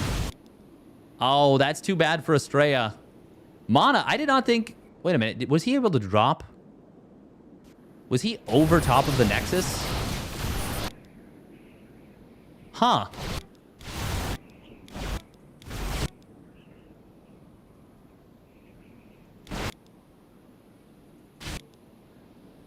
Look at where the Warp Prism is. And it drops... Hello? Look at the difference between where the Warp Prism is. I guess that's like not the center. Okay, that's the dead center of the prism. That looks pretty far away. I guess not from this angle. I mean, okay. So when you look at it visually right here, it doesn't look that bad.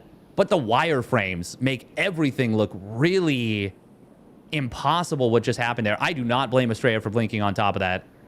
It really looked like he had enough stalkers, but he did not. Damn, that's... Look at that, though. The Immortal is more than half. It's like 2/3 of the way inside of the wireframe. And then the center of the prism, and it was still able... Oh, man. Okay. Yeah, that looks bizarre. I know that the center of the prism is not where it, like, decides whether it can drop from.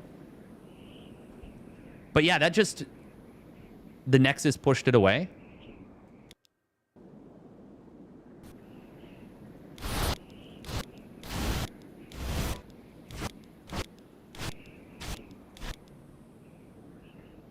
I just wouldn't have thought that it would be able to drop. I would have thought it would say something like invalid drop location.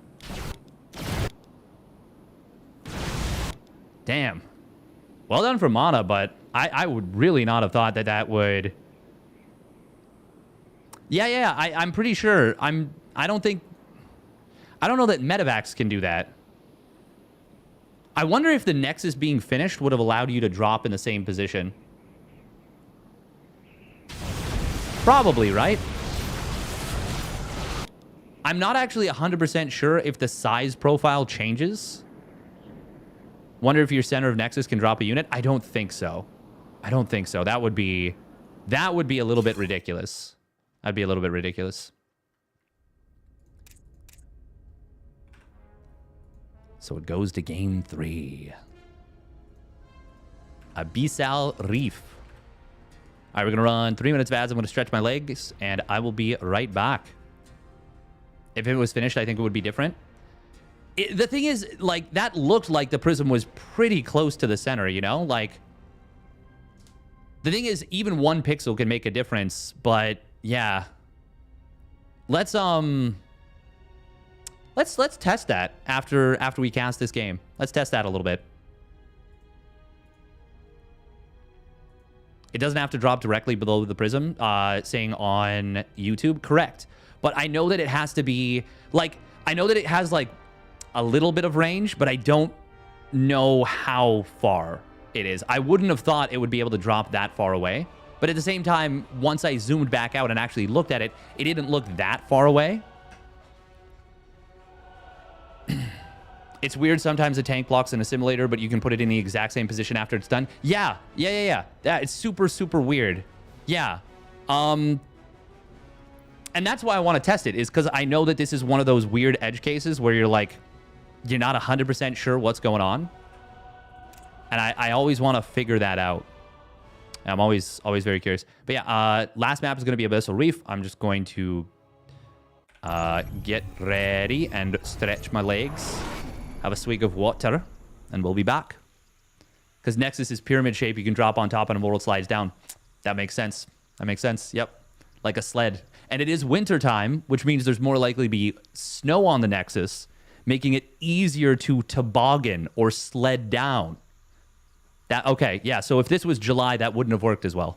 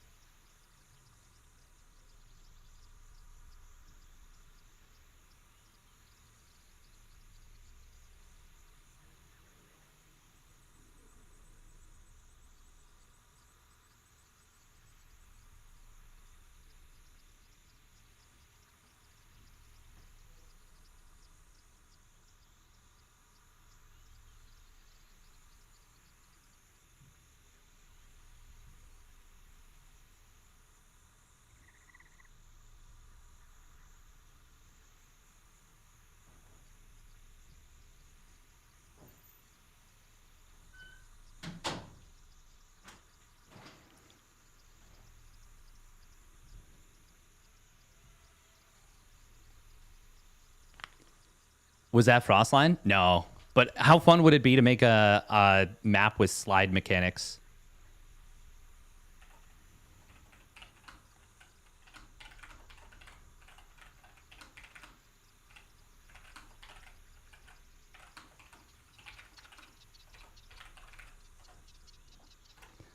That would be super, super fun to have a map with. Can you imagine that? Just a map where you're just slipping and sliding around. Be fun as heck. Be fun AF. Fun as heck. Sliding booster units fun meter. Oh my god. Can you imagine if there was like you could you iterated bunny hop mechanics from when did bunny hop mechanics stop being a thing in Counter-Strike? They were a thing in 1.6, I want to say. Was it Go where they removed bunny hops?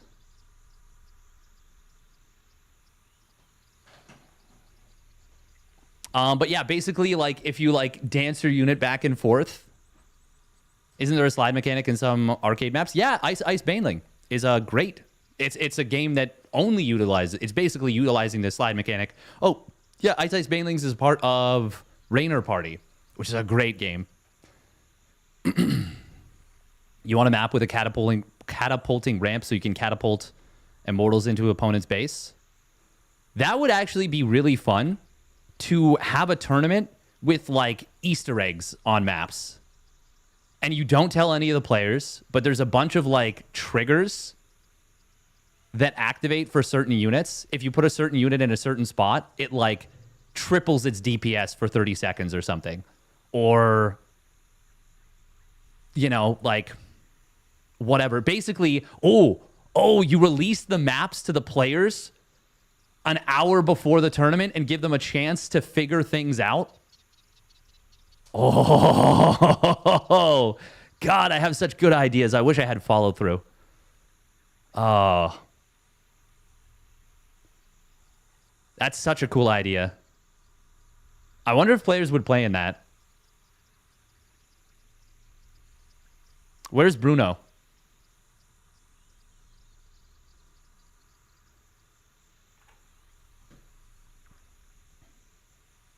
It was capped to a certain speed in 1.6, but they made plugins to relieve that cap. True. Damn. All right, let's get into game 3. This one for all the marbles. Decide who qualify.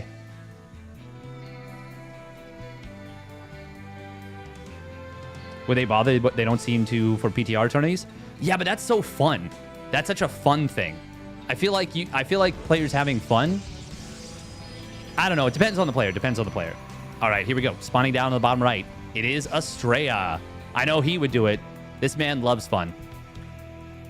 And his opponent spawning up the top left for Team Liquid. It's Mana taking a brilliant engagement in the middle of Amygdala. Those 3 force fields that kept out the Stalkers, or kept out a good number of them, a couple of Zealots, a couple of the Immortals, some Sentries, turned that game around, and it was starting to look real difficult for him.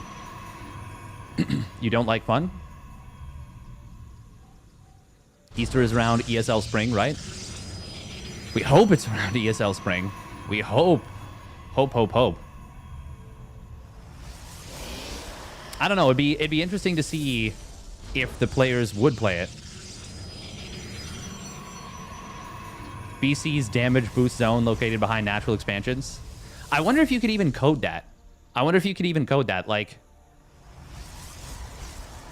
that's something where I'd have to have a list of all the things. But, like, yeah, imagine something where there's, like, a spot on the map where one unit, if it goes over this spot, gets blink. And it doesn't matter what unit it is, this unit now has blink. How freaking crazy would that be? Oh my god. Can you code that? Is that possible? Wardy tried to pay players to use the healing zones in TLMC and no one took him up on it. Damn. Oh, Estrella. Looking around for this proxy robo. Mana putting on his Aerog Fire hat and pants. Hotkey might be difficult. Yeah, Ultralisk Blink. Infestor Blink. High Templar Blink. You blink forward, you storm. You pick it up in the prism, you energy overcharge it. You blink, you storm, you storm. You blink out. Oh my god. Disruptor with Blink. Siege Tank sieged up with Blink. But it's only one unit. It's only one unit. Double Adept will shade forward, but it did take some damage. Estrella has the double stalker. He is staying on one base for now, and he's actually chronoing Warp Gate. Did it? Estrella didn't see this, did he? No, he didn't, but he's sniffed out something. Sentry being produced. He does see 2 more stalkers. Estrella treating this with a lot of respect. 2 more units pop out. Estrella sees the double adept and will build a robo. Obviously, he can cancel this Nexus if he feels the need. Oh, Estrella, is he? Oh my god, he's going to find the probe. Is he? No, the probe stopped moving. Oh, but he's actually going to... Wait. He's looking for the Nexus. He's actually going to find a sentry. Oh, that's really nice.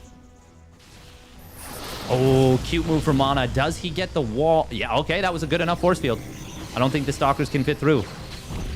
Probe is going to get blocked. Estrella looking to force warp-ins at home. And he does manage to force 2.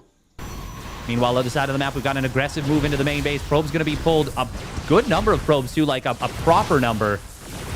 Prism will get pushed back pretty much completely. Oh, the sentry, can he get it? Oh my god, it was so close. Somehow Estrella's lost, like, no probes. Recall, does he get away? Does he get away? Does he get away? Just barely. Look at the zaps.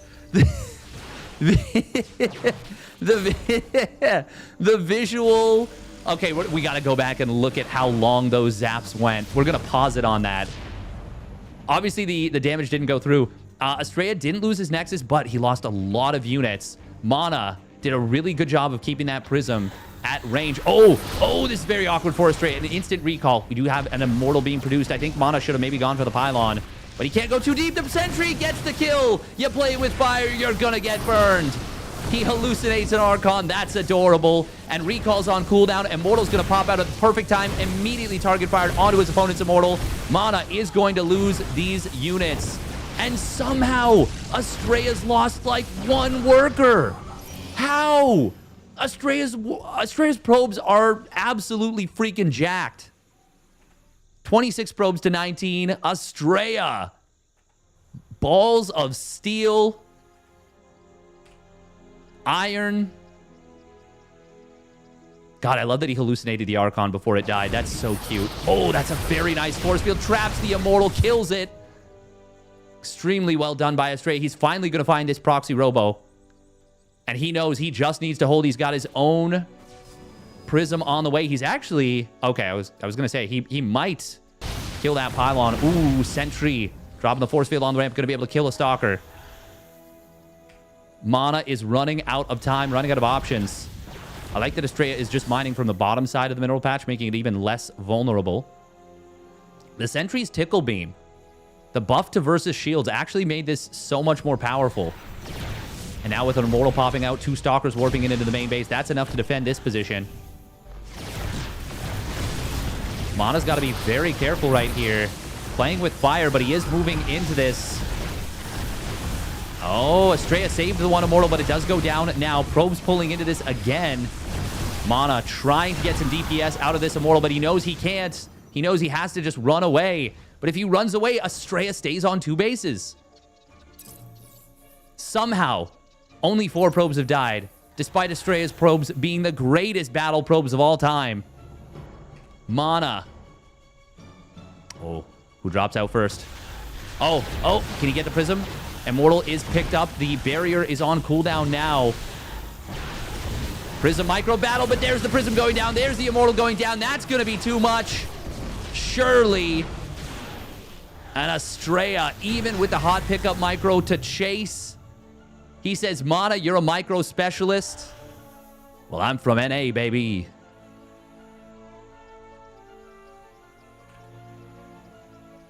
Oh.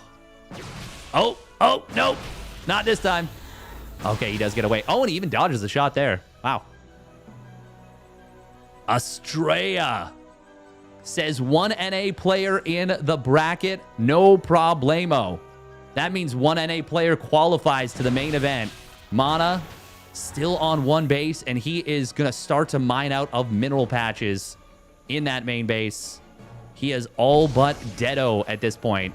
Recall to save the prism because there's no reason for Estrella to actually be on the map here. Mana's going to... Oh, my God. He actually depowered the Robo for a little bit. Oh, that's a dead Stalker. But I think Estrella can just finish this off now. I don't think that War Prism gets out. We do have a Robo Bay being built. But if this this Robo facility dies, it is all for naught. And that is one more shot away from going down. He maybe could have even stuck around and killed his opponent's Immortal there. But the thing is, there's no need for him to do so. When you are in this much of a one position, you never want to throw it away. But as I say that, he gets so much damage done to his opponent's Immortal. Mana trying for the Prism Snipe. He will chase it away, but he knows he can't do it. GG, well played is called. And Mana taps out. Estrella qualifies. Oh, I was going to take a look at these the probes. Estrella qualifies. Really glad I got those replays and rewatched that game. Whew.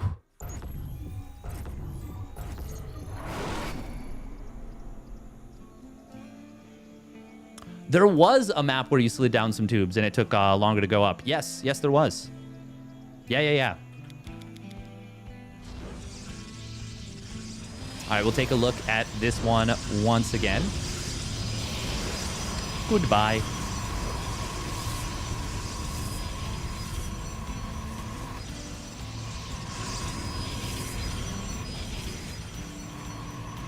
Mana is so good at these kinds of builds. The fact that Estrella was able to deal with this as well as he was, really, really impressive. Okay, I just want to see how many probes were zapping. The fact that Mana kept this Prism alive like this was really nice. Guardian Shield could have been a little bit earlier from Estrella. Then it would have helped a lot, actually. But he really wanted to snipe that Prism. The thing is, it still allowed the... Yeah, Guardian Shield would have been so helpful here for Estrella.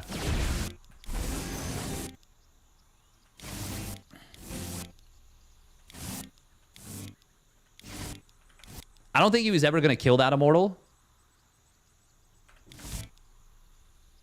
But he's actually kind of close.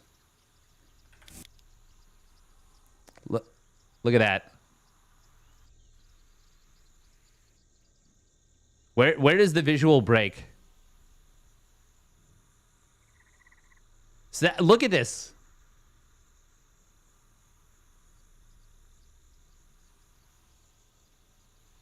So the probes are zapping, but they're mid animation.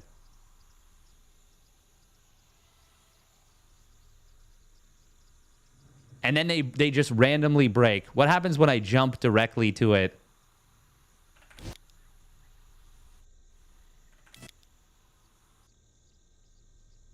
That's super, super funny that they just break at, like...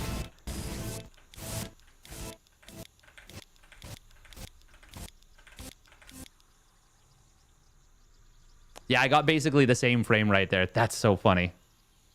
These probes are jacked. Don't want to meet these probes in a dark alley. They will beat your ass.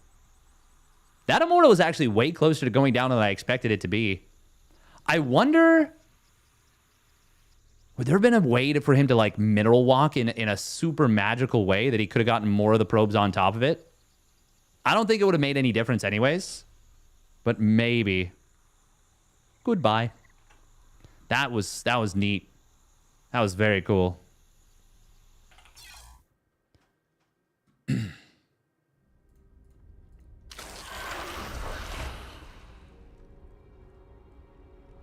All right.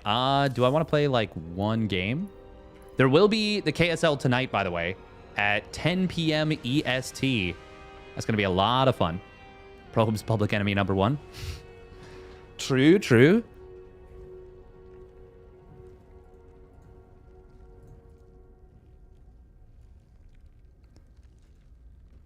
Oh, new Protoss ability. Super Probe. Super Probe certified.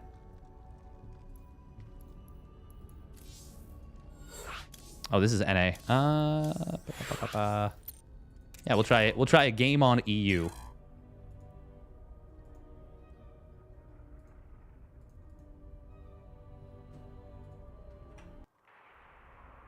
We're going to test War Prism dropping on Nexus. Ooh.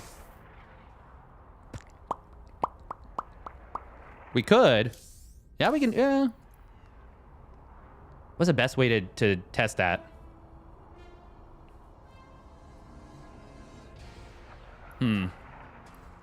Because you can't do a slow build on a Nexus with the unit tester, I don't think.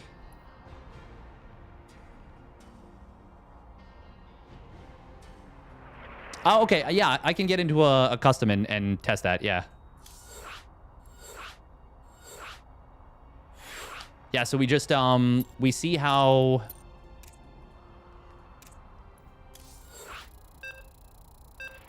Oh, no, we'll put it at hard instead of very hard.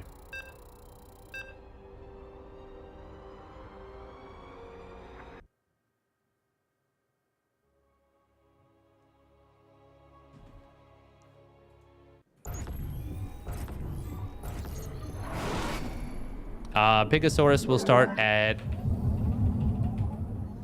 3. Sorry, what? 3? No. You have not enough minerals. What am I doing? That's way too early.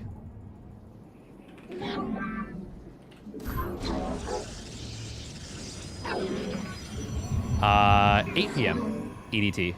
EST?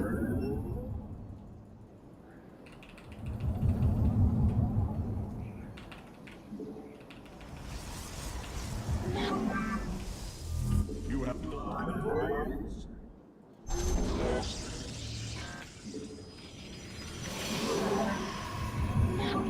You have not enough. You have not enough minerals. Yeah, I will say the shift click thing, it's really sucky for Protoss. So we're just gonna basically rush up a prism.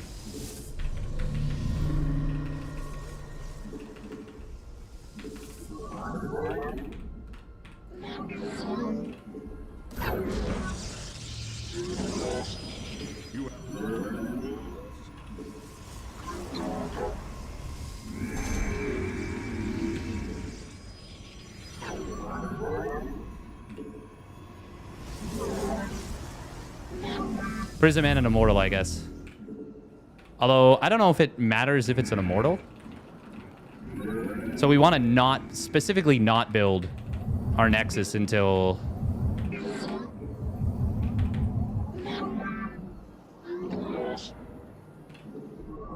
a little bit later.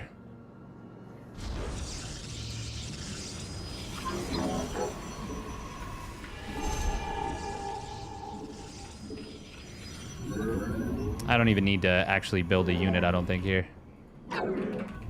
Yeah, because we gotta wait for the Immortal and the Prism to be done. Or at least, I mean, we can try with different units.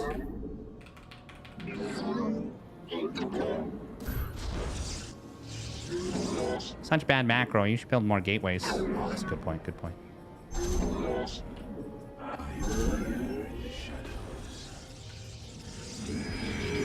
We want to build the sentry? It really doesn't matter.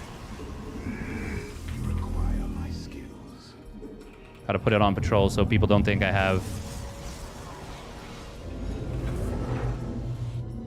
idle probes. Very important. When they check the match history. Oh no, we put no match history. Oh, we're safe. We're safe. Whew.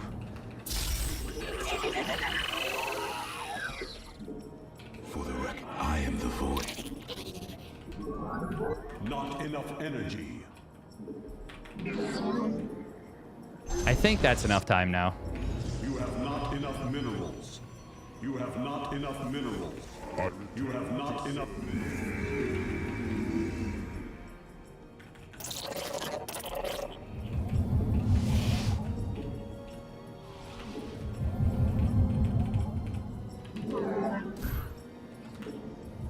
Oh, they are hard AI, so there's actually a chance they'll like attack with a non-zero amount of units. Research complete. Okay. So, wow! You can drop it from dead center. Oh my god.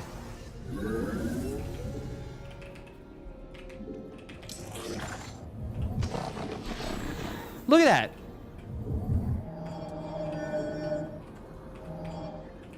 You must construct additional pylons.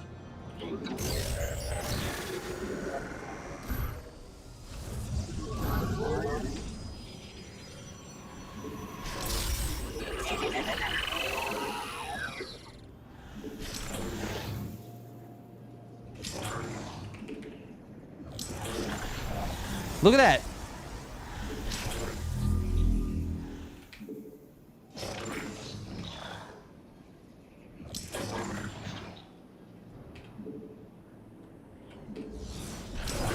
I return to serve. Can it shoot from up there? What do you mean?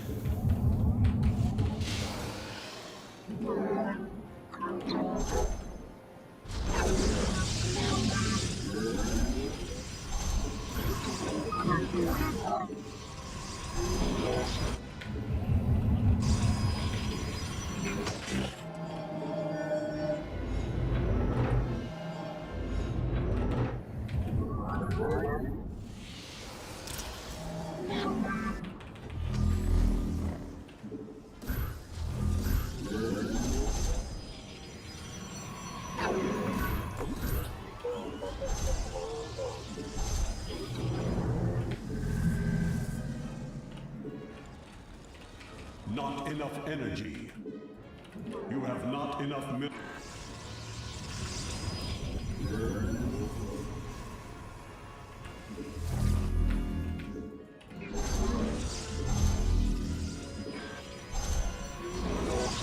Wait. Wait, I shift-clicked that and it didn't, like... Not enough energy. Huh. You require more Vespine gas. Not enough energy.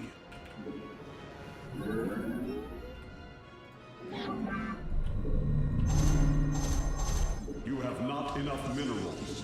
Not enough energy.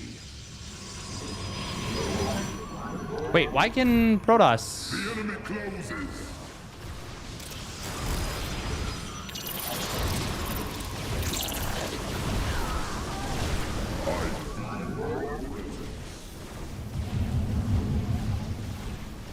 Not enough energy. Oh, I didn't have enough energy for energy overcharge. Get owned. Nub. Not enough energy.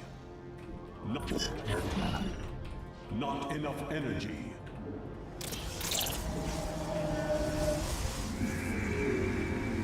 AI scrub.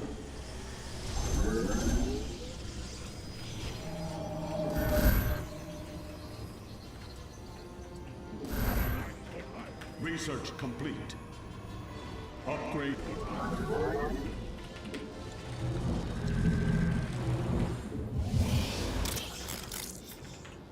Upgrade complete. I'm gonna piss off the machines. Not enough energy.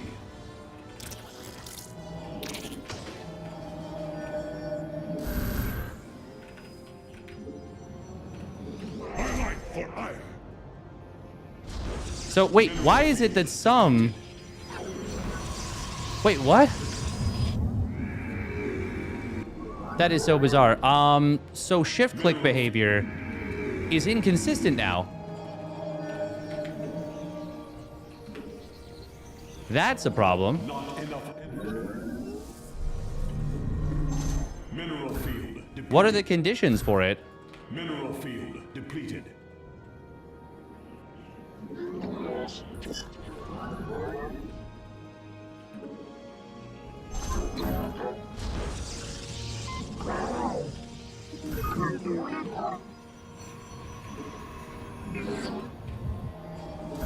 You must construct additional pylons. I'm here in the shadows.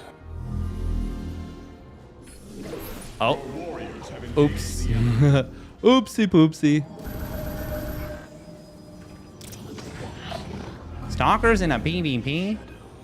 Or Colossus in a PvP?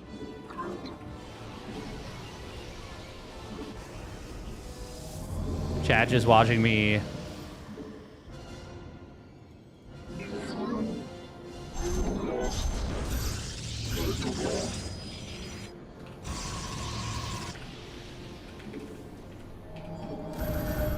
Research complete. You have not enough minerals. Cassam de Templar. Upgrade. How does it work? Upgrade complete. Our mind weak. Okay. You require more Vespine gas. Oh, that's not what we wanted. Oopsie poopsie. Yeah, so why is it then when I'm...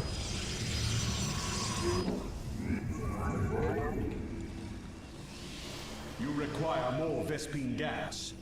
You require more Vespine gas.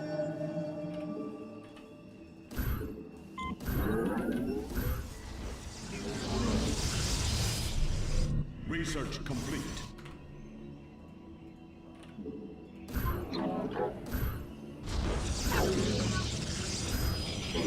Huh. We cannot. You have to finish the sentence?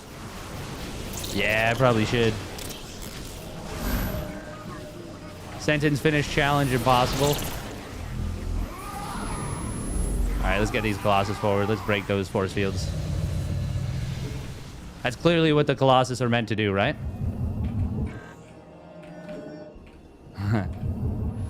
What is my purpose? You break force fields. Oh my god. I'm gonna play some Protoss Ladder, why not? You must construct additional. Brrr. So okay, let's take a look at what we actually looked for.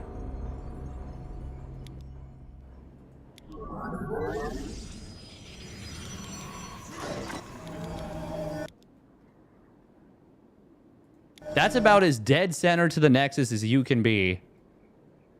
And it still slides off. It literally is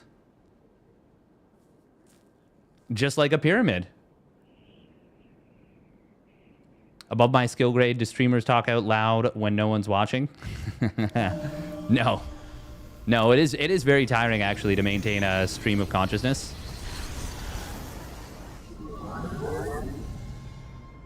God, this is actually wild. Yeah, exactly, Bobo Bag of Barnyard. Oh, I didn't test it with other units. What a stream of unconsciousness. Existing is tiresome. True. Try this, Kool-Aid. Yeah, thank you, Captain Spacco. Oh my god. Yeah, that's wild. I did not expect it to be able to drop from there. So anytime you think that your opponent is like vulnerable there, check yourself, because you might not be right about that. You might not be right about that.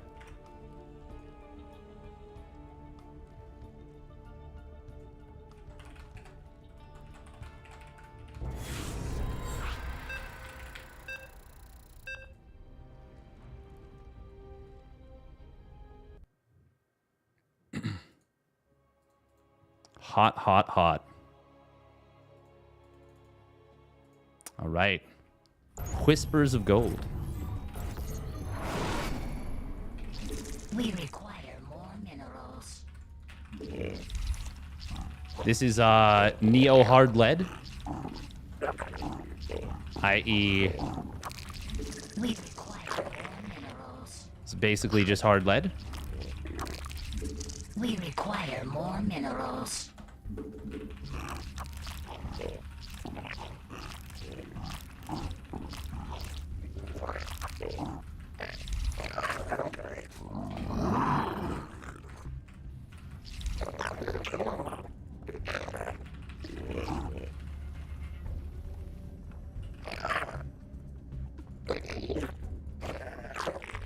Is that too early?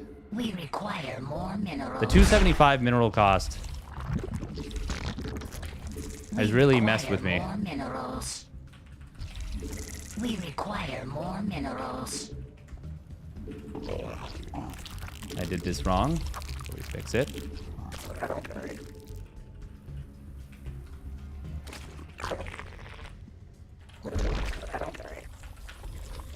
We require more minerals. Oh yeah, I forgot because it's We require more this map. minerals.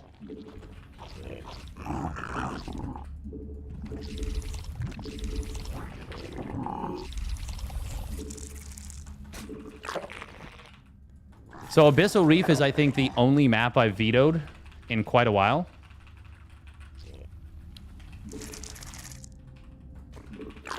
Because it's garbage.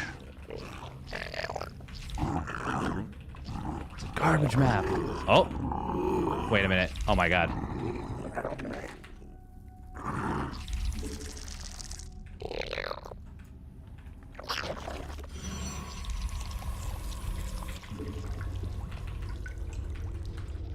Our drones are under attack.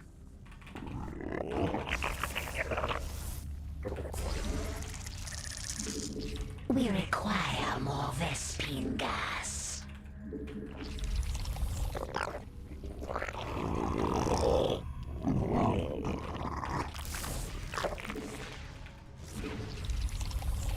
Spawn more overlords. We require our forces are under attack. We require more minerals.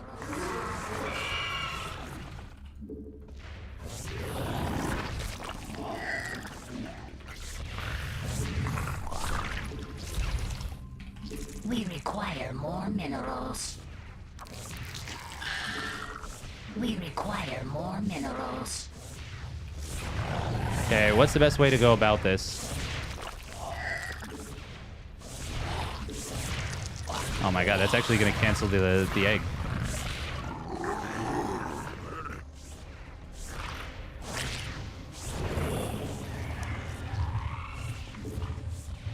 Why is it aggroing from so far away? What? Did they change unit behavior here? Our forces are under attack. Can we kill the goddamn cannons? Oh my god. Or the goddamn pylons? Like, holy shit.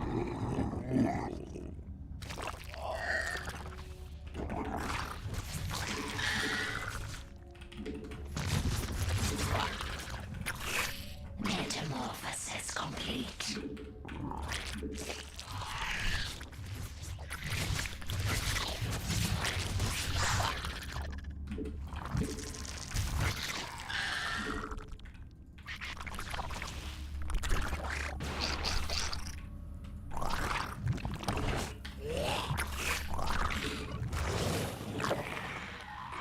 Not enough energy.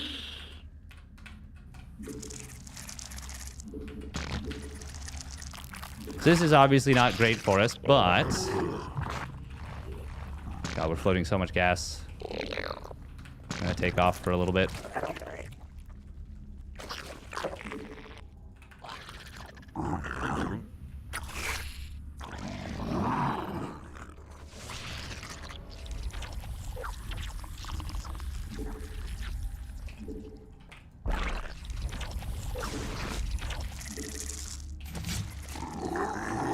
Our forces are under attack.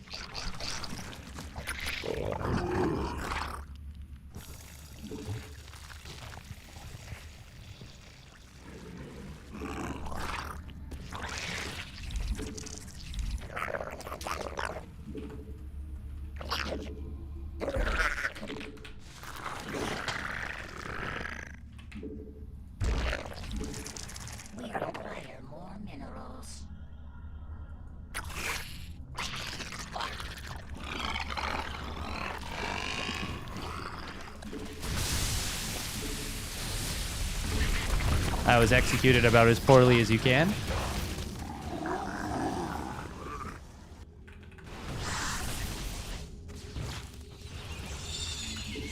We require more Vespine gas. So, Are under attack. why is he building cannons right now?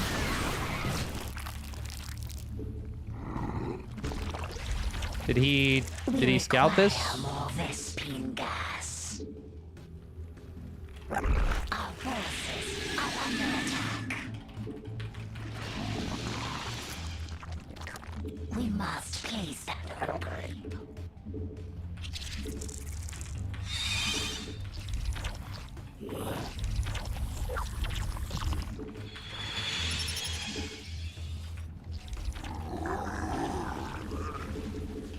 We require more Vespine gas.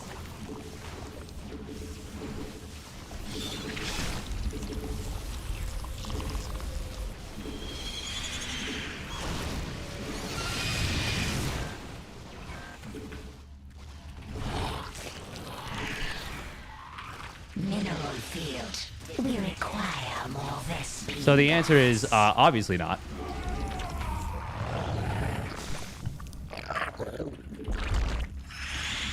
So we have bamboozled him completely, which is excellent. We needed something like this. Ah, that's very unfortunate. Oh my god, he stopped attacking the hatch? Yo, my guy.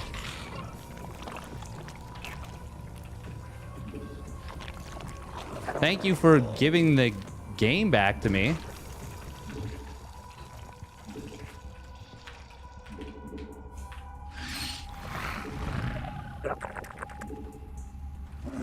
Mineral not enough energy. Mineral field deplete. Not enough energy.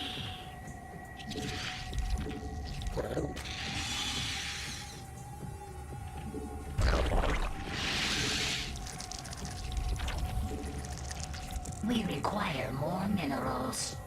Not enough energy. Mutation complete. Mineral field depleted. No nexus for you. Our forces are under attack. Our drones are under attack.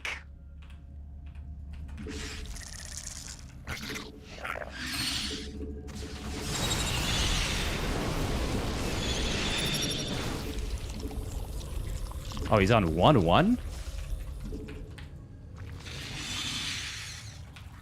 Mutation. We require more Vespine gas.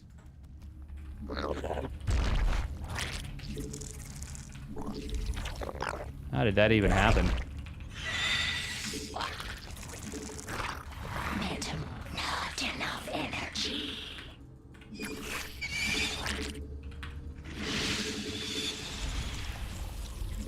Not enough energy. We require more minerals. We require more minerals. Our forces, the Hive cluster is under attack.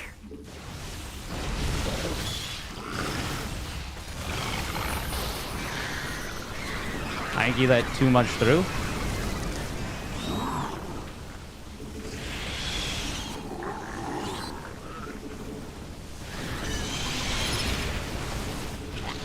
We're gonna lose the base, but I think we're still fine.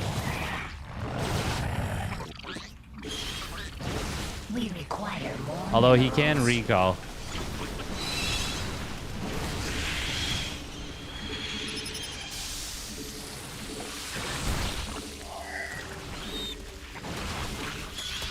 God, this is such a sloppy game from us. But yeah, we got it.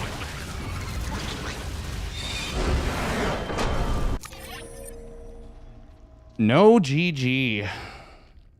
Interesting. Interesting. No, he didn't have a third with this. I was wondering if there might have been a hidden third here. Hidden. But yeah, thank you very much, SC2XXX, for the Prime resub at 30 months. Cheers. No Twilight Council either, which is extremely funny. So he's getting +1 shields. Which, yeah, that's just really, really funny. I handled this very, very poorly at many, many stages. But, I mean, I cannot believe that our opponent had basically the free kill on the third. First of all, pulling these units off is already a bit of a weird call.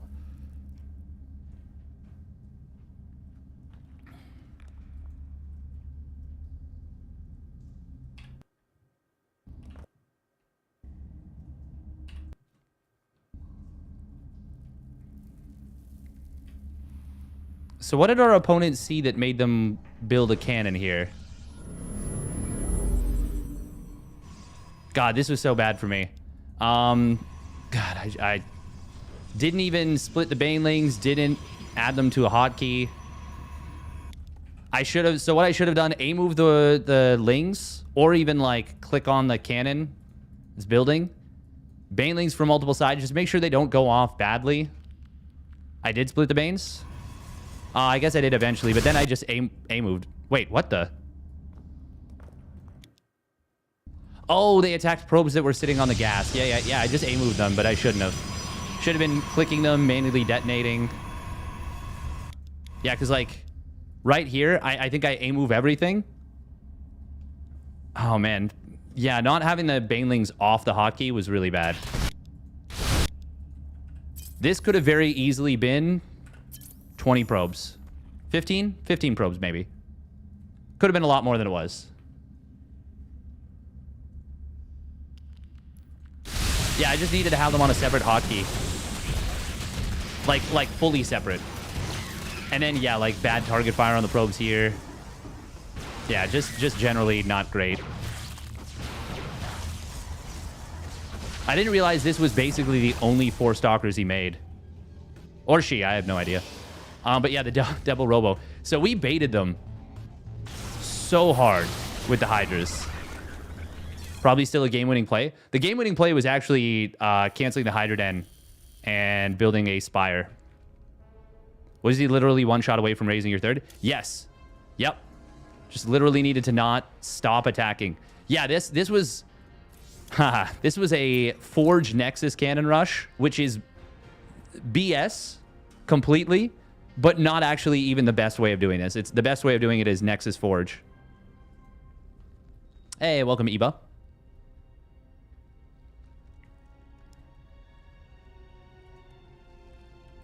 Can I send you something on Discord? Sure. Sure.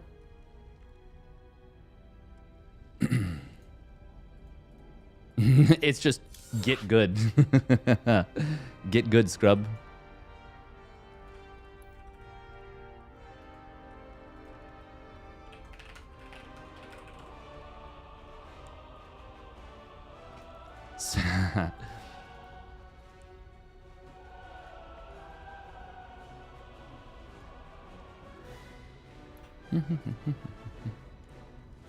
Good guy Eba always asking if it's okay though. All right, we'll try one more. Hopefully we'll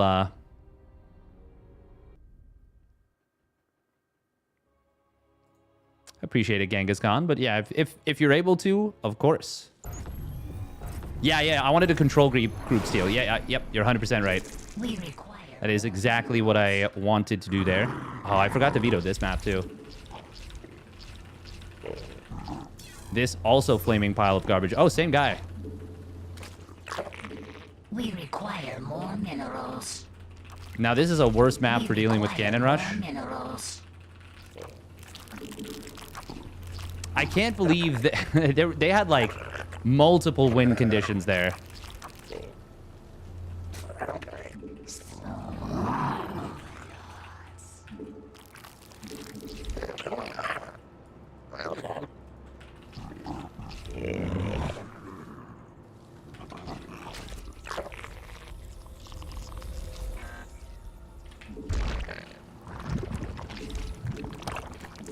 We require more minerals. But to be fair, I mean, so did I.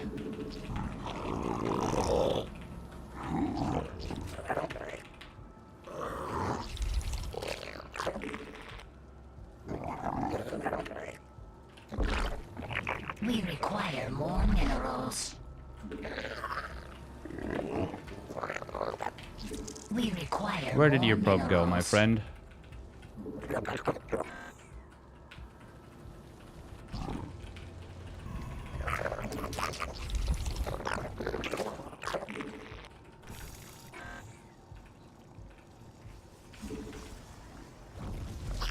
Wow.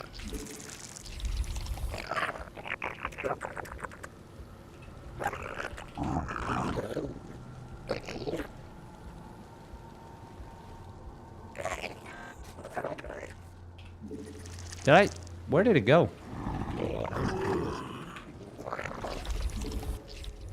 No, you just gave up on it. We Okay. require more minerals.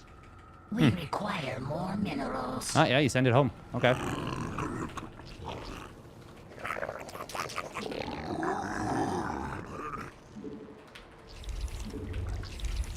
We require more minerals. Man, my mineral count seems very low right now. Oh my god. Oh my god, that's your cybernetic score now? Okay.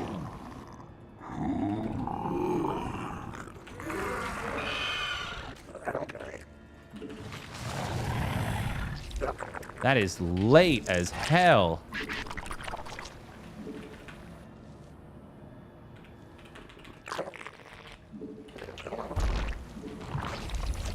We require more minerals. God, we're playing real sloppy. Not enough energy. Oh, we don't need... We have a triple stack. Not enough energy. Increase. We require more minerals. We require more minerals. We require more minerals. We require more minerals.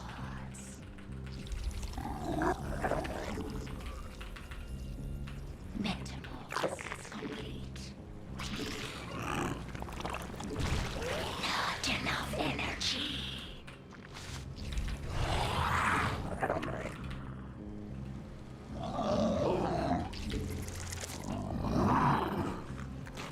In before there's like 6 cannons being built on the high ground.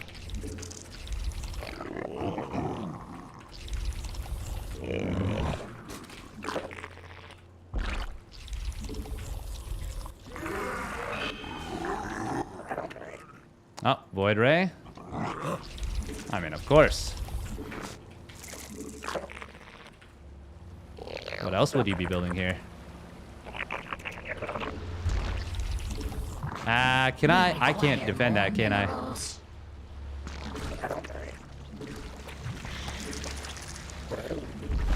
Not enough energy. Surely this is a carrier player. Forces are under attack.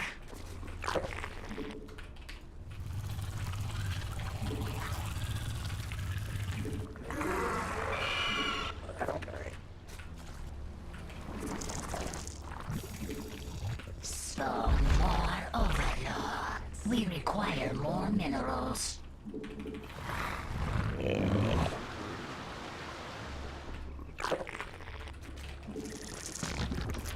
I shouldn't just assume that, to be honest. That's how you end up getting burned. Unacceptable.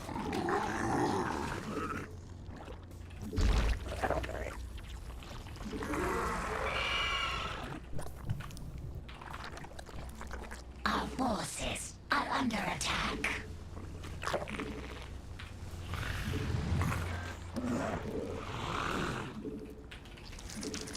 Not enough energy. Ah, there it is. Our drones are under attack.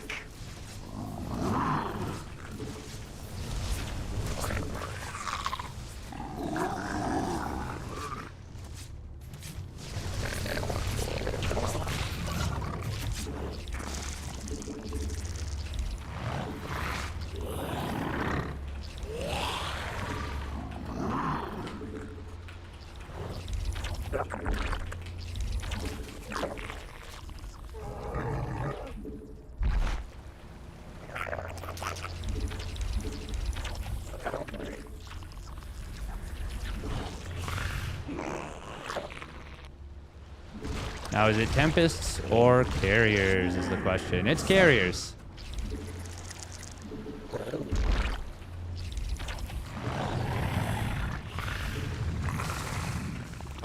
Our forces are under attack.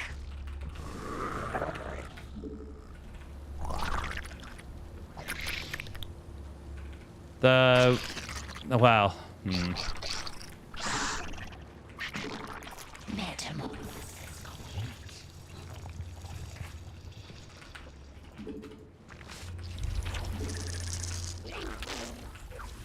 I was gonna say the one good thing is, but it's not actually that great. Unacceptable command. There's less minerals on the back base, but that doesn't matter that much when you are gonna be going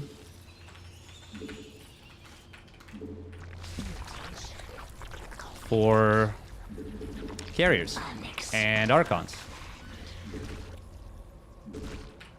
Not enough energy. Mineral field depleted.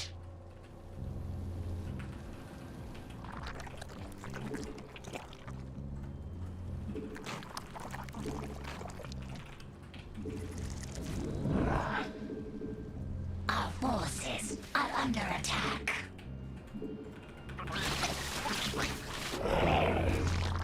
Unacceptable command. I think we might be able to get in there before...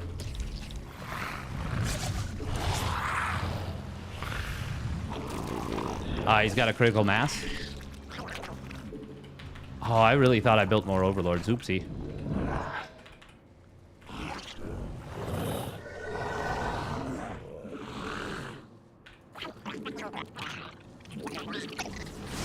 Well,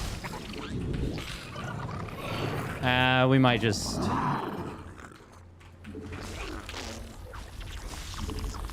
Unacceptable command. We are at maximum supply. I don't want to play this game.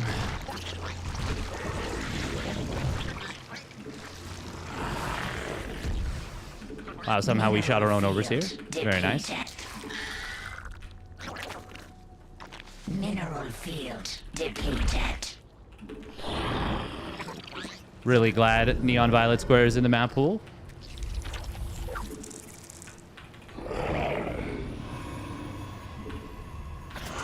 Mineral field depleted. Mutation complete. Well, that's nice. Our forces are under attack.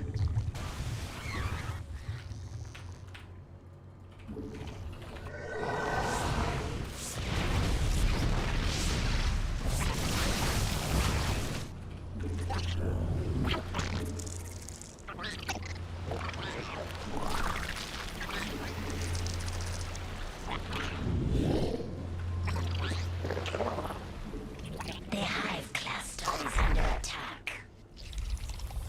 Mutation. Our forces are under attack. Unacceptable command. We are at maximum supply.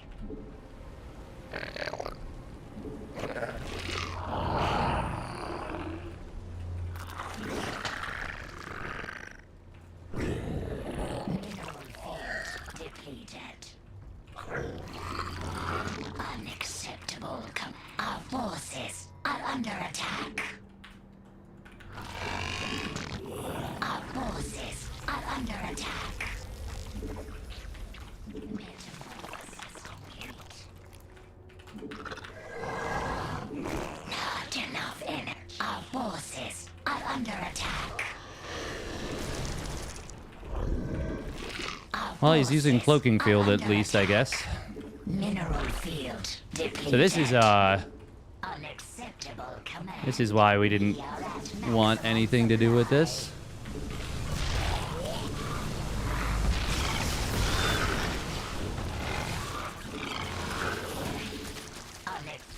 Mineral field depleted.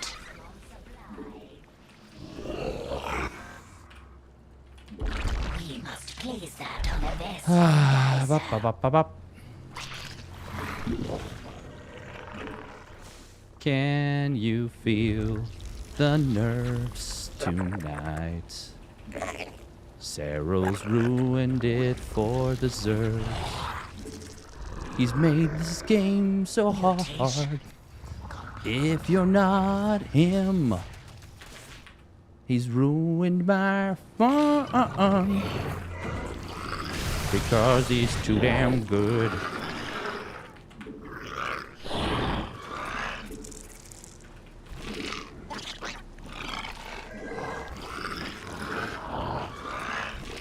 Mineral field depleted.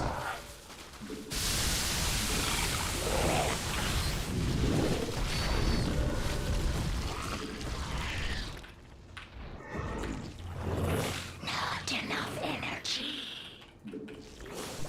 Mineral field depleted. Mutation. Our forces are under attack.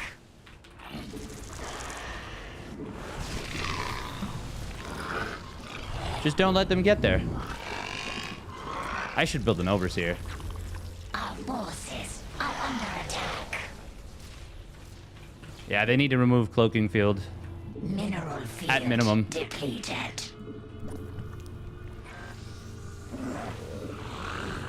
He's just saying that. Forces are under Menacingly.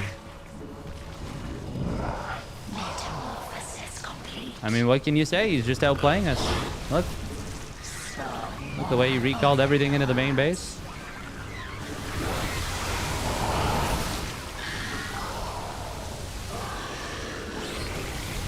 The way he used all those storms. The hive cluster is under attack. We require more Look, SP cloaking gas. field again. Woof. This guy's just better than we are. What can I say? Forces are under attack. You might be looking at this and say, We require more but he didn't do anything, Steadfast. He just sat there. No, no, no. He did so much. He did so much. We require more minerals. Prismatic alignment's probably available again.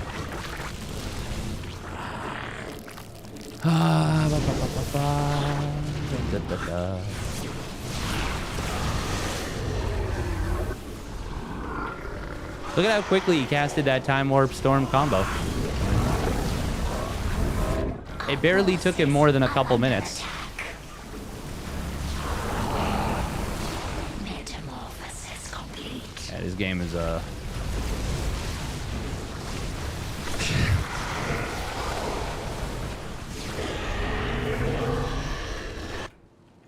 drones are under attack.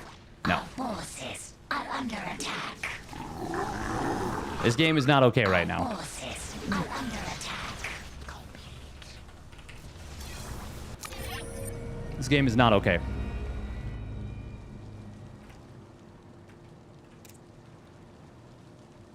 $132 APM. Blazing fast.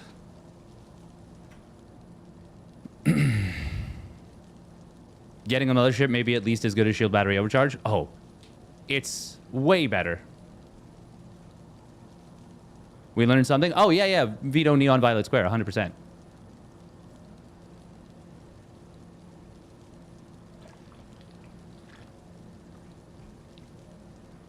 Oh, fuck. Eba just showed us a picture of our MMR when the patch hit. Oh, my God. Or is that... Wait, is... Yeah. Oof. Wouldn't Viper be sick versus Voids? Yeah, 100%. 100%. Yep. Nope, we could have played better. For sure. But, yeah.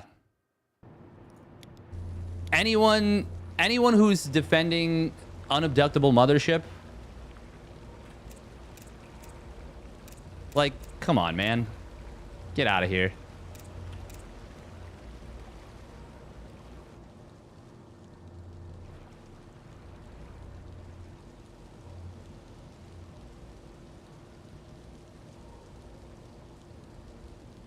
Yeah, it's just not good. It's just not good. Did you try the Infestor Shroud made to combat Sky Toss? That only works if they don't have Storm. And opponent had Storm. Yeah. It's just not... The game is just not fun when that's on the docket.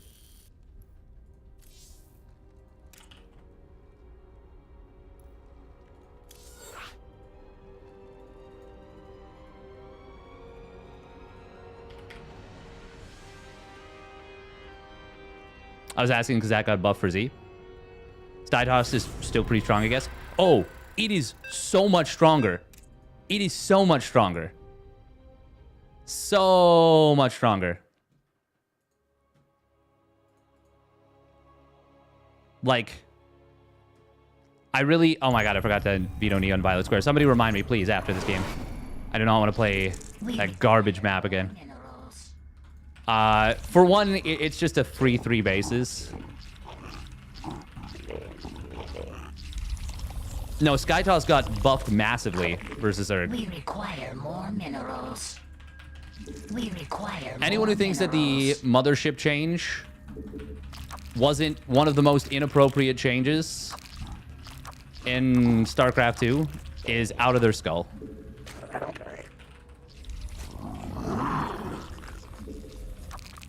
I'm fine with making it more difficult to abduct the mothership, but you need an answer to it.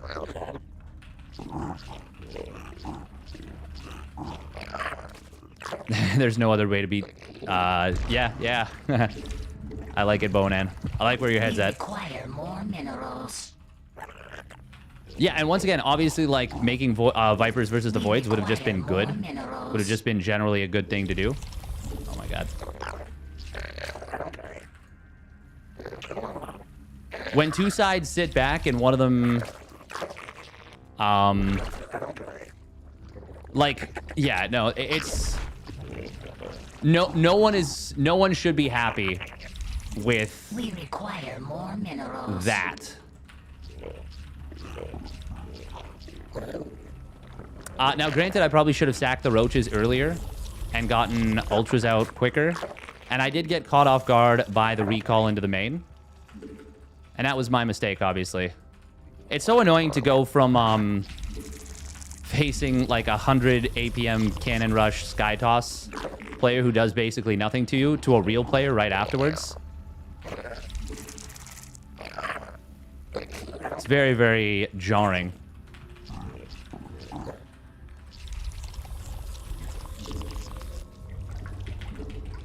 We require more minerals. God, that extra cost, I really feel it. The extra cost of the queen. We require Oh, we more almost got minerals. okay, Chrono.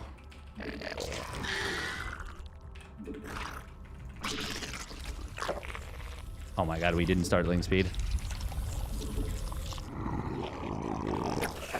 Yeah, like, that shit is just a joke. It's a bad joke. We require more Vespine gas. We must place that on creep. We require Once again, more a lot of things I minerals. can do better. But you shouldn't be able to play like that and win games.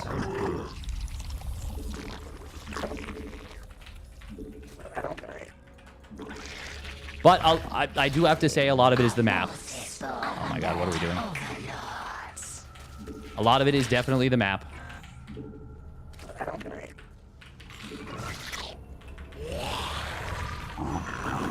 Spawn more overlords.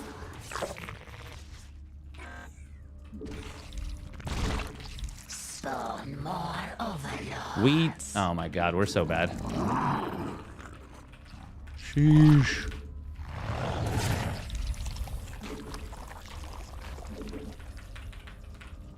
We require more Vespine gas.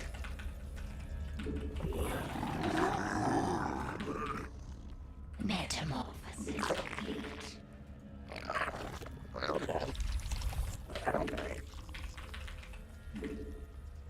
Unacceptable. We must place that on creep.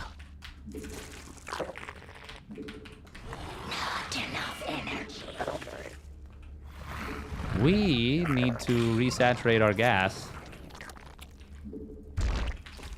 Also, maybe spend our money? Question mark? Oh, well, that's real bad for us. Are we just dead? More minerals. Yeah, probably. We have to really hope it's DTs. Could have stayed on top of the prism as well.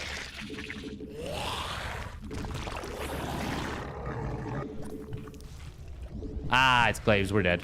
Spawn more overlords.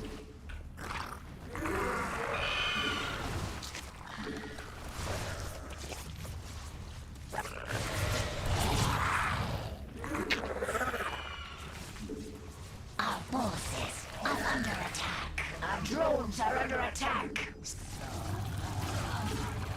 We require more Vespine gas. Okay, prism.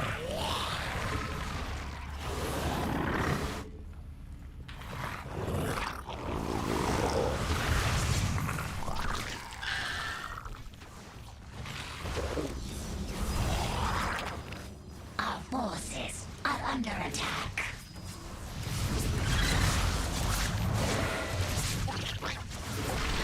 Our drones are under attack. Our forces are Wait, under are attack. we... Are we gonna actually defend us? The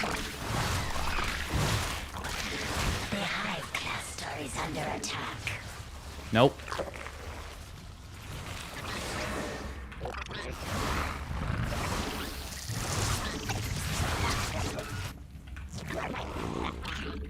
Our forces are under attack. Actually? Yes? Wow.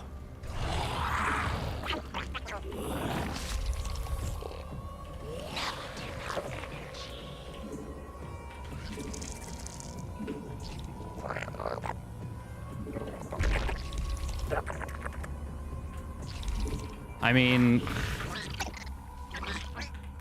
I'm pretty sure we're still dead.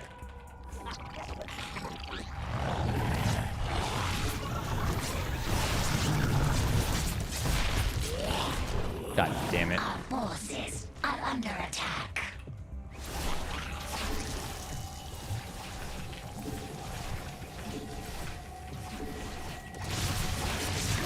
Oh my god. Oh my god, he didn't see it! Really? Forces are under attack. Hello?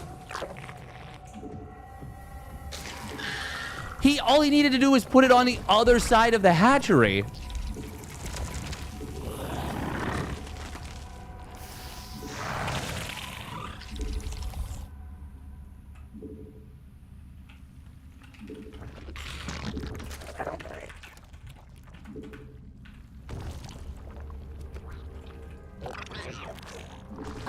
Wow, that's minus 1,000 minerals for him, no? Our forces are under attack. Spawn more overlords.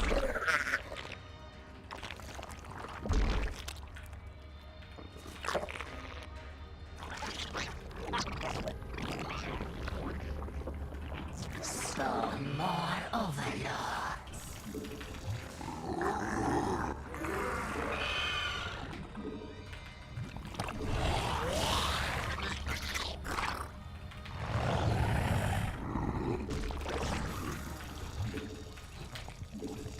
Even now, I'm pretty sure I'm still dead. But... what the hell? We must place our forces are under attack. Oh, yeah. The hive cluster is under attack. The hive cluster is under attack.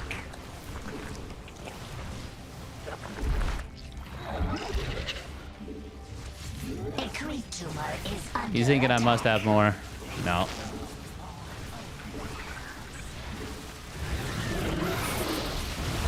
What are we waiting for with the force fields? There we go. Our forces are under attack.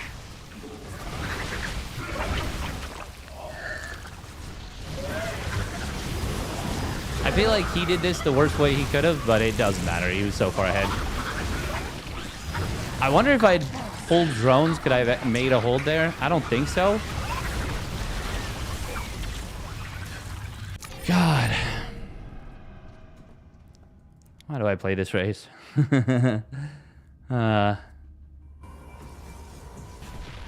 I can't believe this. I actually cannot believe this.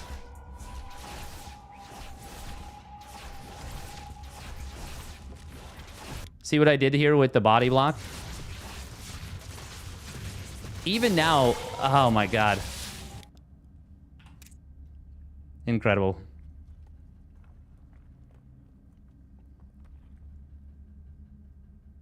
Early warp gate research coupled with fast gateway production equals 2 base all in, no?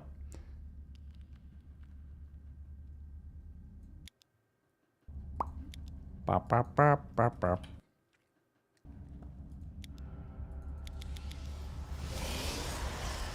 Yeah, usually the fast warp gate. I legit wasn't even paying attention. Too slow. For some reason, the second gateway felt late. Did he build the first extra gateway in the main?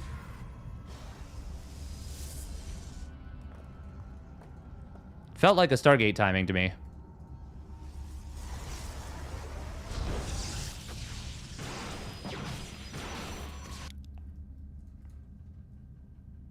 This didn't feel very fast.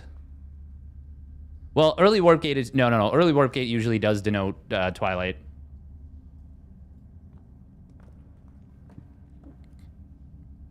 Four-minute Roach Warren is the timing? Well, usually 3:30 actually against this in a perfect world. Well, I mean, it depends. It depends who you ask. I mean, honestly, I'm just not very good in general, but also not very good against this style of stuff. But also, we got supply blocked at 36 for no reason.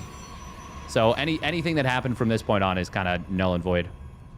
You can't rely... I mean, you cannot... Like, he has a stalker. What am I going to do against the stalker? You can't get in for a reliable scout. Oh, he was like 5k. Okay. What is your off race? Zerg. You've seen it. You know it's not good enough to be a main race.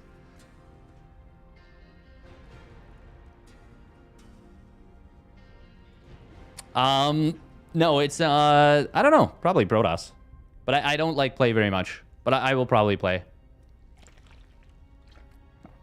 ZVP tough as always. What is your second off race? Still Zerg. Still Zerg. Air toss is the reward for not losing in the early game.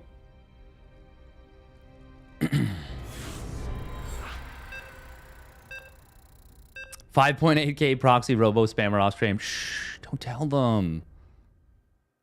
Don't tell them. Interesting.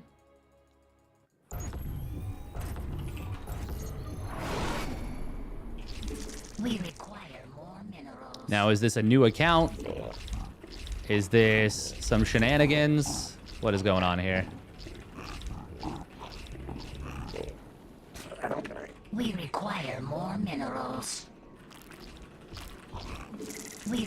We are playing on EU, so I already have ping as an excuse. So even when I make bad decisions, you can always rely on ping. And also the sun is in my eyes, even though I'm in a room with no windows. Also, I didn't sleep well. What else?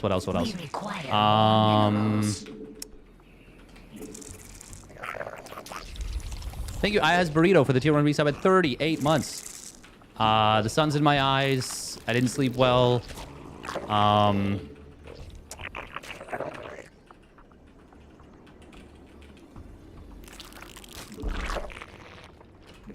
My sciatica's acting up. Oh, mouse battery died. Yep. It's a wired mouse, but my mouse battery died.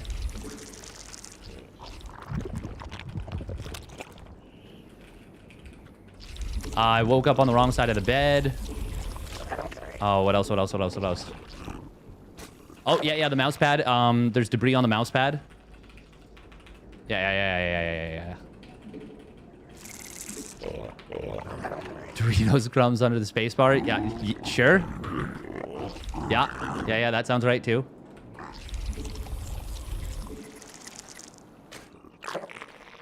Excuse me. I'm just going to attack your SCV if you do that again. Our forces are under attack.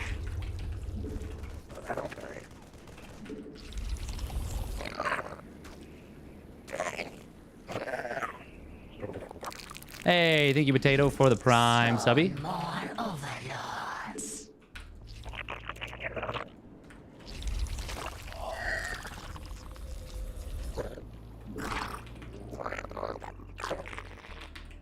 So, because it's... We require more minerals. Is it a late command center?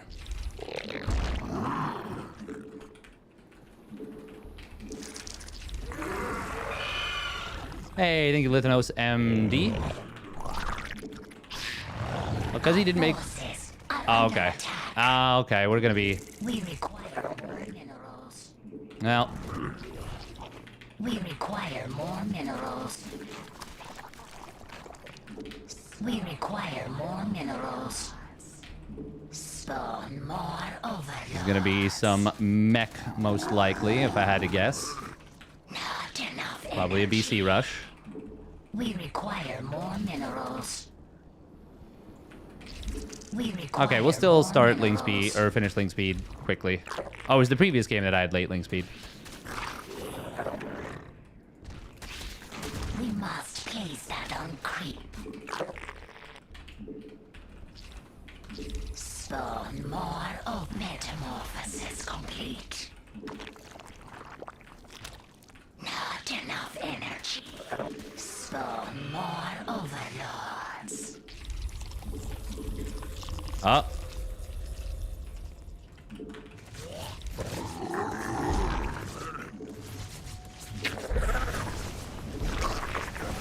Cool. I just created a hallway for them to die in. Nice.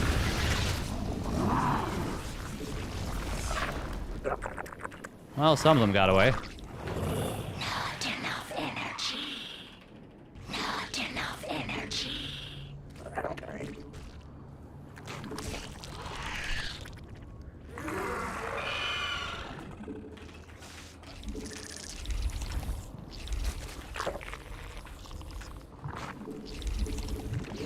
We must place that on creep.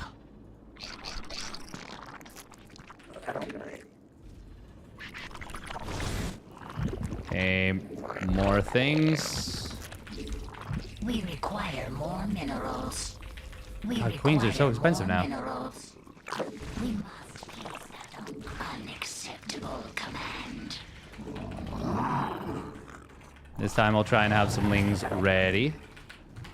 Honestly, that body block was very... Or that... Not body block. That just block was very nice. I gotta give myself a pat on the back for that one.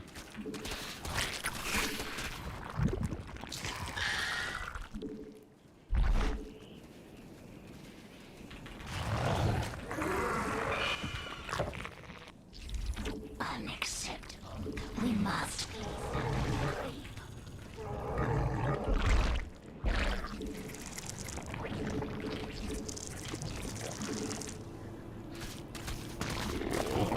We require more Vespine gas. Our drones are under attack. I didn't hear the click.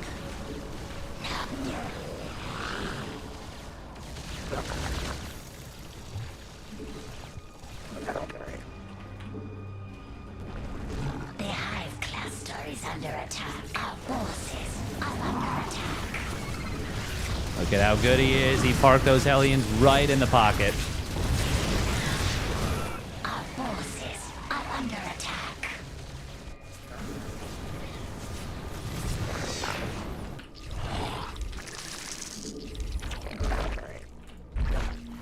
Our forces are under attack.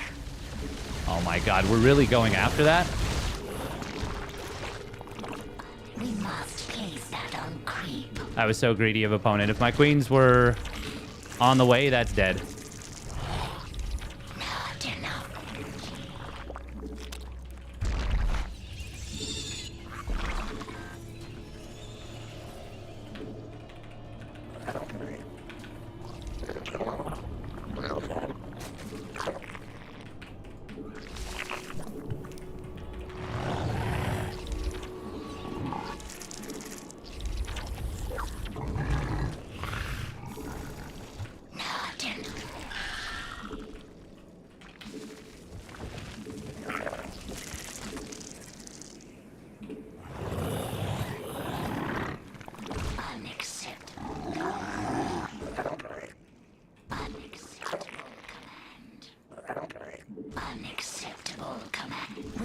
Okay, so, oh, I gotta be careful that I don't heal these.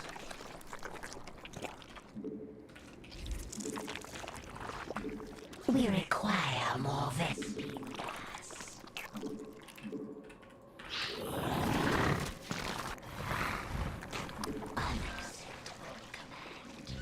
Oh my god, I healed them.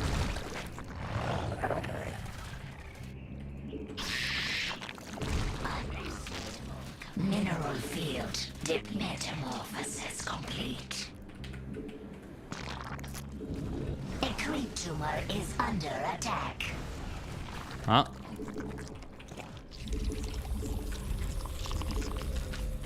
Oh my god, these injects. Not enough energy. Our drones are under attack. Air quotes on that one for sure. Cluster is under attack. This is a pretty bizarre push.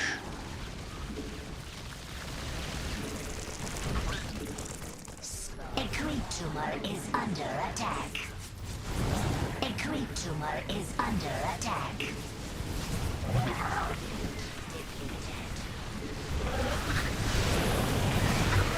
Mutation complete. Mutation. Our forces are under attack.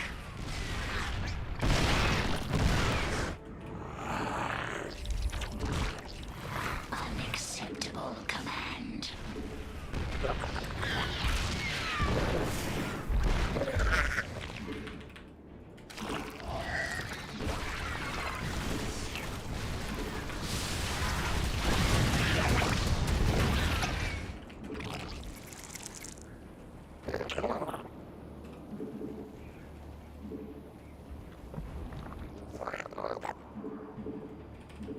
Our forces are under attack. All right, spend money, spend money.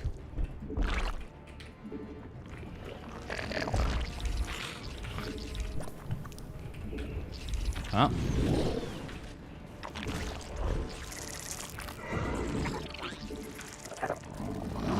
We must place that on a Vespine geyser. We must place that on creep. That's kind of a cool push, I'm not gonna lie.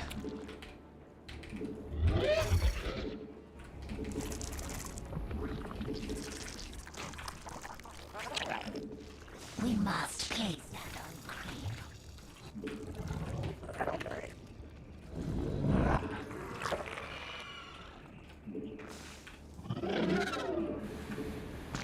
Unacceptable command. It fakes like a huge BC play and then We must place that on creep.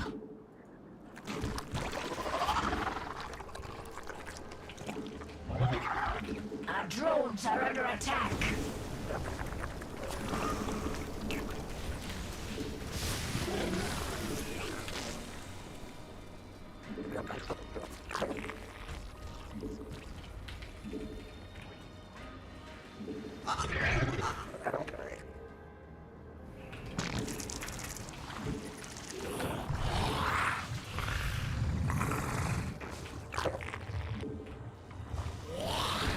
Mutation complete. We must place that on creep. We must. Mutation complete. We must place that on creep. Mineral field depleted.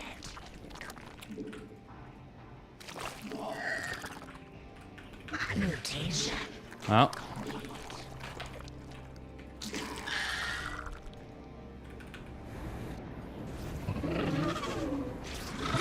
Mineral field depleted. Mineral field depleted. Our forces are under attack. Mutation. Mineral field depleted.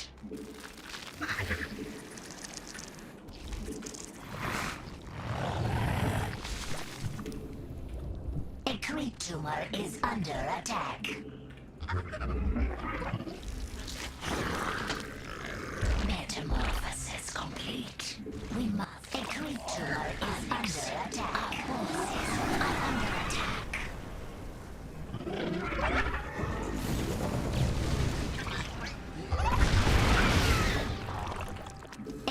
tumor is under attack. The hive cluster is under attack. Mineral field depleted. Our forces are under attack.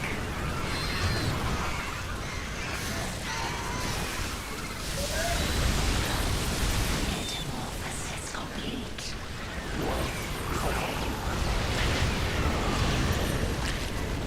Metamorphosis complete.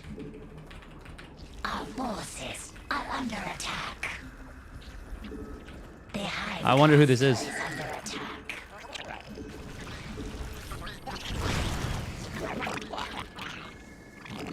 I'm just got a hunch that they might not be diamond. Complete.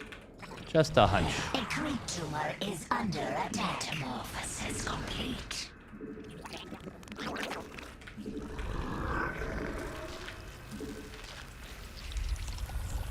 A creep tumor is under attack.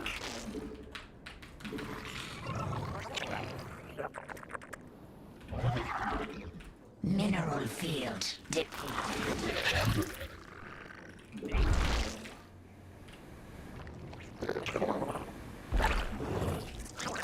Mineral field depleted.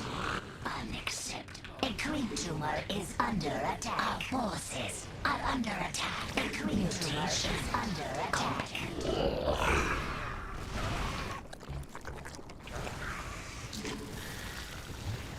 Not enough energy. Our forces are under attack. Mutation complete. Our forces are under attack. Yeah.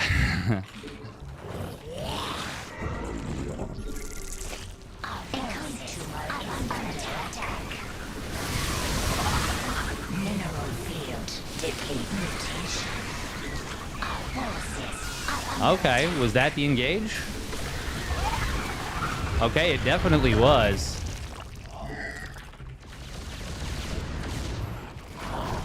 Wow. mineral field depleted. Now, if we didn't take such a walloping in terms of economy before this, and he also didn't have a planetary fortress to fall back on, Mineral we might have been able to get something done here.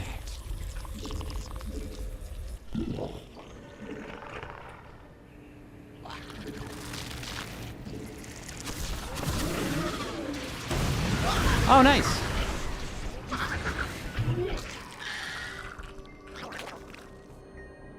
A little bit of mech player reaction time. Hey.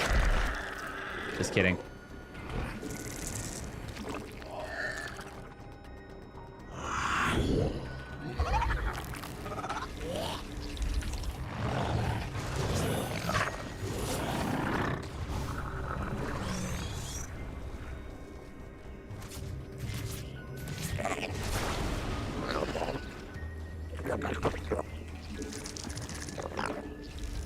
A creep tumor is under attack. I totally respect mech players. A creep tumor is under attack. Command. We are at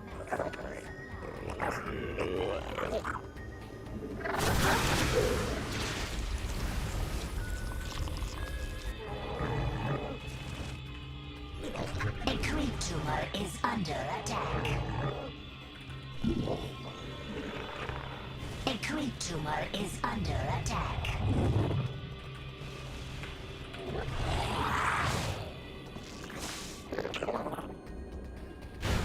Their forces are under attack.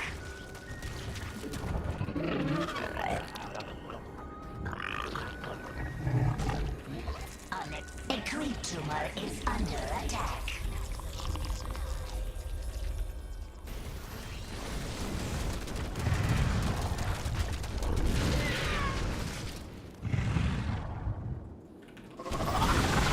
Mineral field. The hive cluster is under attack.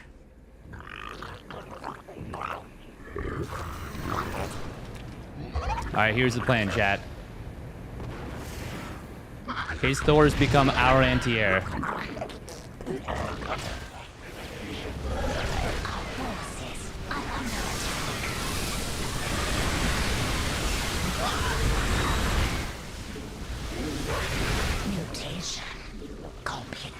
Oh, I still... Come on. Can we just kill that BC, please?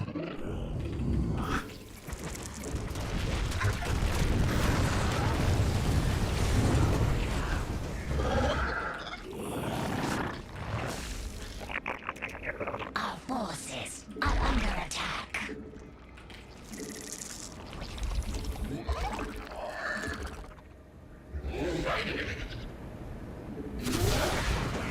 Mineral field depleted. Well, the biles missed, but...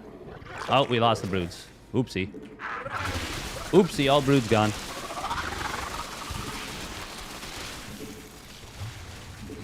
Oh.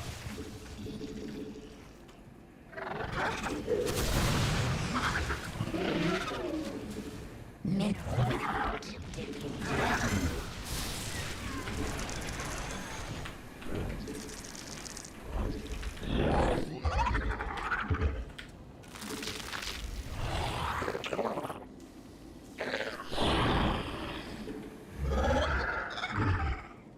I gotta say, I'm pretty impressed that I've managed to remain relatively unflustered. Our forces are under attack. Oh, cool. Okay, well, that didn't last long.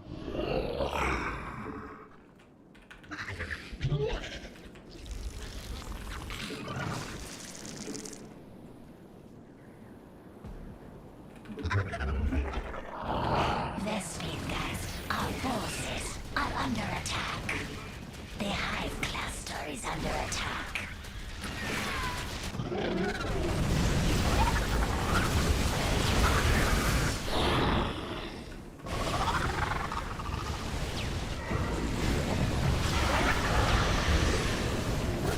This mineral field. Doink. Our forces are under attack.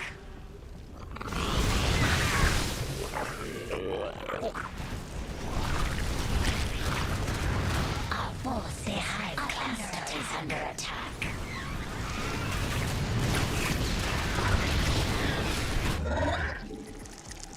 Our forces are under attack. Oh, we need those neurals to go off big time. Mineral field depleted.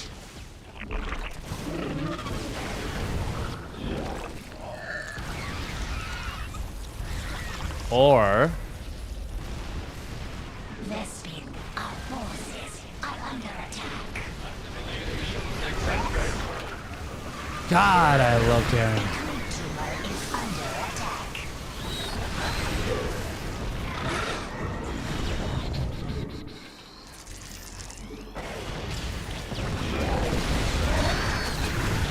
Our forces mineral field depleted.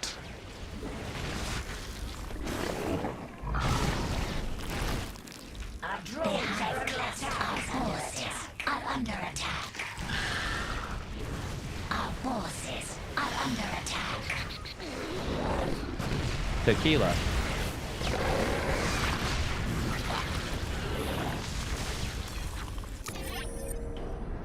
Oh.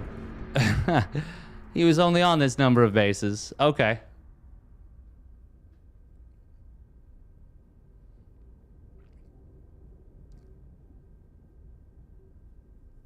Oh. Well. What can you do?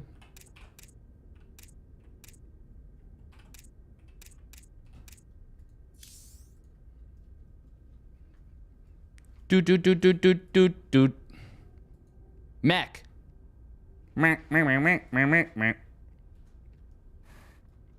Why? What was this doing here?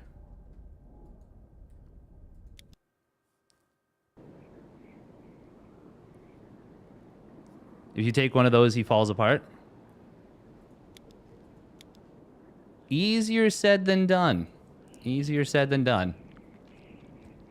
I've always been quite bad against mech, but I do think I played better this game after the early stages, but when you're behind, it's really tough to win.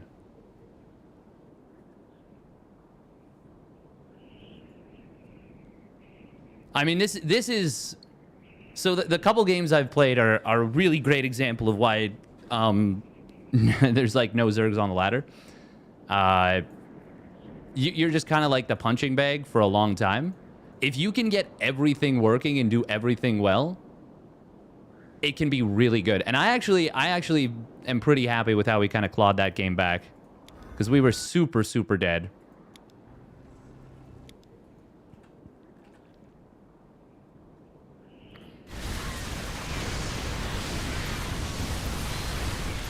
Let's see this engagement.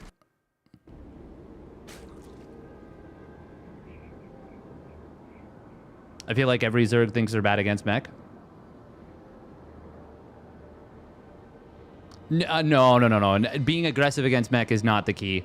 No, you just need to do... You just need to put all the pieces together. There's... No, being aggressive against mech isn't inherently what you need to do. You just need to take... So you need to take really good engagements. You need to spread creep. You need to inject perfectly.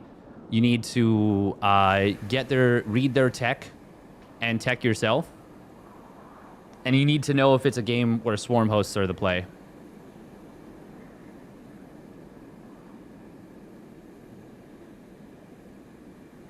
But you don't actually have to be aggressive against mech. In fact, in most cases, it's worse. Because a lot of times you're attacking into an entrenched position. Because sensor towers let them see the attack coming, because scans can spot out your army. That's not to say you should never attack, but you need to make sure that your attacks make sense and that you're attacking in a position where they're not. Which is really, really difficult to find. Really, really difficult to find. When swarm host against turtle style, not necessarily against turtle style, although that can be good, but usually you need to... So if you're dark, you just make them work always. You just always make them work because you're just goated. But usually when their Hellion count or Hellbat count is low, that's when swarm hosts can really work against the main army. They're good if you have the speed and APM for it.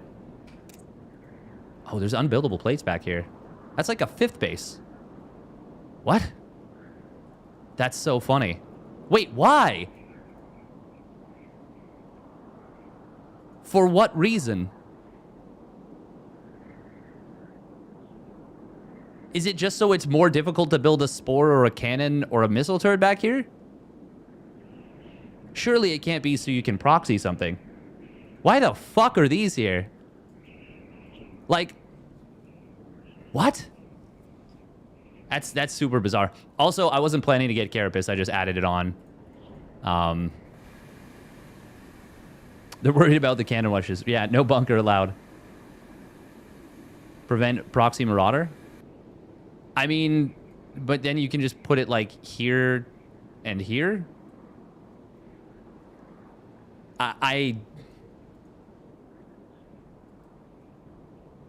Is it only... God, that's so stupid.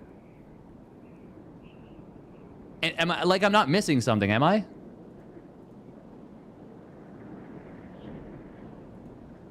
Does this somehow make the geyser work? Would the geyser... Is the geyser blocked if it...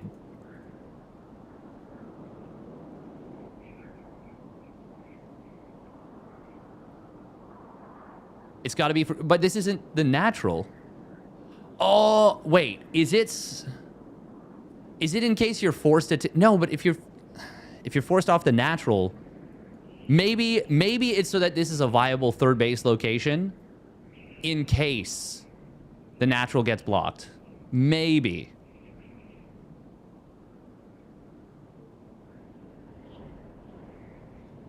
No, that's the thing is I mean, it's a valid... Like, when nothing makes sense, any theory can be potentially it. That's how brainstorming works. Even if you have a bad idea, it's not always a bad idea.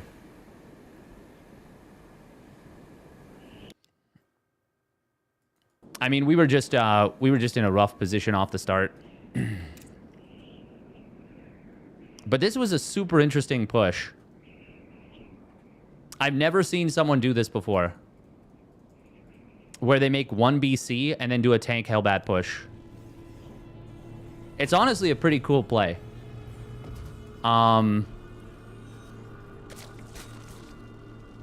Now, the funky thing about this is that if I build, like, any number of mutas, I feel like this kind of shuts this attack down. Because it is just tanks. Or, well, just tanks in the BC. Like, the BC is obviously going to be good at anti-air, but it's just not enough. Also, the fact that I saved these rocks is so funny.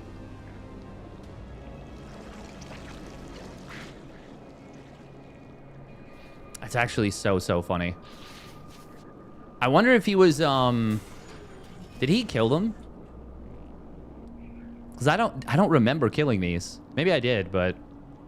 Oh, it's because it was off creep. Ah, right. He cleared the creep tumors. Yeah, this was really funky to see because... Yeah, really interesting push. Oh my god. Maybe this guy... Was this guy actually diamond? That orbital command energy is insanely high. But if you're... No, surely... No. This guy can't have been diamond. I don't buy it.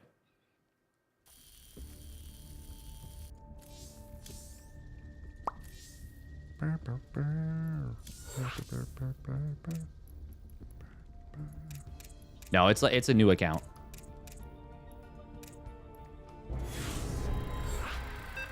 Or maybe they're Masters 3? I don't know. Diamond Tees don't play like that? Yeah, I don't think so. I don't think so.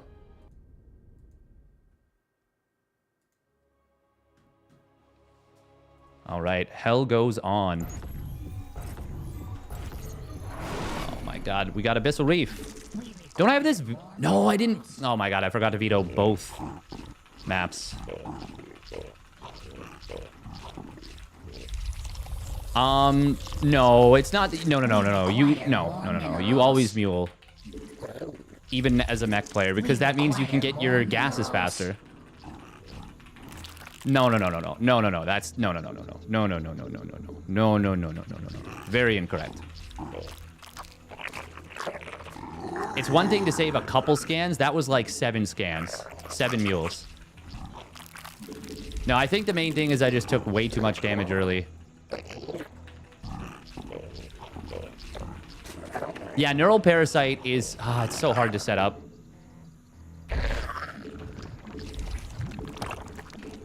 We require When it works, oh baby, can it ever blaze a trail? minerals. Just call it a no veto challenge. I mean, I've been living the no veto life my whole life.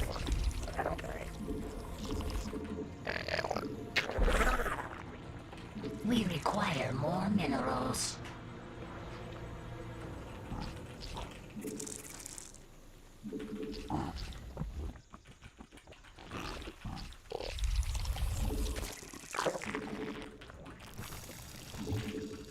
Oh my god, so bad. Get in there.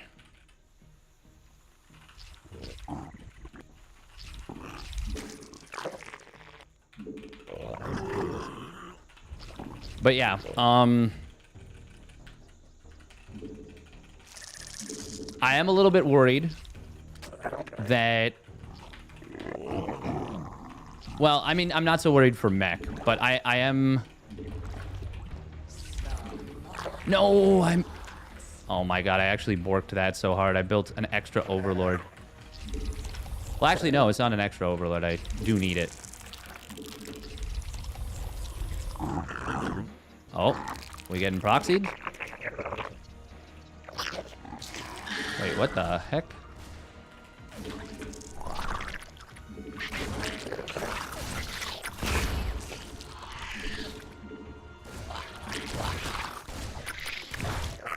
Cool.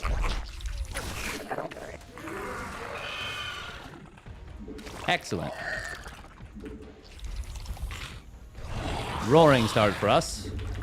Minus 2 lings, minus drone. And we went up to 6 lings. The hive cluster is under attack. But where is his expansion? We require Are we just more getting all minerals. in? Like, what is happening right now?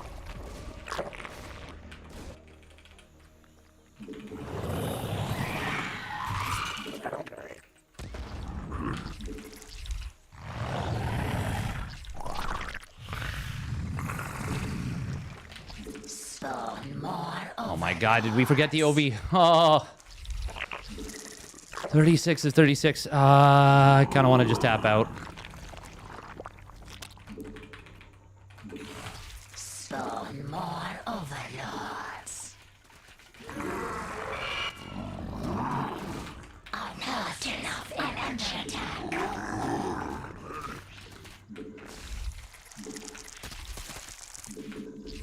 Our forces are under attack. Unacceptable command. Why are people playing like this?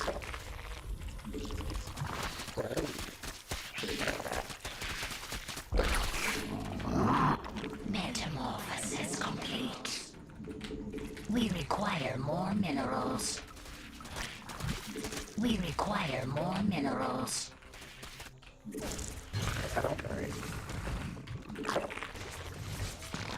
Oh my god, he actually got it. Are you kidding me? We must place not enough energy. Spawn more. We must. Well, with him going Cyclone, I can play a greedier opener. Spawn In theory, if I didn't get supply blocked into goddamn oblivion. overlords. I'm just holding... I'm being stubborn. I'm just holding down the D key until that comes off cooldown. We must place that on creep.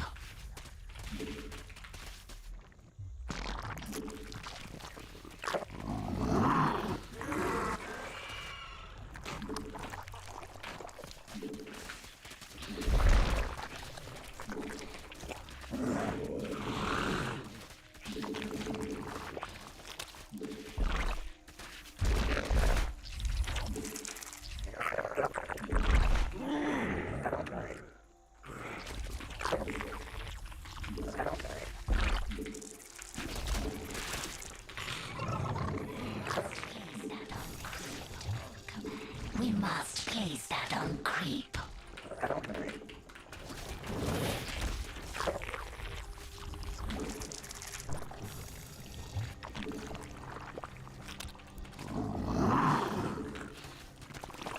We require We're really steam gas. expecting this to be mech right now.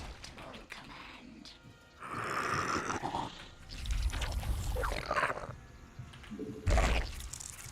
Oh, what am I doing? I take this at the front. Our forces are under attack. Yep.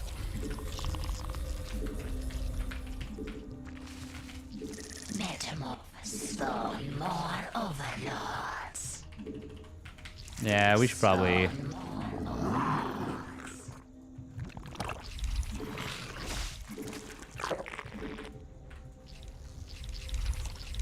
Not enough. Not enough energy.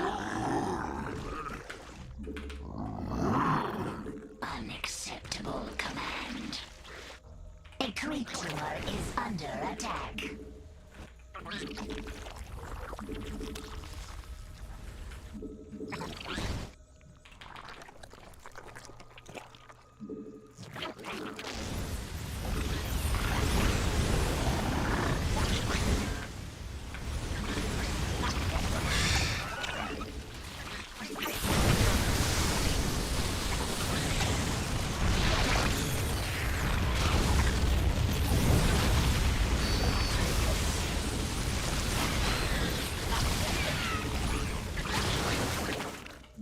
Metamorphosis complete.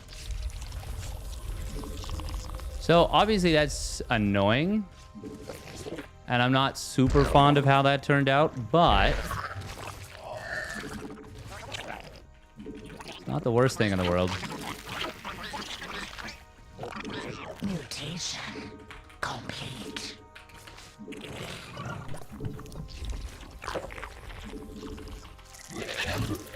Our forces are under attack.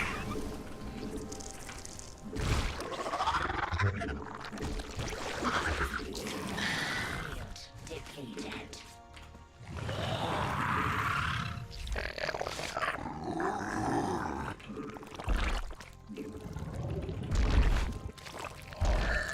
Let's clear this scouting racks.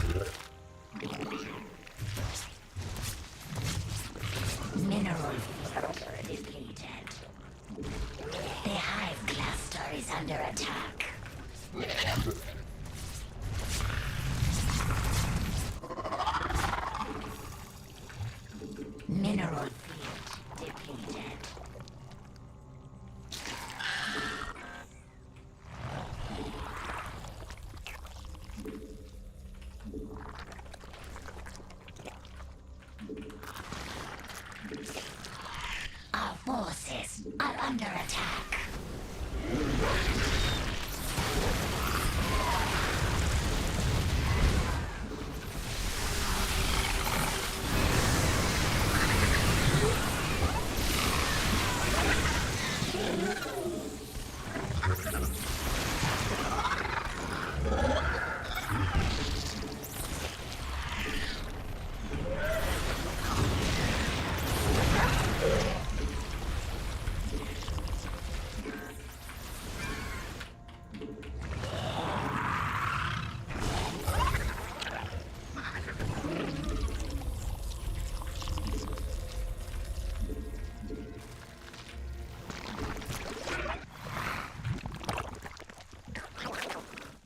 Can we hotkey? Thank you.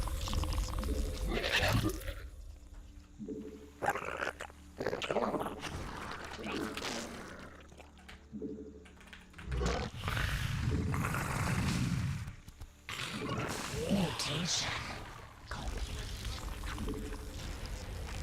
We require. I think our hive was like perfectly timed there. We must. I didn't even realize that was. We must place. I forgot I took that base, honestly.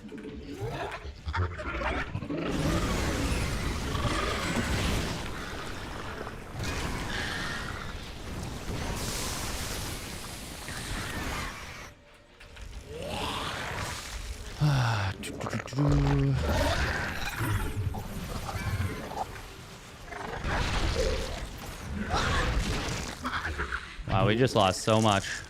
A creep tumor is under attack. God, cyclones are jacked again.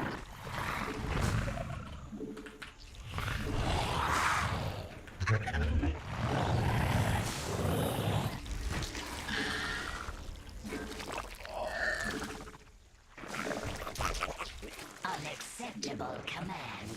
We are at maximum supply. Mineral field depleted. A creep tumor is under mineral field depleted. Not enough energy. Mineral. A creep tumor is under attack. We must place that on. Our forces are under attack. Metamorphosis. No, you're supposed to overextend. So I can catch all your cyclones and win. Depleted. Somebody didn't tell this guy about the script. A creep tumor is under attack. 2 Ravagers for a tank. Not great.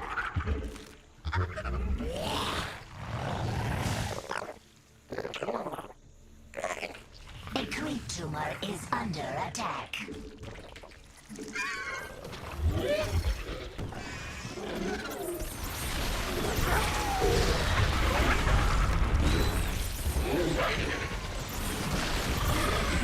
God, that's annoying.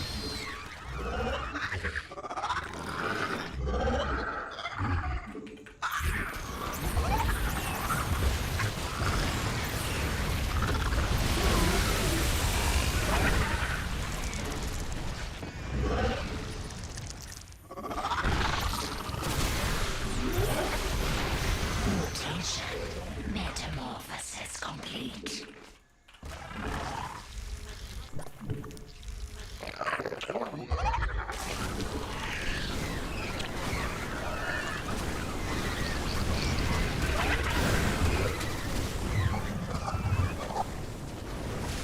Mineral field depleted.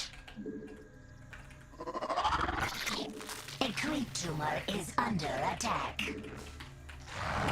A creep tumor is under attack. Mineral field depleted. On this map, I would love to be more aggressive, by the way, than I'm being, but the fact is, mech on Abyssal Are under attack. is not so fun to go up against. Oh, we lost high ground vision.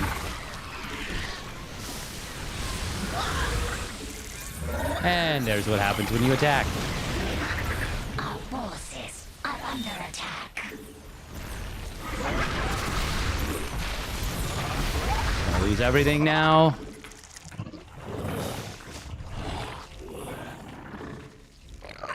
I am vetoing this goddamn garbage map. Legit one of the worst maps ever made. Legit. One of the worst maps ever made. We must place them. Not enough energy. A creep tumor is under attack.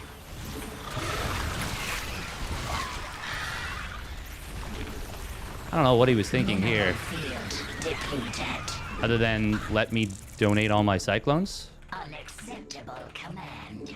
We are at maximum supply. Did we perhaps bait him into it with our bad move?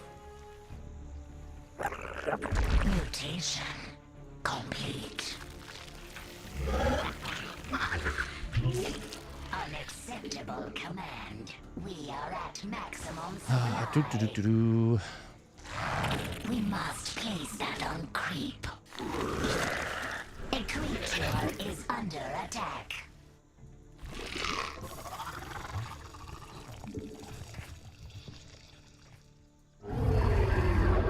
A creep tumor is under attack. Unacceptable command. Our forces are under attack. Our forces are under attack on creep.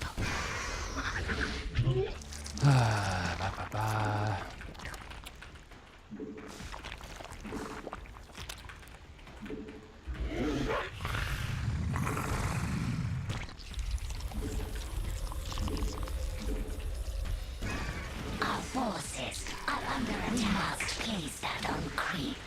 Our forces are under attack. We must place that on creep. Mineral field depleted. Man just wants to make battle mech.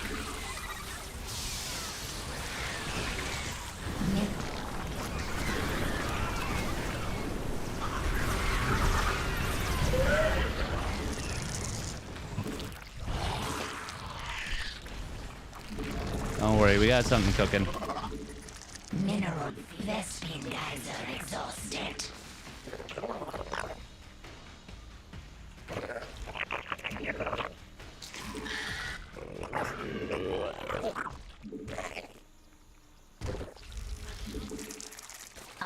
Mineral field depleted. You might be wondering, why am I not making infestors? Unacceptable command.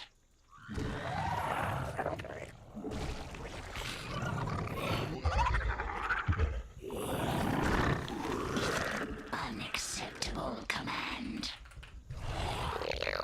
Metamorphosis complete. Unacceptable command. We are at maximum supply.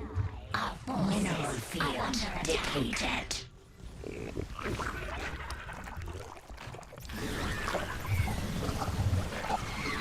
There we go. Mineral field. Not enough energy. Is that enough for me to legit counter push right now? Metamorphosis complete. It fucking better be.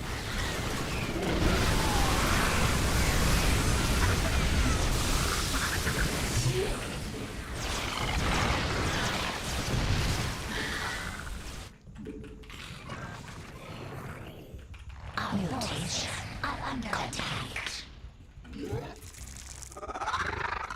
Oh my god, he's still got bases for days. Field depleted. Sometimes it's better to not build a tech for a little while, so that your opponent doesn't expect it, and you can pop it out at a really opportune moment.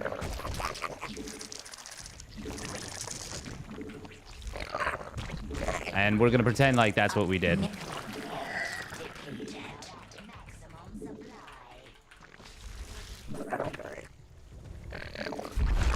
Yeah. Yeah, we're super smart. We're definitely not just bad at the game and didn't think about it. Unironically, what I'm saying is actually true, but that's not what happened here.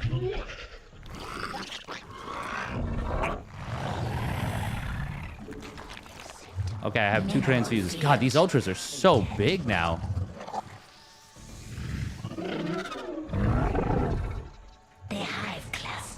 under attack.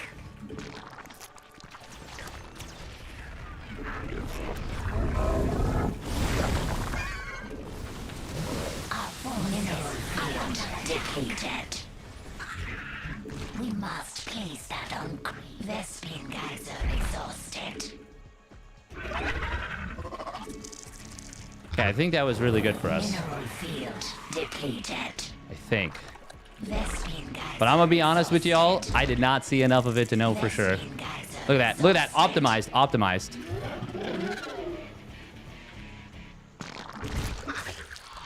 We must place that on creep. A creep tumor is under attack.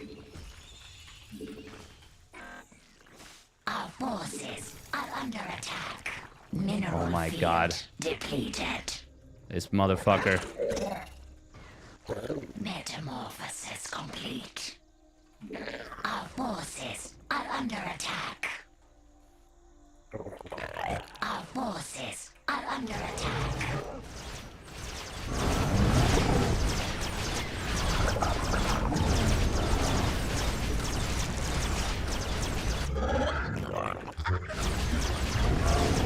Really? Mineral field. Our forces are under attack.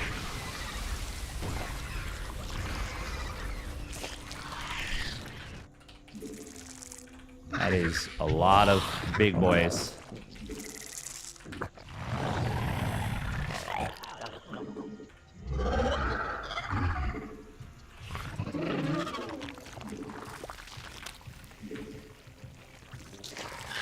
A creep tumor is under attack. Mineral field. A creep tumor is under attack. Unacceptable. Mutate. No.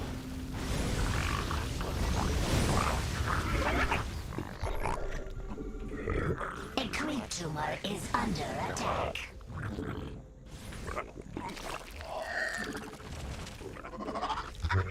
A creep tumor is under attack. Our forces are under attack. Our forces are under attack.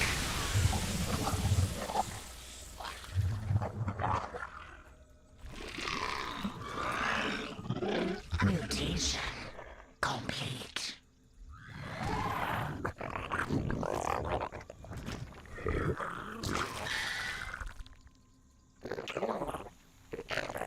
Our forces mineral are under attack. A creep tumor is under attack.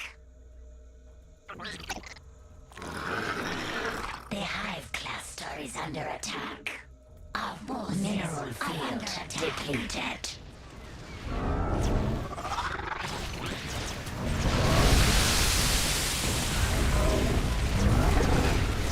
Our drones are under attack. Forces are under attack. Our forces are under attack. If we don't win this engagement, Mineral field. Their speed guys are exhausted. Our drones are under attack. The high mineral field depleted. we got scammed so hard there. Our forces are under attack. A creep tumor Is this enough under lanes? I think it attack. is, actually. Their speed guys are exhausted. Unacceptable command. We are at maximum. The hive cluster is under attack. Our force, the hive cluster is under attack. So even though we didn't win right there, Unacceptable command. I think we've put ourselves into a game-winning position. Supply. Forgot about this army. That's fantastic. Under attack. Our forces are under attack.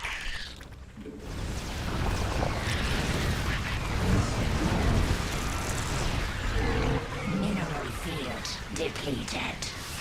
Yeah, we got him.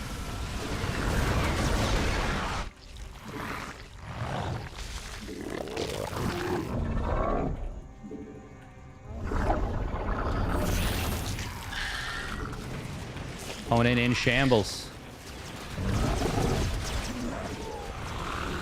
Behold my beefy ultralists. Our forces are under attack. They're beefcakes.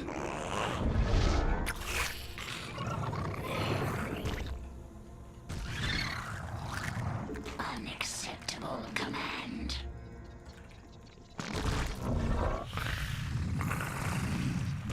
Our forces are under attack. We must place that on creep. We must place that on creep. All right, we gotta send these bad boys. Was that the right number? I'm not sure. Unacceptable command. We are at maximum supply. The hive cluster is under attack.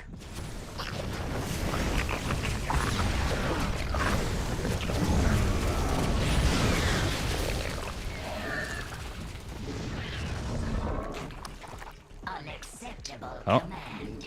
We are at maximum supply. Mutation. Mineral field depleted. Look at that. Mineral field depleted. Not enough energy. A creep tumor is under attack.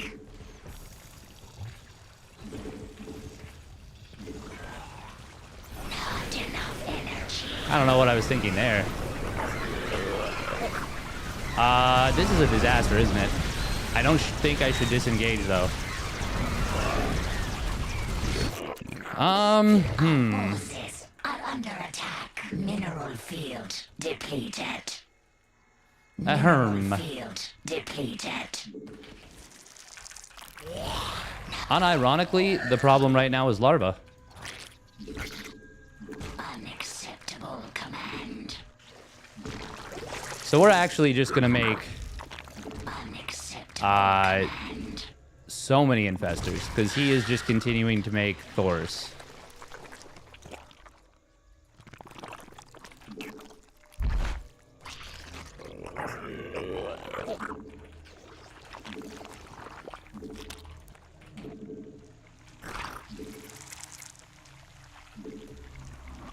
Spawn more overlords. Our forces are under attack.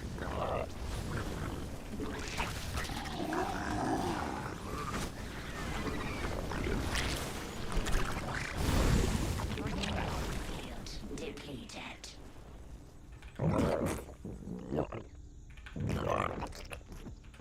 Our forces are under attack.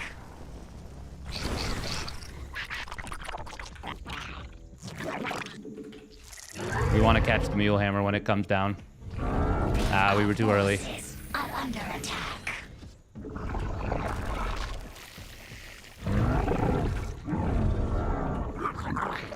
Mineral field. Our forces are under attack. How does this... Oh my god, we actually get cooked. Okay, what about these?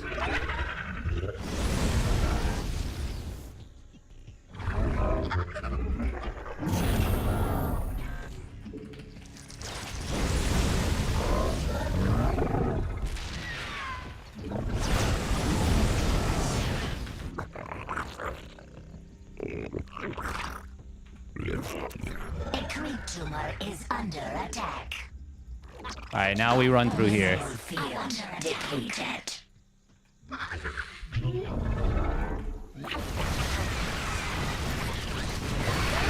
Wow, he's still got a bunch of tanks here.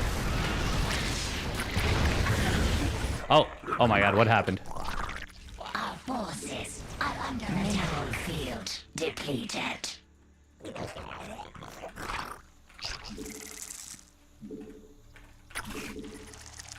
We may have oopsied there.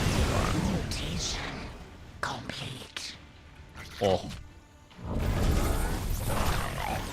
The hive cluster is under attack. Our forces are under attack.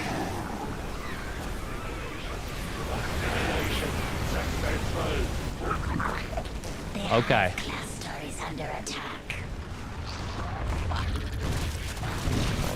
We still have more.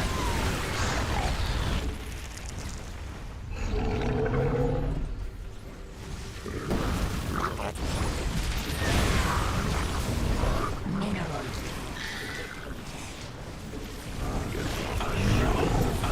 Our drones are under attack.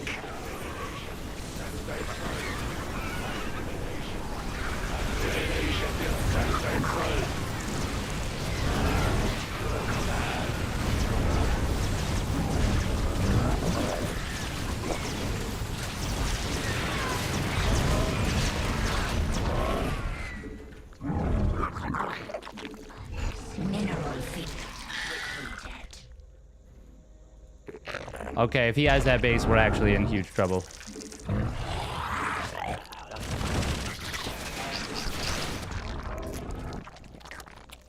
Oh my god. Our forces are under attack.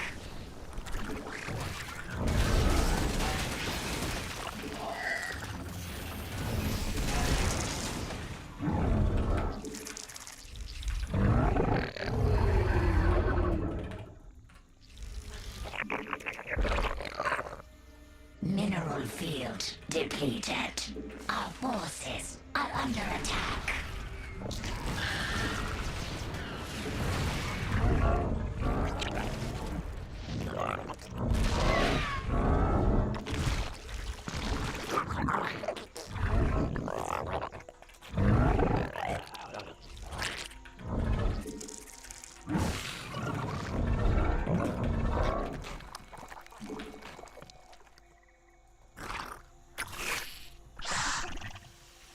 God, Neil Hammer's so fun. Mineral field depleted.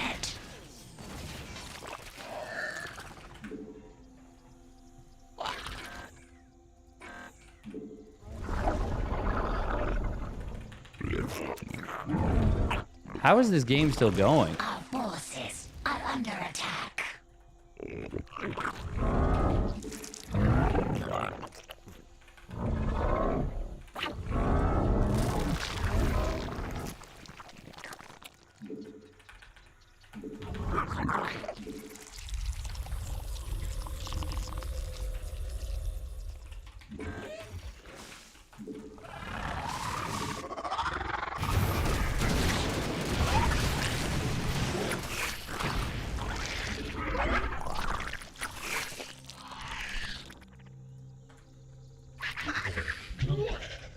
Oh.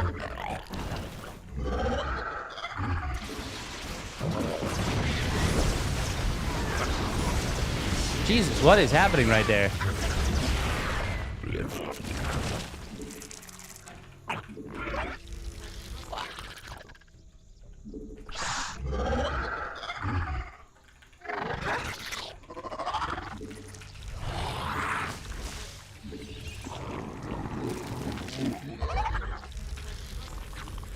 Our forces Okay. are under attack.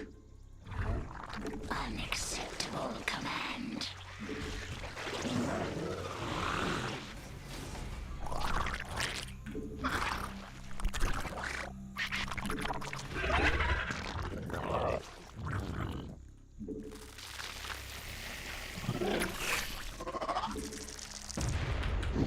Oh my god, traitor infestor.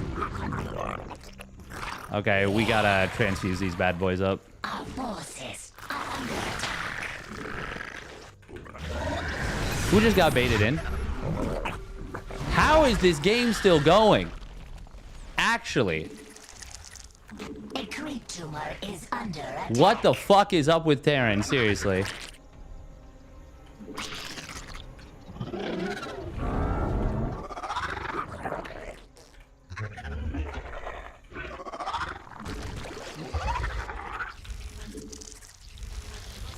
Our drones are under attack.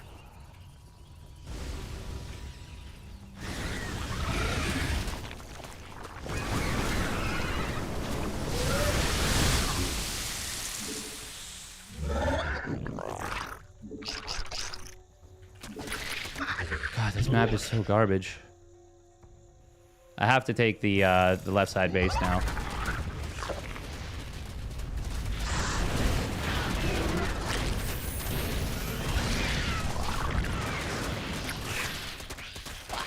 A creep tumor is under attack. Our drones are under attack.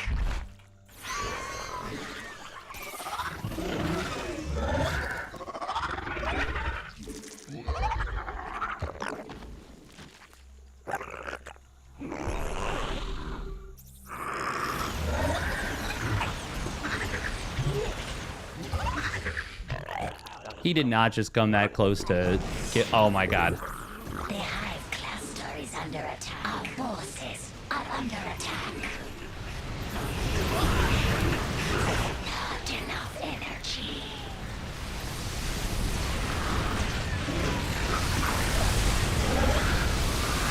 Get a move, idiot. Maybe?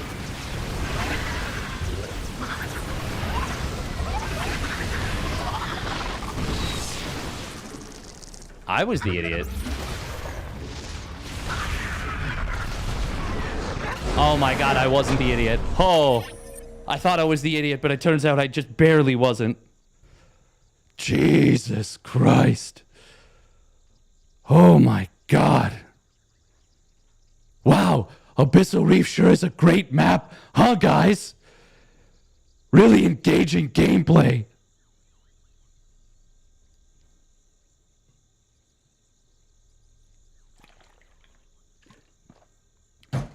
I love Abyssal Reef. Such a good map. Anyone else getting frame drops? I mean, it might have been me smacking the table. Veto your maps. Yes, please. Thank you. Shouldn't be any... No, we're not dropping any frames. Oh, my God. That was a good game. It was a good game.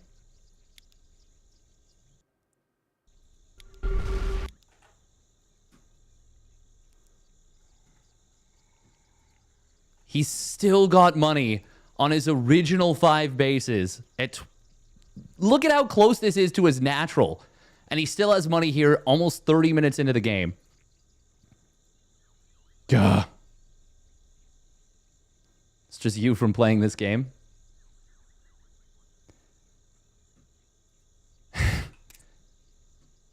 It is funny that I got 3-3 air and never utilized it, but I was anticipating having to do a Broodlord switch. To be honest, after I killed this round of Thors, I think I should have. I think I should have done a Broodlord switch. Look at it. Look at the banks.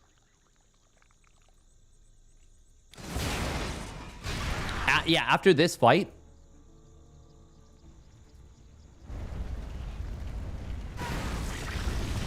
The fact that I didn't have a Ling burrowed at this base is a big mistake. Also, I didn't pull drones from this base. That was really, really bad. That made this game much more difficult than it needed to be. But I also got caught without Banelings. And he sent the Hellion super far into creep. Thank you very much, Meow Downtown, for the tier 1 resub at 39 months. Depends if he made Thor or not. Yeah, exactly. So I was like, surely he's broke now. He actually had a lot of gas in the bank, by the way, though. This man was a Thor enthusiast. Look at this. We're well over 100k resources lost. God, I hate this map. Larva was a problem. Yeah. Funnily enough, well, injects weren't great, but it actually was that I kept losing bases and not replacing them. So I actually just didn't have that much larva generation overall. And I was playing very, very Ling heavy, which, to be honest, well, he was so heavy on Thors, it actually wasn't bad. I mainly needed to make sure I had more Banelings to deal with the Hellions and Hellbats. Because then if I did that, then the Lings and Infestors are closing the distance on those Thors super easily. Yeah, I was only injecting 2 bases, exactly. Because I lost this queen, I think, and... No, I think I took it off the hotkey. Also, this queen was here for days. It was here for so long. Did nothing. Look at it. Look, he's on 8 SCVs right now. Mans is on 8 SCVs. The game goes another 7 minutes.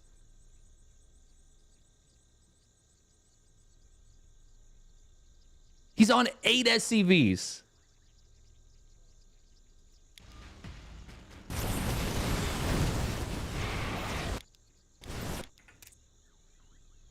Oh, God, this army value right now. Look at this army value. Yeah. When the army value is like this. Wow, that's so funny. That's so funny that I won this game.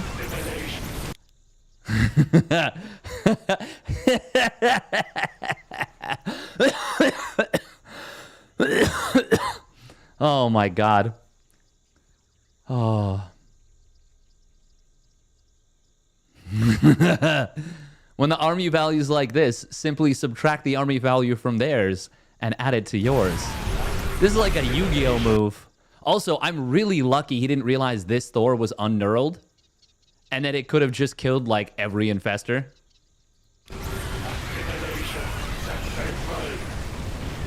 God, look at these Thors. Look at them turn on each other. You love to see it.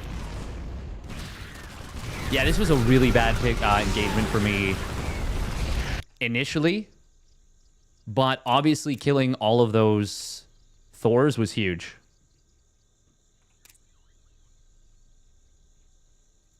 Yeah, if he has any number of tanks, yeah, this could have been very, very bad for me. The fact that he keeps pushing, though, is kind of insane. What else did I have? Okay, I should have waited for the other 3 ultras to get here and then re-engaged. Because, like, losing this base does not actually really matter. There's, like, so few resources here. But I can actually get more resources by just losing, like, 1 less Ultralisk. Actually, yeah, literally. Yeah, literally there's about an Ultralisk. No, there's an Ultralisk's worth of gas and not even that in minerals. Okay, I do reconsolidate here. There was a moment. Man, it's crazy how many times I wiped out his army.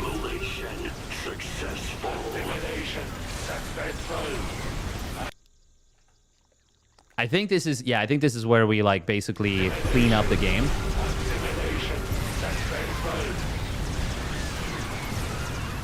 Yeah. That was a bit of an oopsie from me. So I killed the Thor that I knurled before I killed the other Thor. Oh, it's because I was shift clicking through them. And this one was still knurled. Okay. It would have been worthwhile to re-knurl this though. Attention to detail. Oh no, I did manually attack it. Okay. Oh, he actually wasn't shooting ultras though. Would Mass Muta do anything right now? That's what I was... Honestly, I was contemplating that realistically myself. Probably not. But... the thing is, I'm in a good enough spot, so I actually misread the game from this position. I didn't think I'd won this hard. It would be super risky. Yeah, exactly. But I had won the game at this point. But he still had 4 tanks. It's so hard to get a read on Terran Mech and know, like, what is truly happening. God, this is disgusting. This is absolutely disgusting.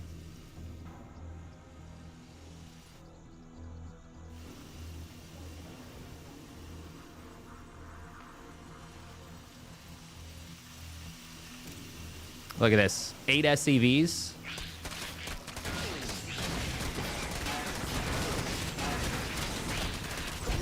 Look at the cash infusion he gets. How long did he have that base for? How long from when he dropped the mule hammer to when I cleaned it up? Assimilation. Successful.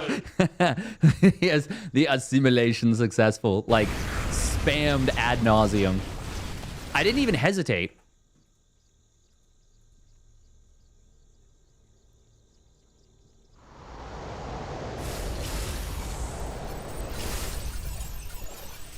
So the mules start mining at like 325, 326. And here. I basically instantly wipe out every mule here.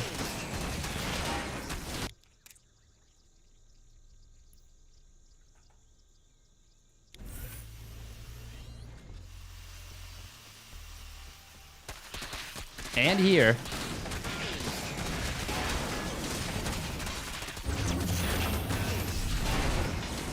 It wasn't that bad, but like... Oh, okay, he also muled here.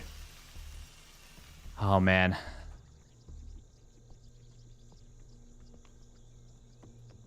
Yeah, if we hadn't... What? Oh, Jesus.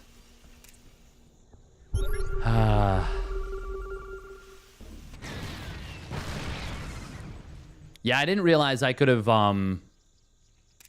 based it. Oh, this is hard to know. Anytime there's tanks on a high ground, it's so scary to attack into.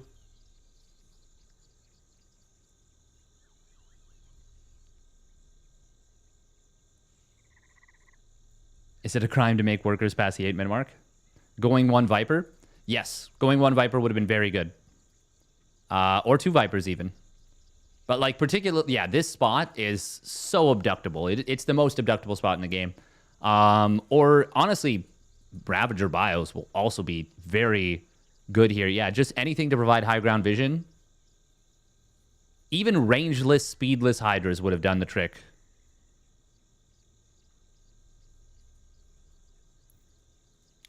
God. Mules. What's your major gripe with mech, by the way? Whenever I tune in, you seem to dominate them. Oh, man, then you're not tuning in at the right times. It's much, much, much more difficult to deal with than it is to execute. At everything... Well... No, yeah, that's just true. Yeah. It's just an extremely frustrating style.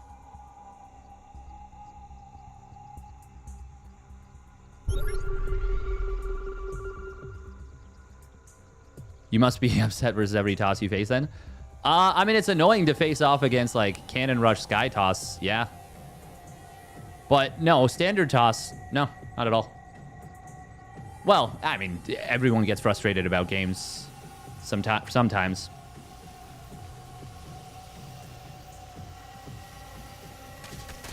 God, with how often I denied these bases and, like, killed all the mules, it's crazy. There goes those 8 SCVs. Yeah, now he's on 0. There should, like, if you have 0 SCVs... Okay, you should not be able to call down more mules than you have SCVs. Would that be a reasonable thing to put in a game of StarCraft? You can't count... Okay. This would only apply in super, super rare scenarios. But I feel like any game, even at the pro level where that's the case, would anyone be mad that the Terran won? Or that the Terran loses where they might have won otherwise? Is that actually a good change?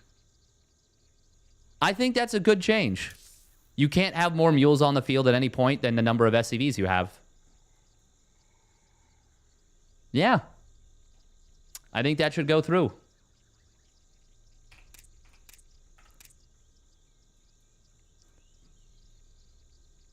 And the thing is, that wouldn't even really address the actual problem with, like, orbital mass mule.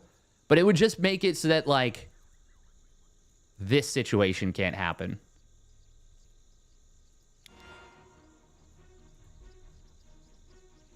Honestly, it would come up so rarely. But then you have, like, an extra incentive as Zerg to snipe SCVs in a super late game.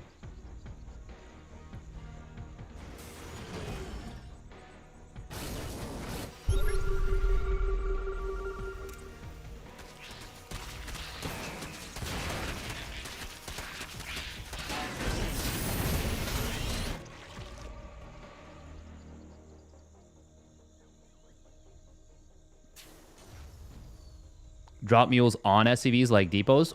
Oh, wow. Oh, that's really interesting.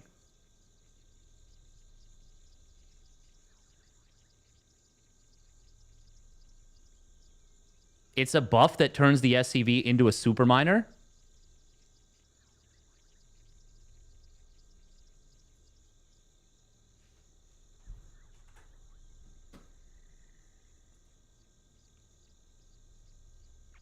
That might be the best idea I've ever heard.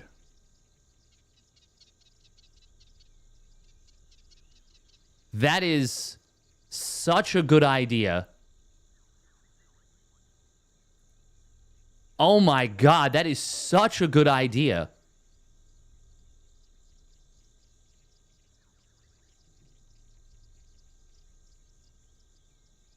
In standard games, that would be no problem at all, I think. And even in games where Terran takes a new base, it shouldn't be a problem. It just means that you can't mule hammer a base instantly. You need to have SCVs there, which is like, yeah, exactly. Yeah, exactly. It turns the SCV into a mule for X amount of time. Obviously, you wouldn't just make it a flat mule. You would make it SCV plus mule. So it would be like, well, I guess you would just make it each mineral trip is 30 again instead of 25. And then that's so good too, because that's actually a buff to Terrans, because now instead of like when the mule dies from expiring, it just retains the minerals. It's actually a buff to standard Terran, the slightest little buff. It's a huge quality of life buff. Could I mule gas in this case? No. No, you would have to restrict it to minerals. You don't see how that changes anything? So right now when Terran gets a base in the super late game and they're on the ropes, they've been completely starved out. But then they hold a base for 30 seconds and they drop 10, 15 mules on it and they get a full economy, basically, off of that base, despite the fact that they've only held it for 30 to 45 seconds. Like, insane amounts of mining. And it brings them back from the dead. That, oh my God, I actually love that idea so much. You'd have to make it so it was really easy to click on the SCVs, because otherwise that would be quite tough, because Terrans have gotten used to clicking the mineral patches.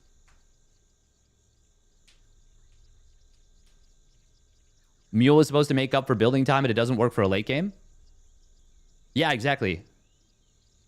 So you're making Terrans carry more SCVs late game, right? No, that's the thing. They don't even actually have to carry more SCVs late game. They just have to have SCVs at a base to make use of the mules. So you can't land a base, have no SCVs there, basically don't have it secured at all, and drop a crap ton of mules on it. Like, you actually have to have the base.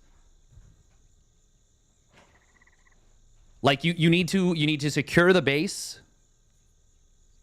If you click the mineral patch, it affects the SCV mining in that patch. I'd be down with that. I'd be down with that. Oh my God. I actually think that's such a good idea.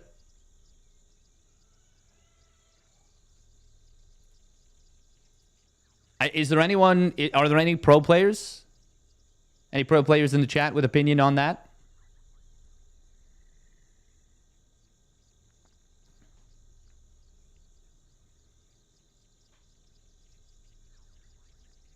If you just made it so you couldn't mule an SCV that's already upgraded, you could still just rapid fire the mineral line?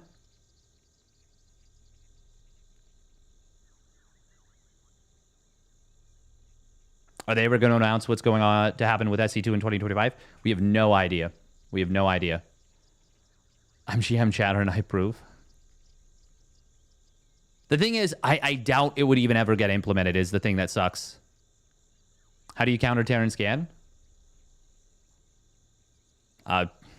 Well,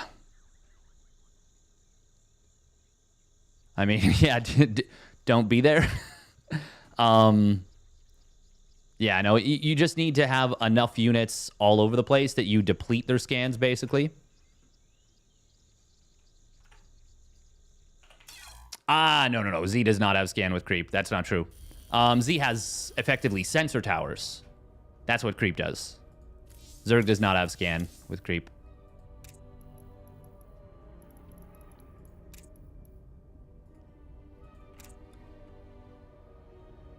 No, it's not 270 minerals anymore. It is 225. 200 or 225.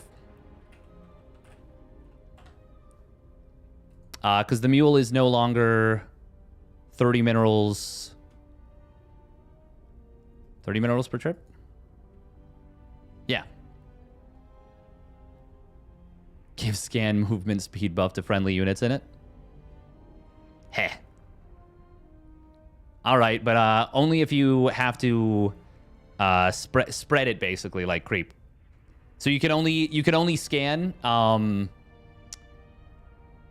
within range of a supply depot. You have to build supply depots. And you can't build a supply depot in the middle of nowhere. You have to build a supply depot close to another supply depot. And then, you know, leapfrog them forward. Then yeah, sure. Yeah. You can have Terran get a speed boost. That sounds good. Thank you very much, Superior Hands, for the tier 1 resub. At 6 months, 27 months in total. Within sensor tower range would make sense. For scan increasing movement speed? No. Also, I don't think we should be buffing Terran right now.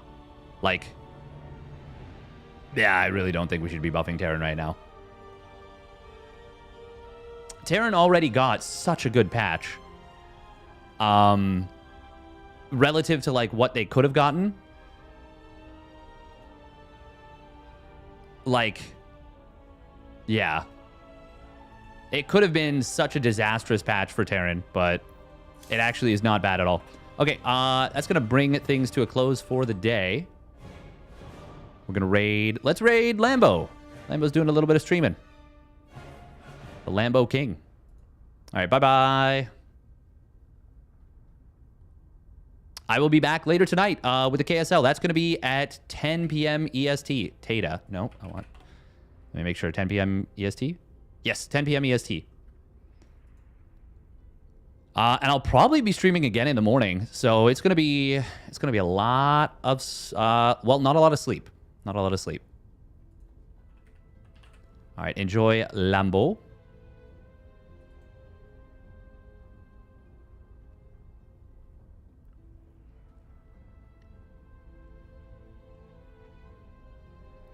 Yeah, the supply depot drop makes no sense. I don't know why they did that. But regardless, enjoy the rest of your day. Lambo's got Hydras. Hope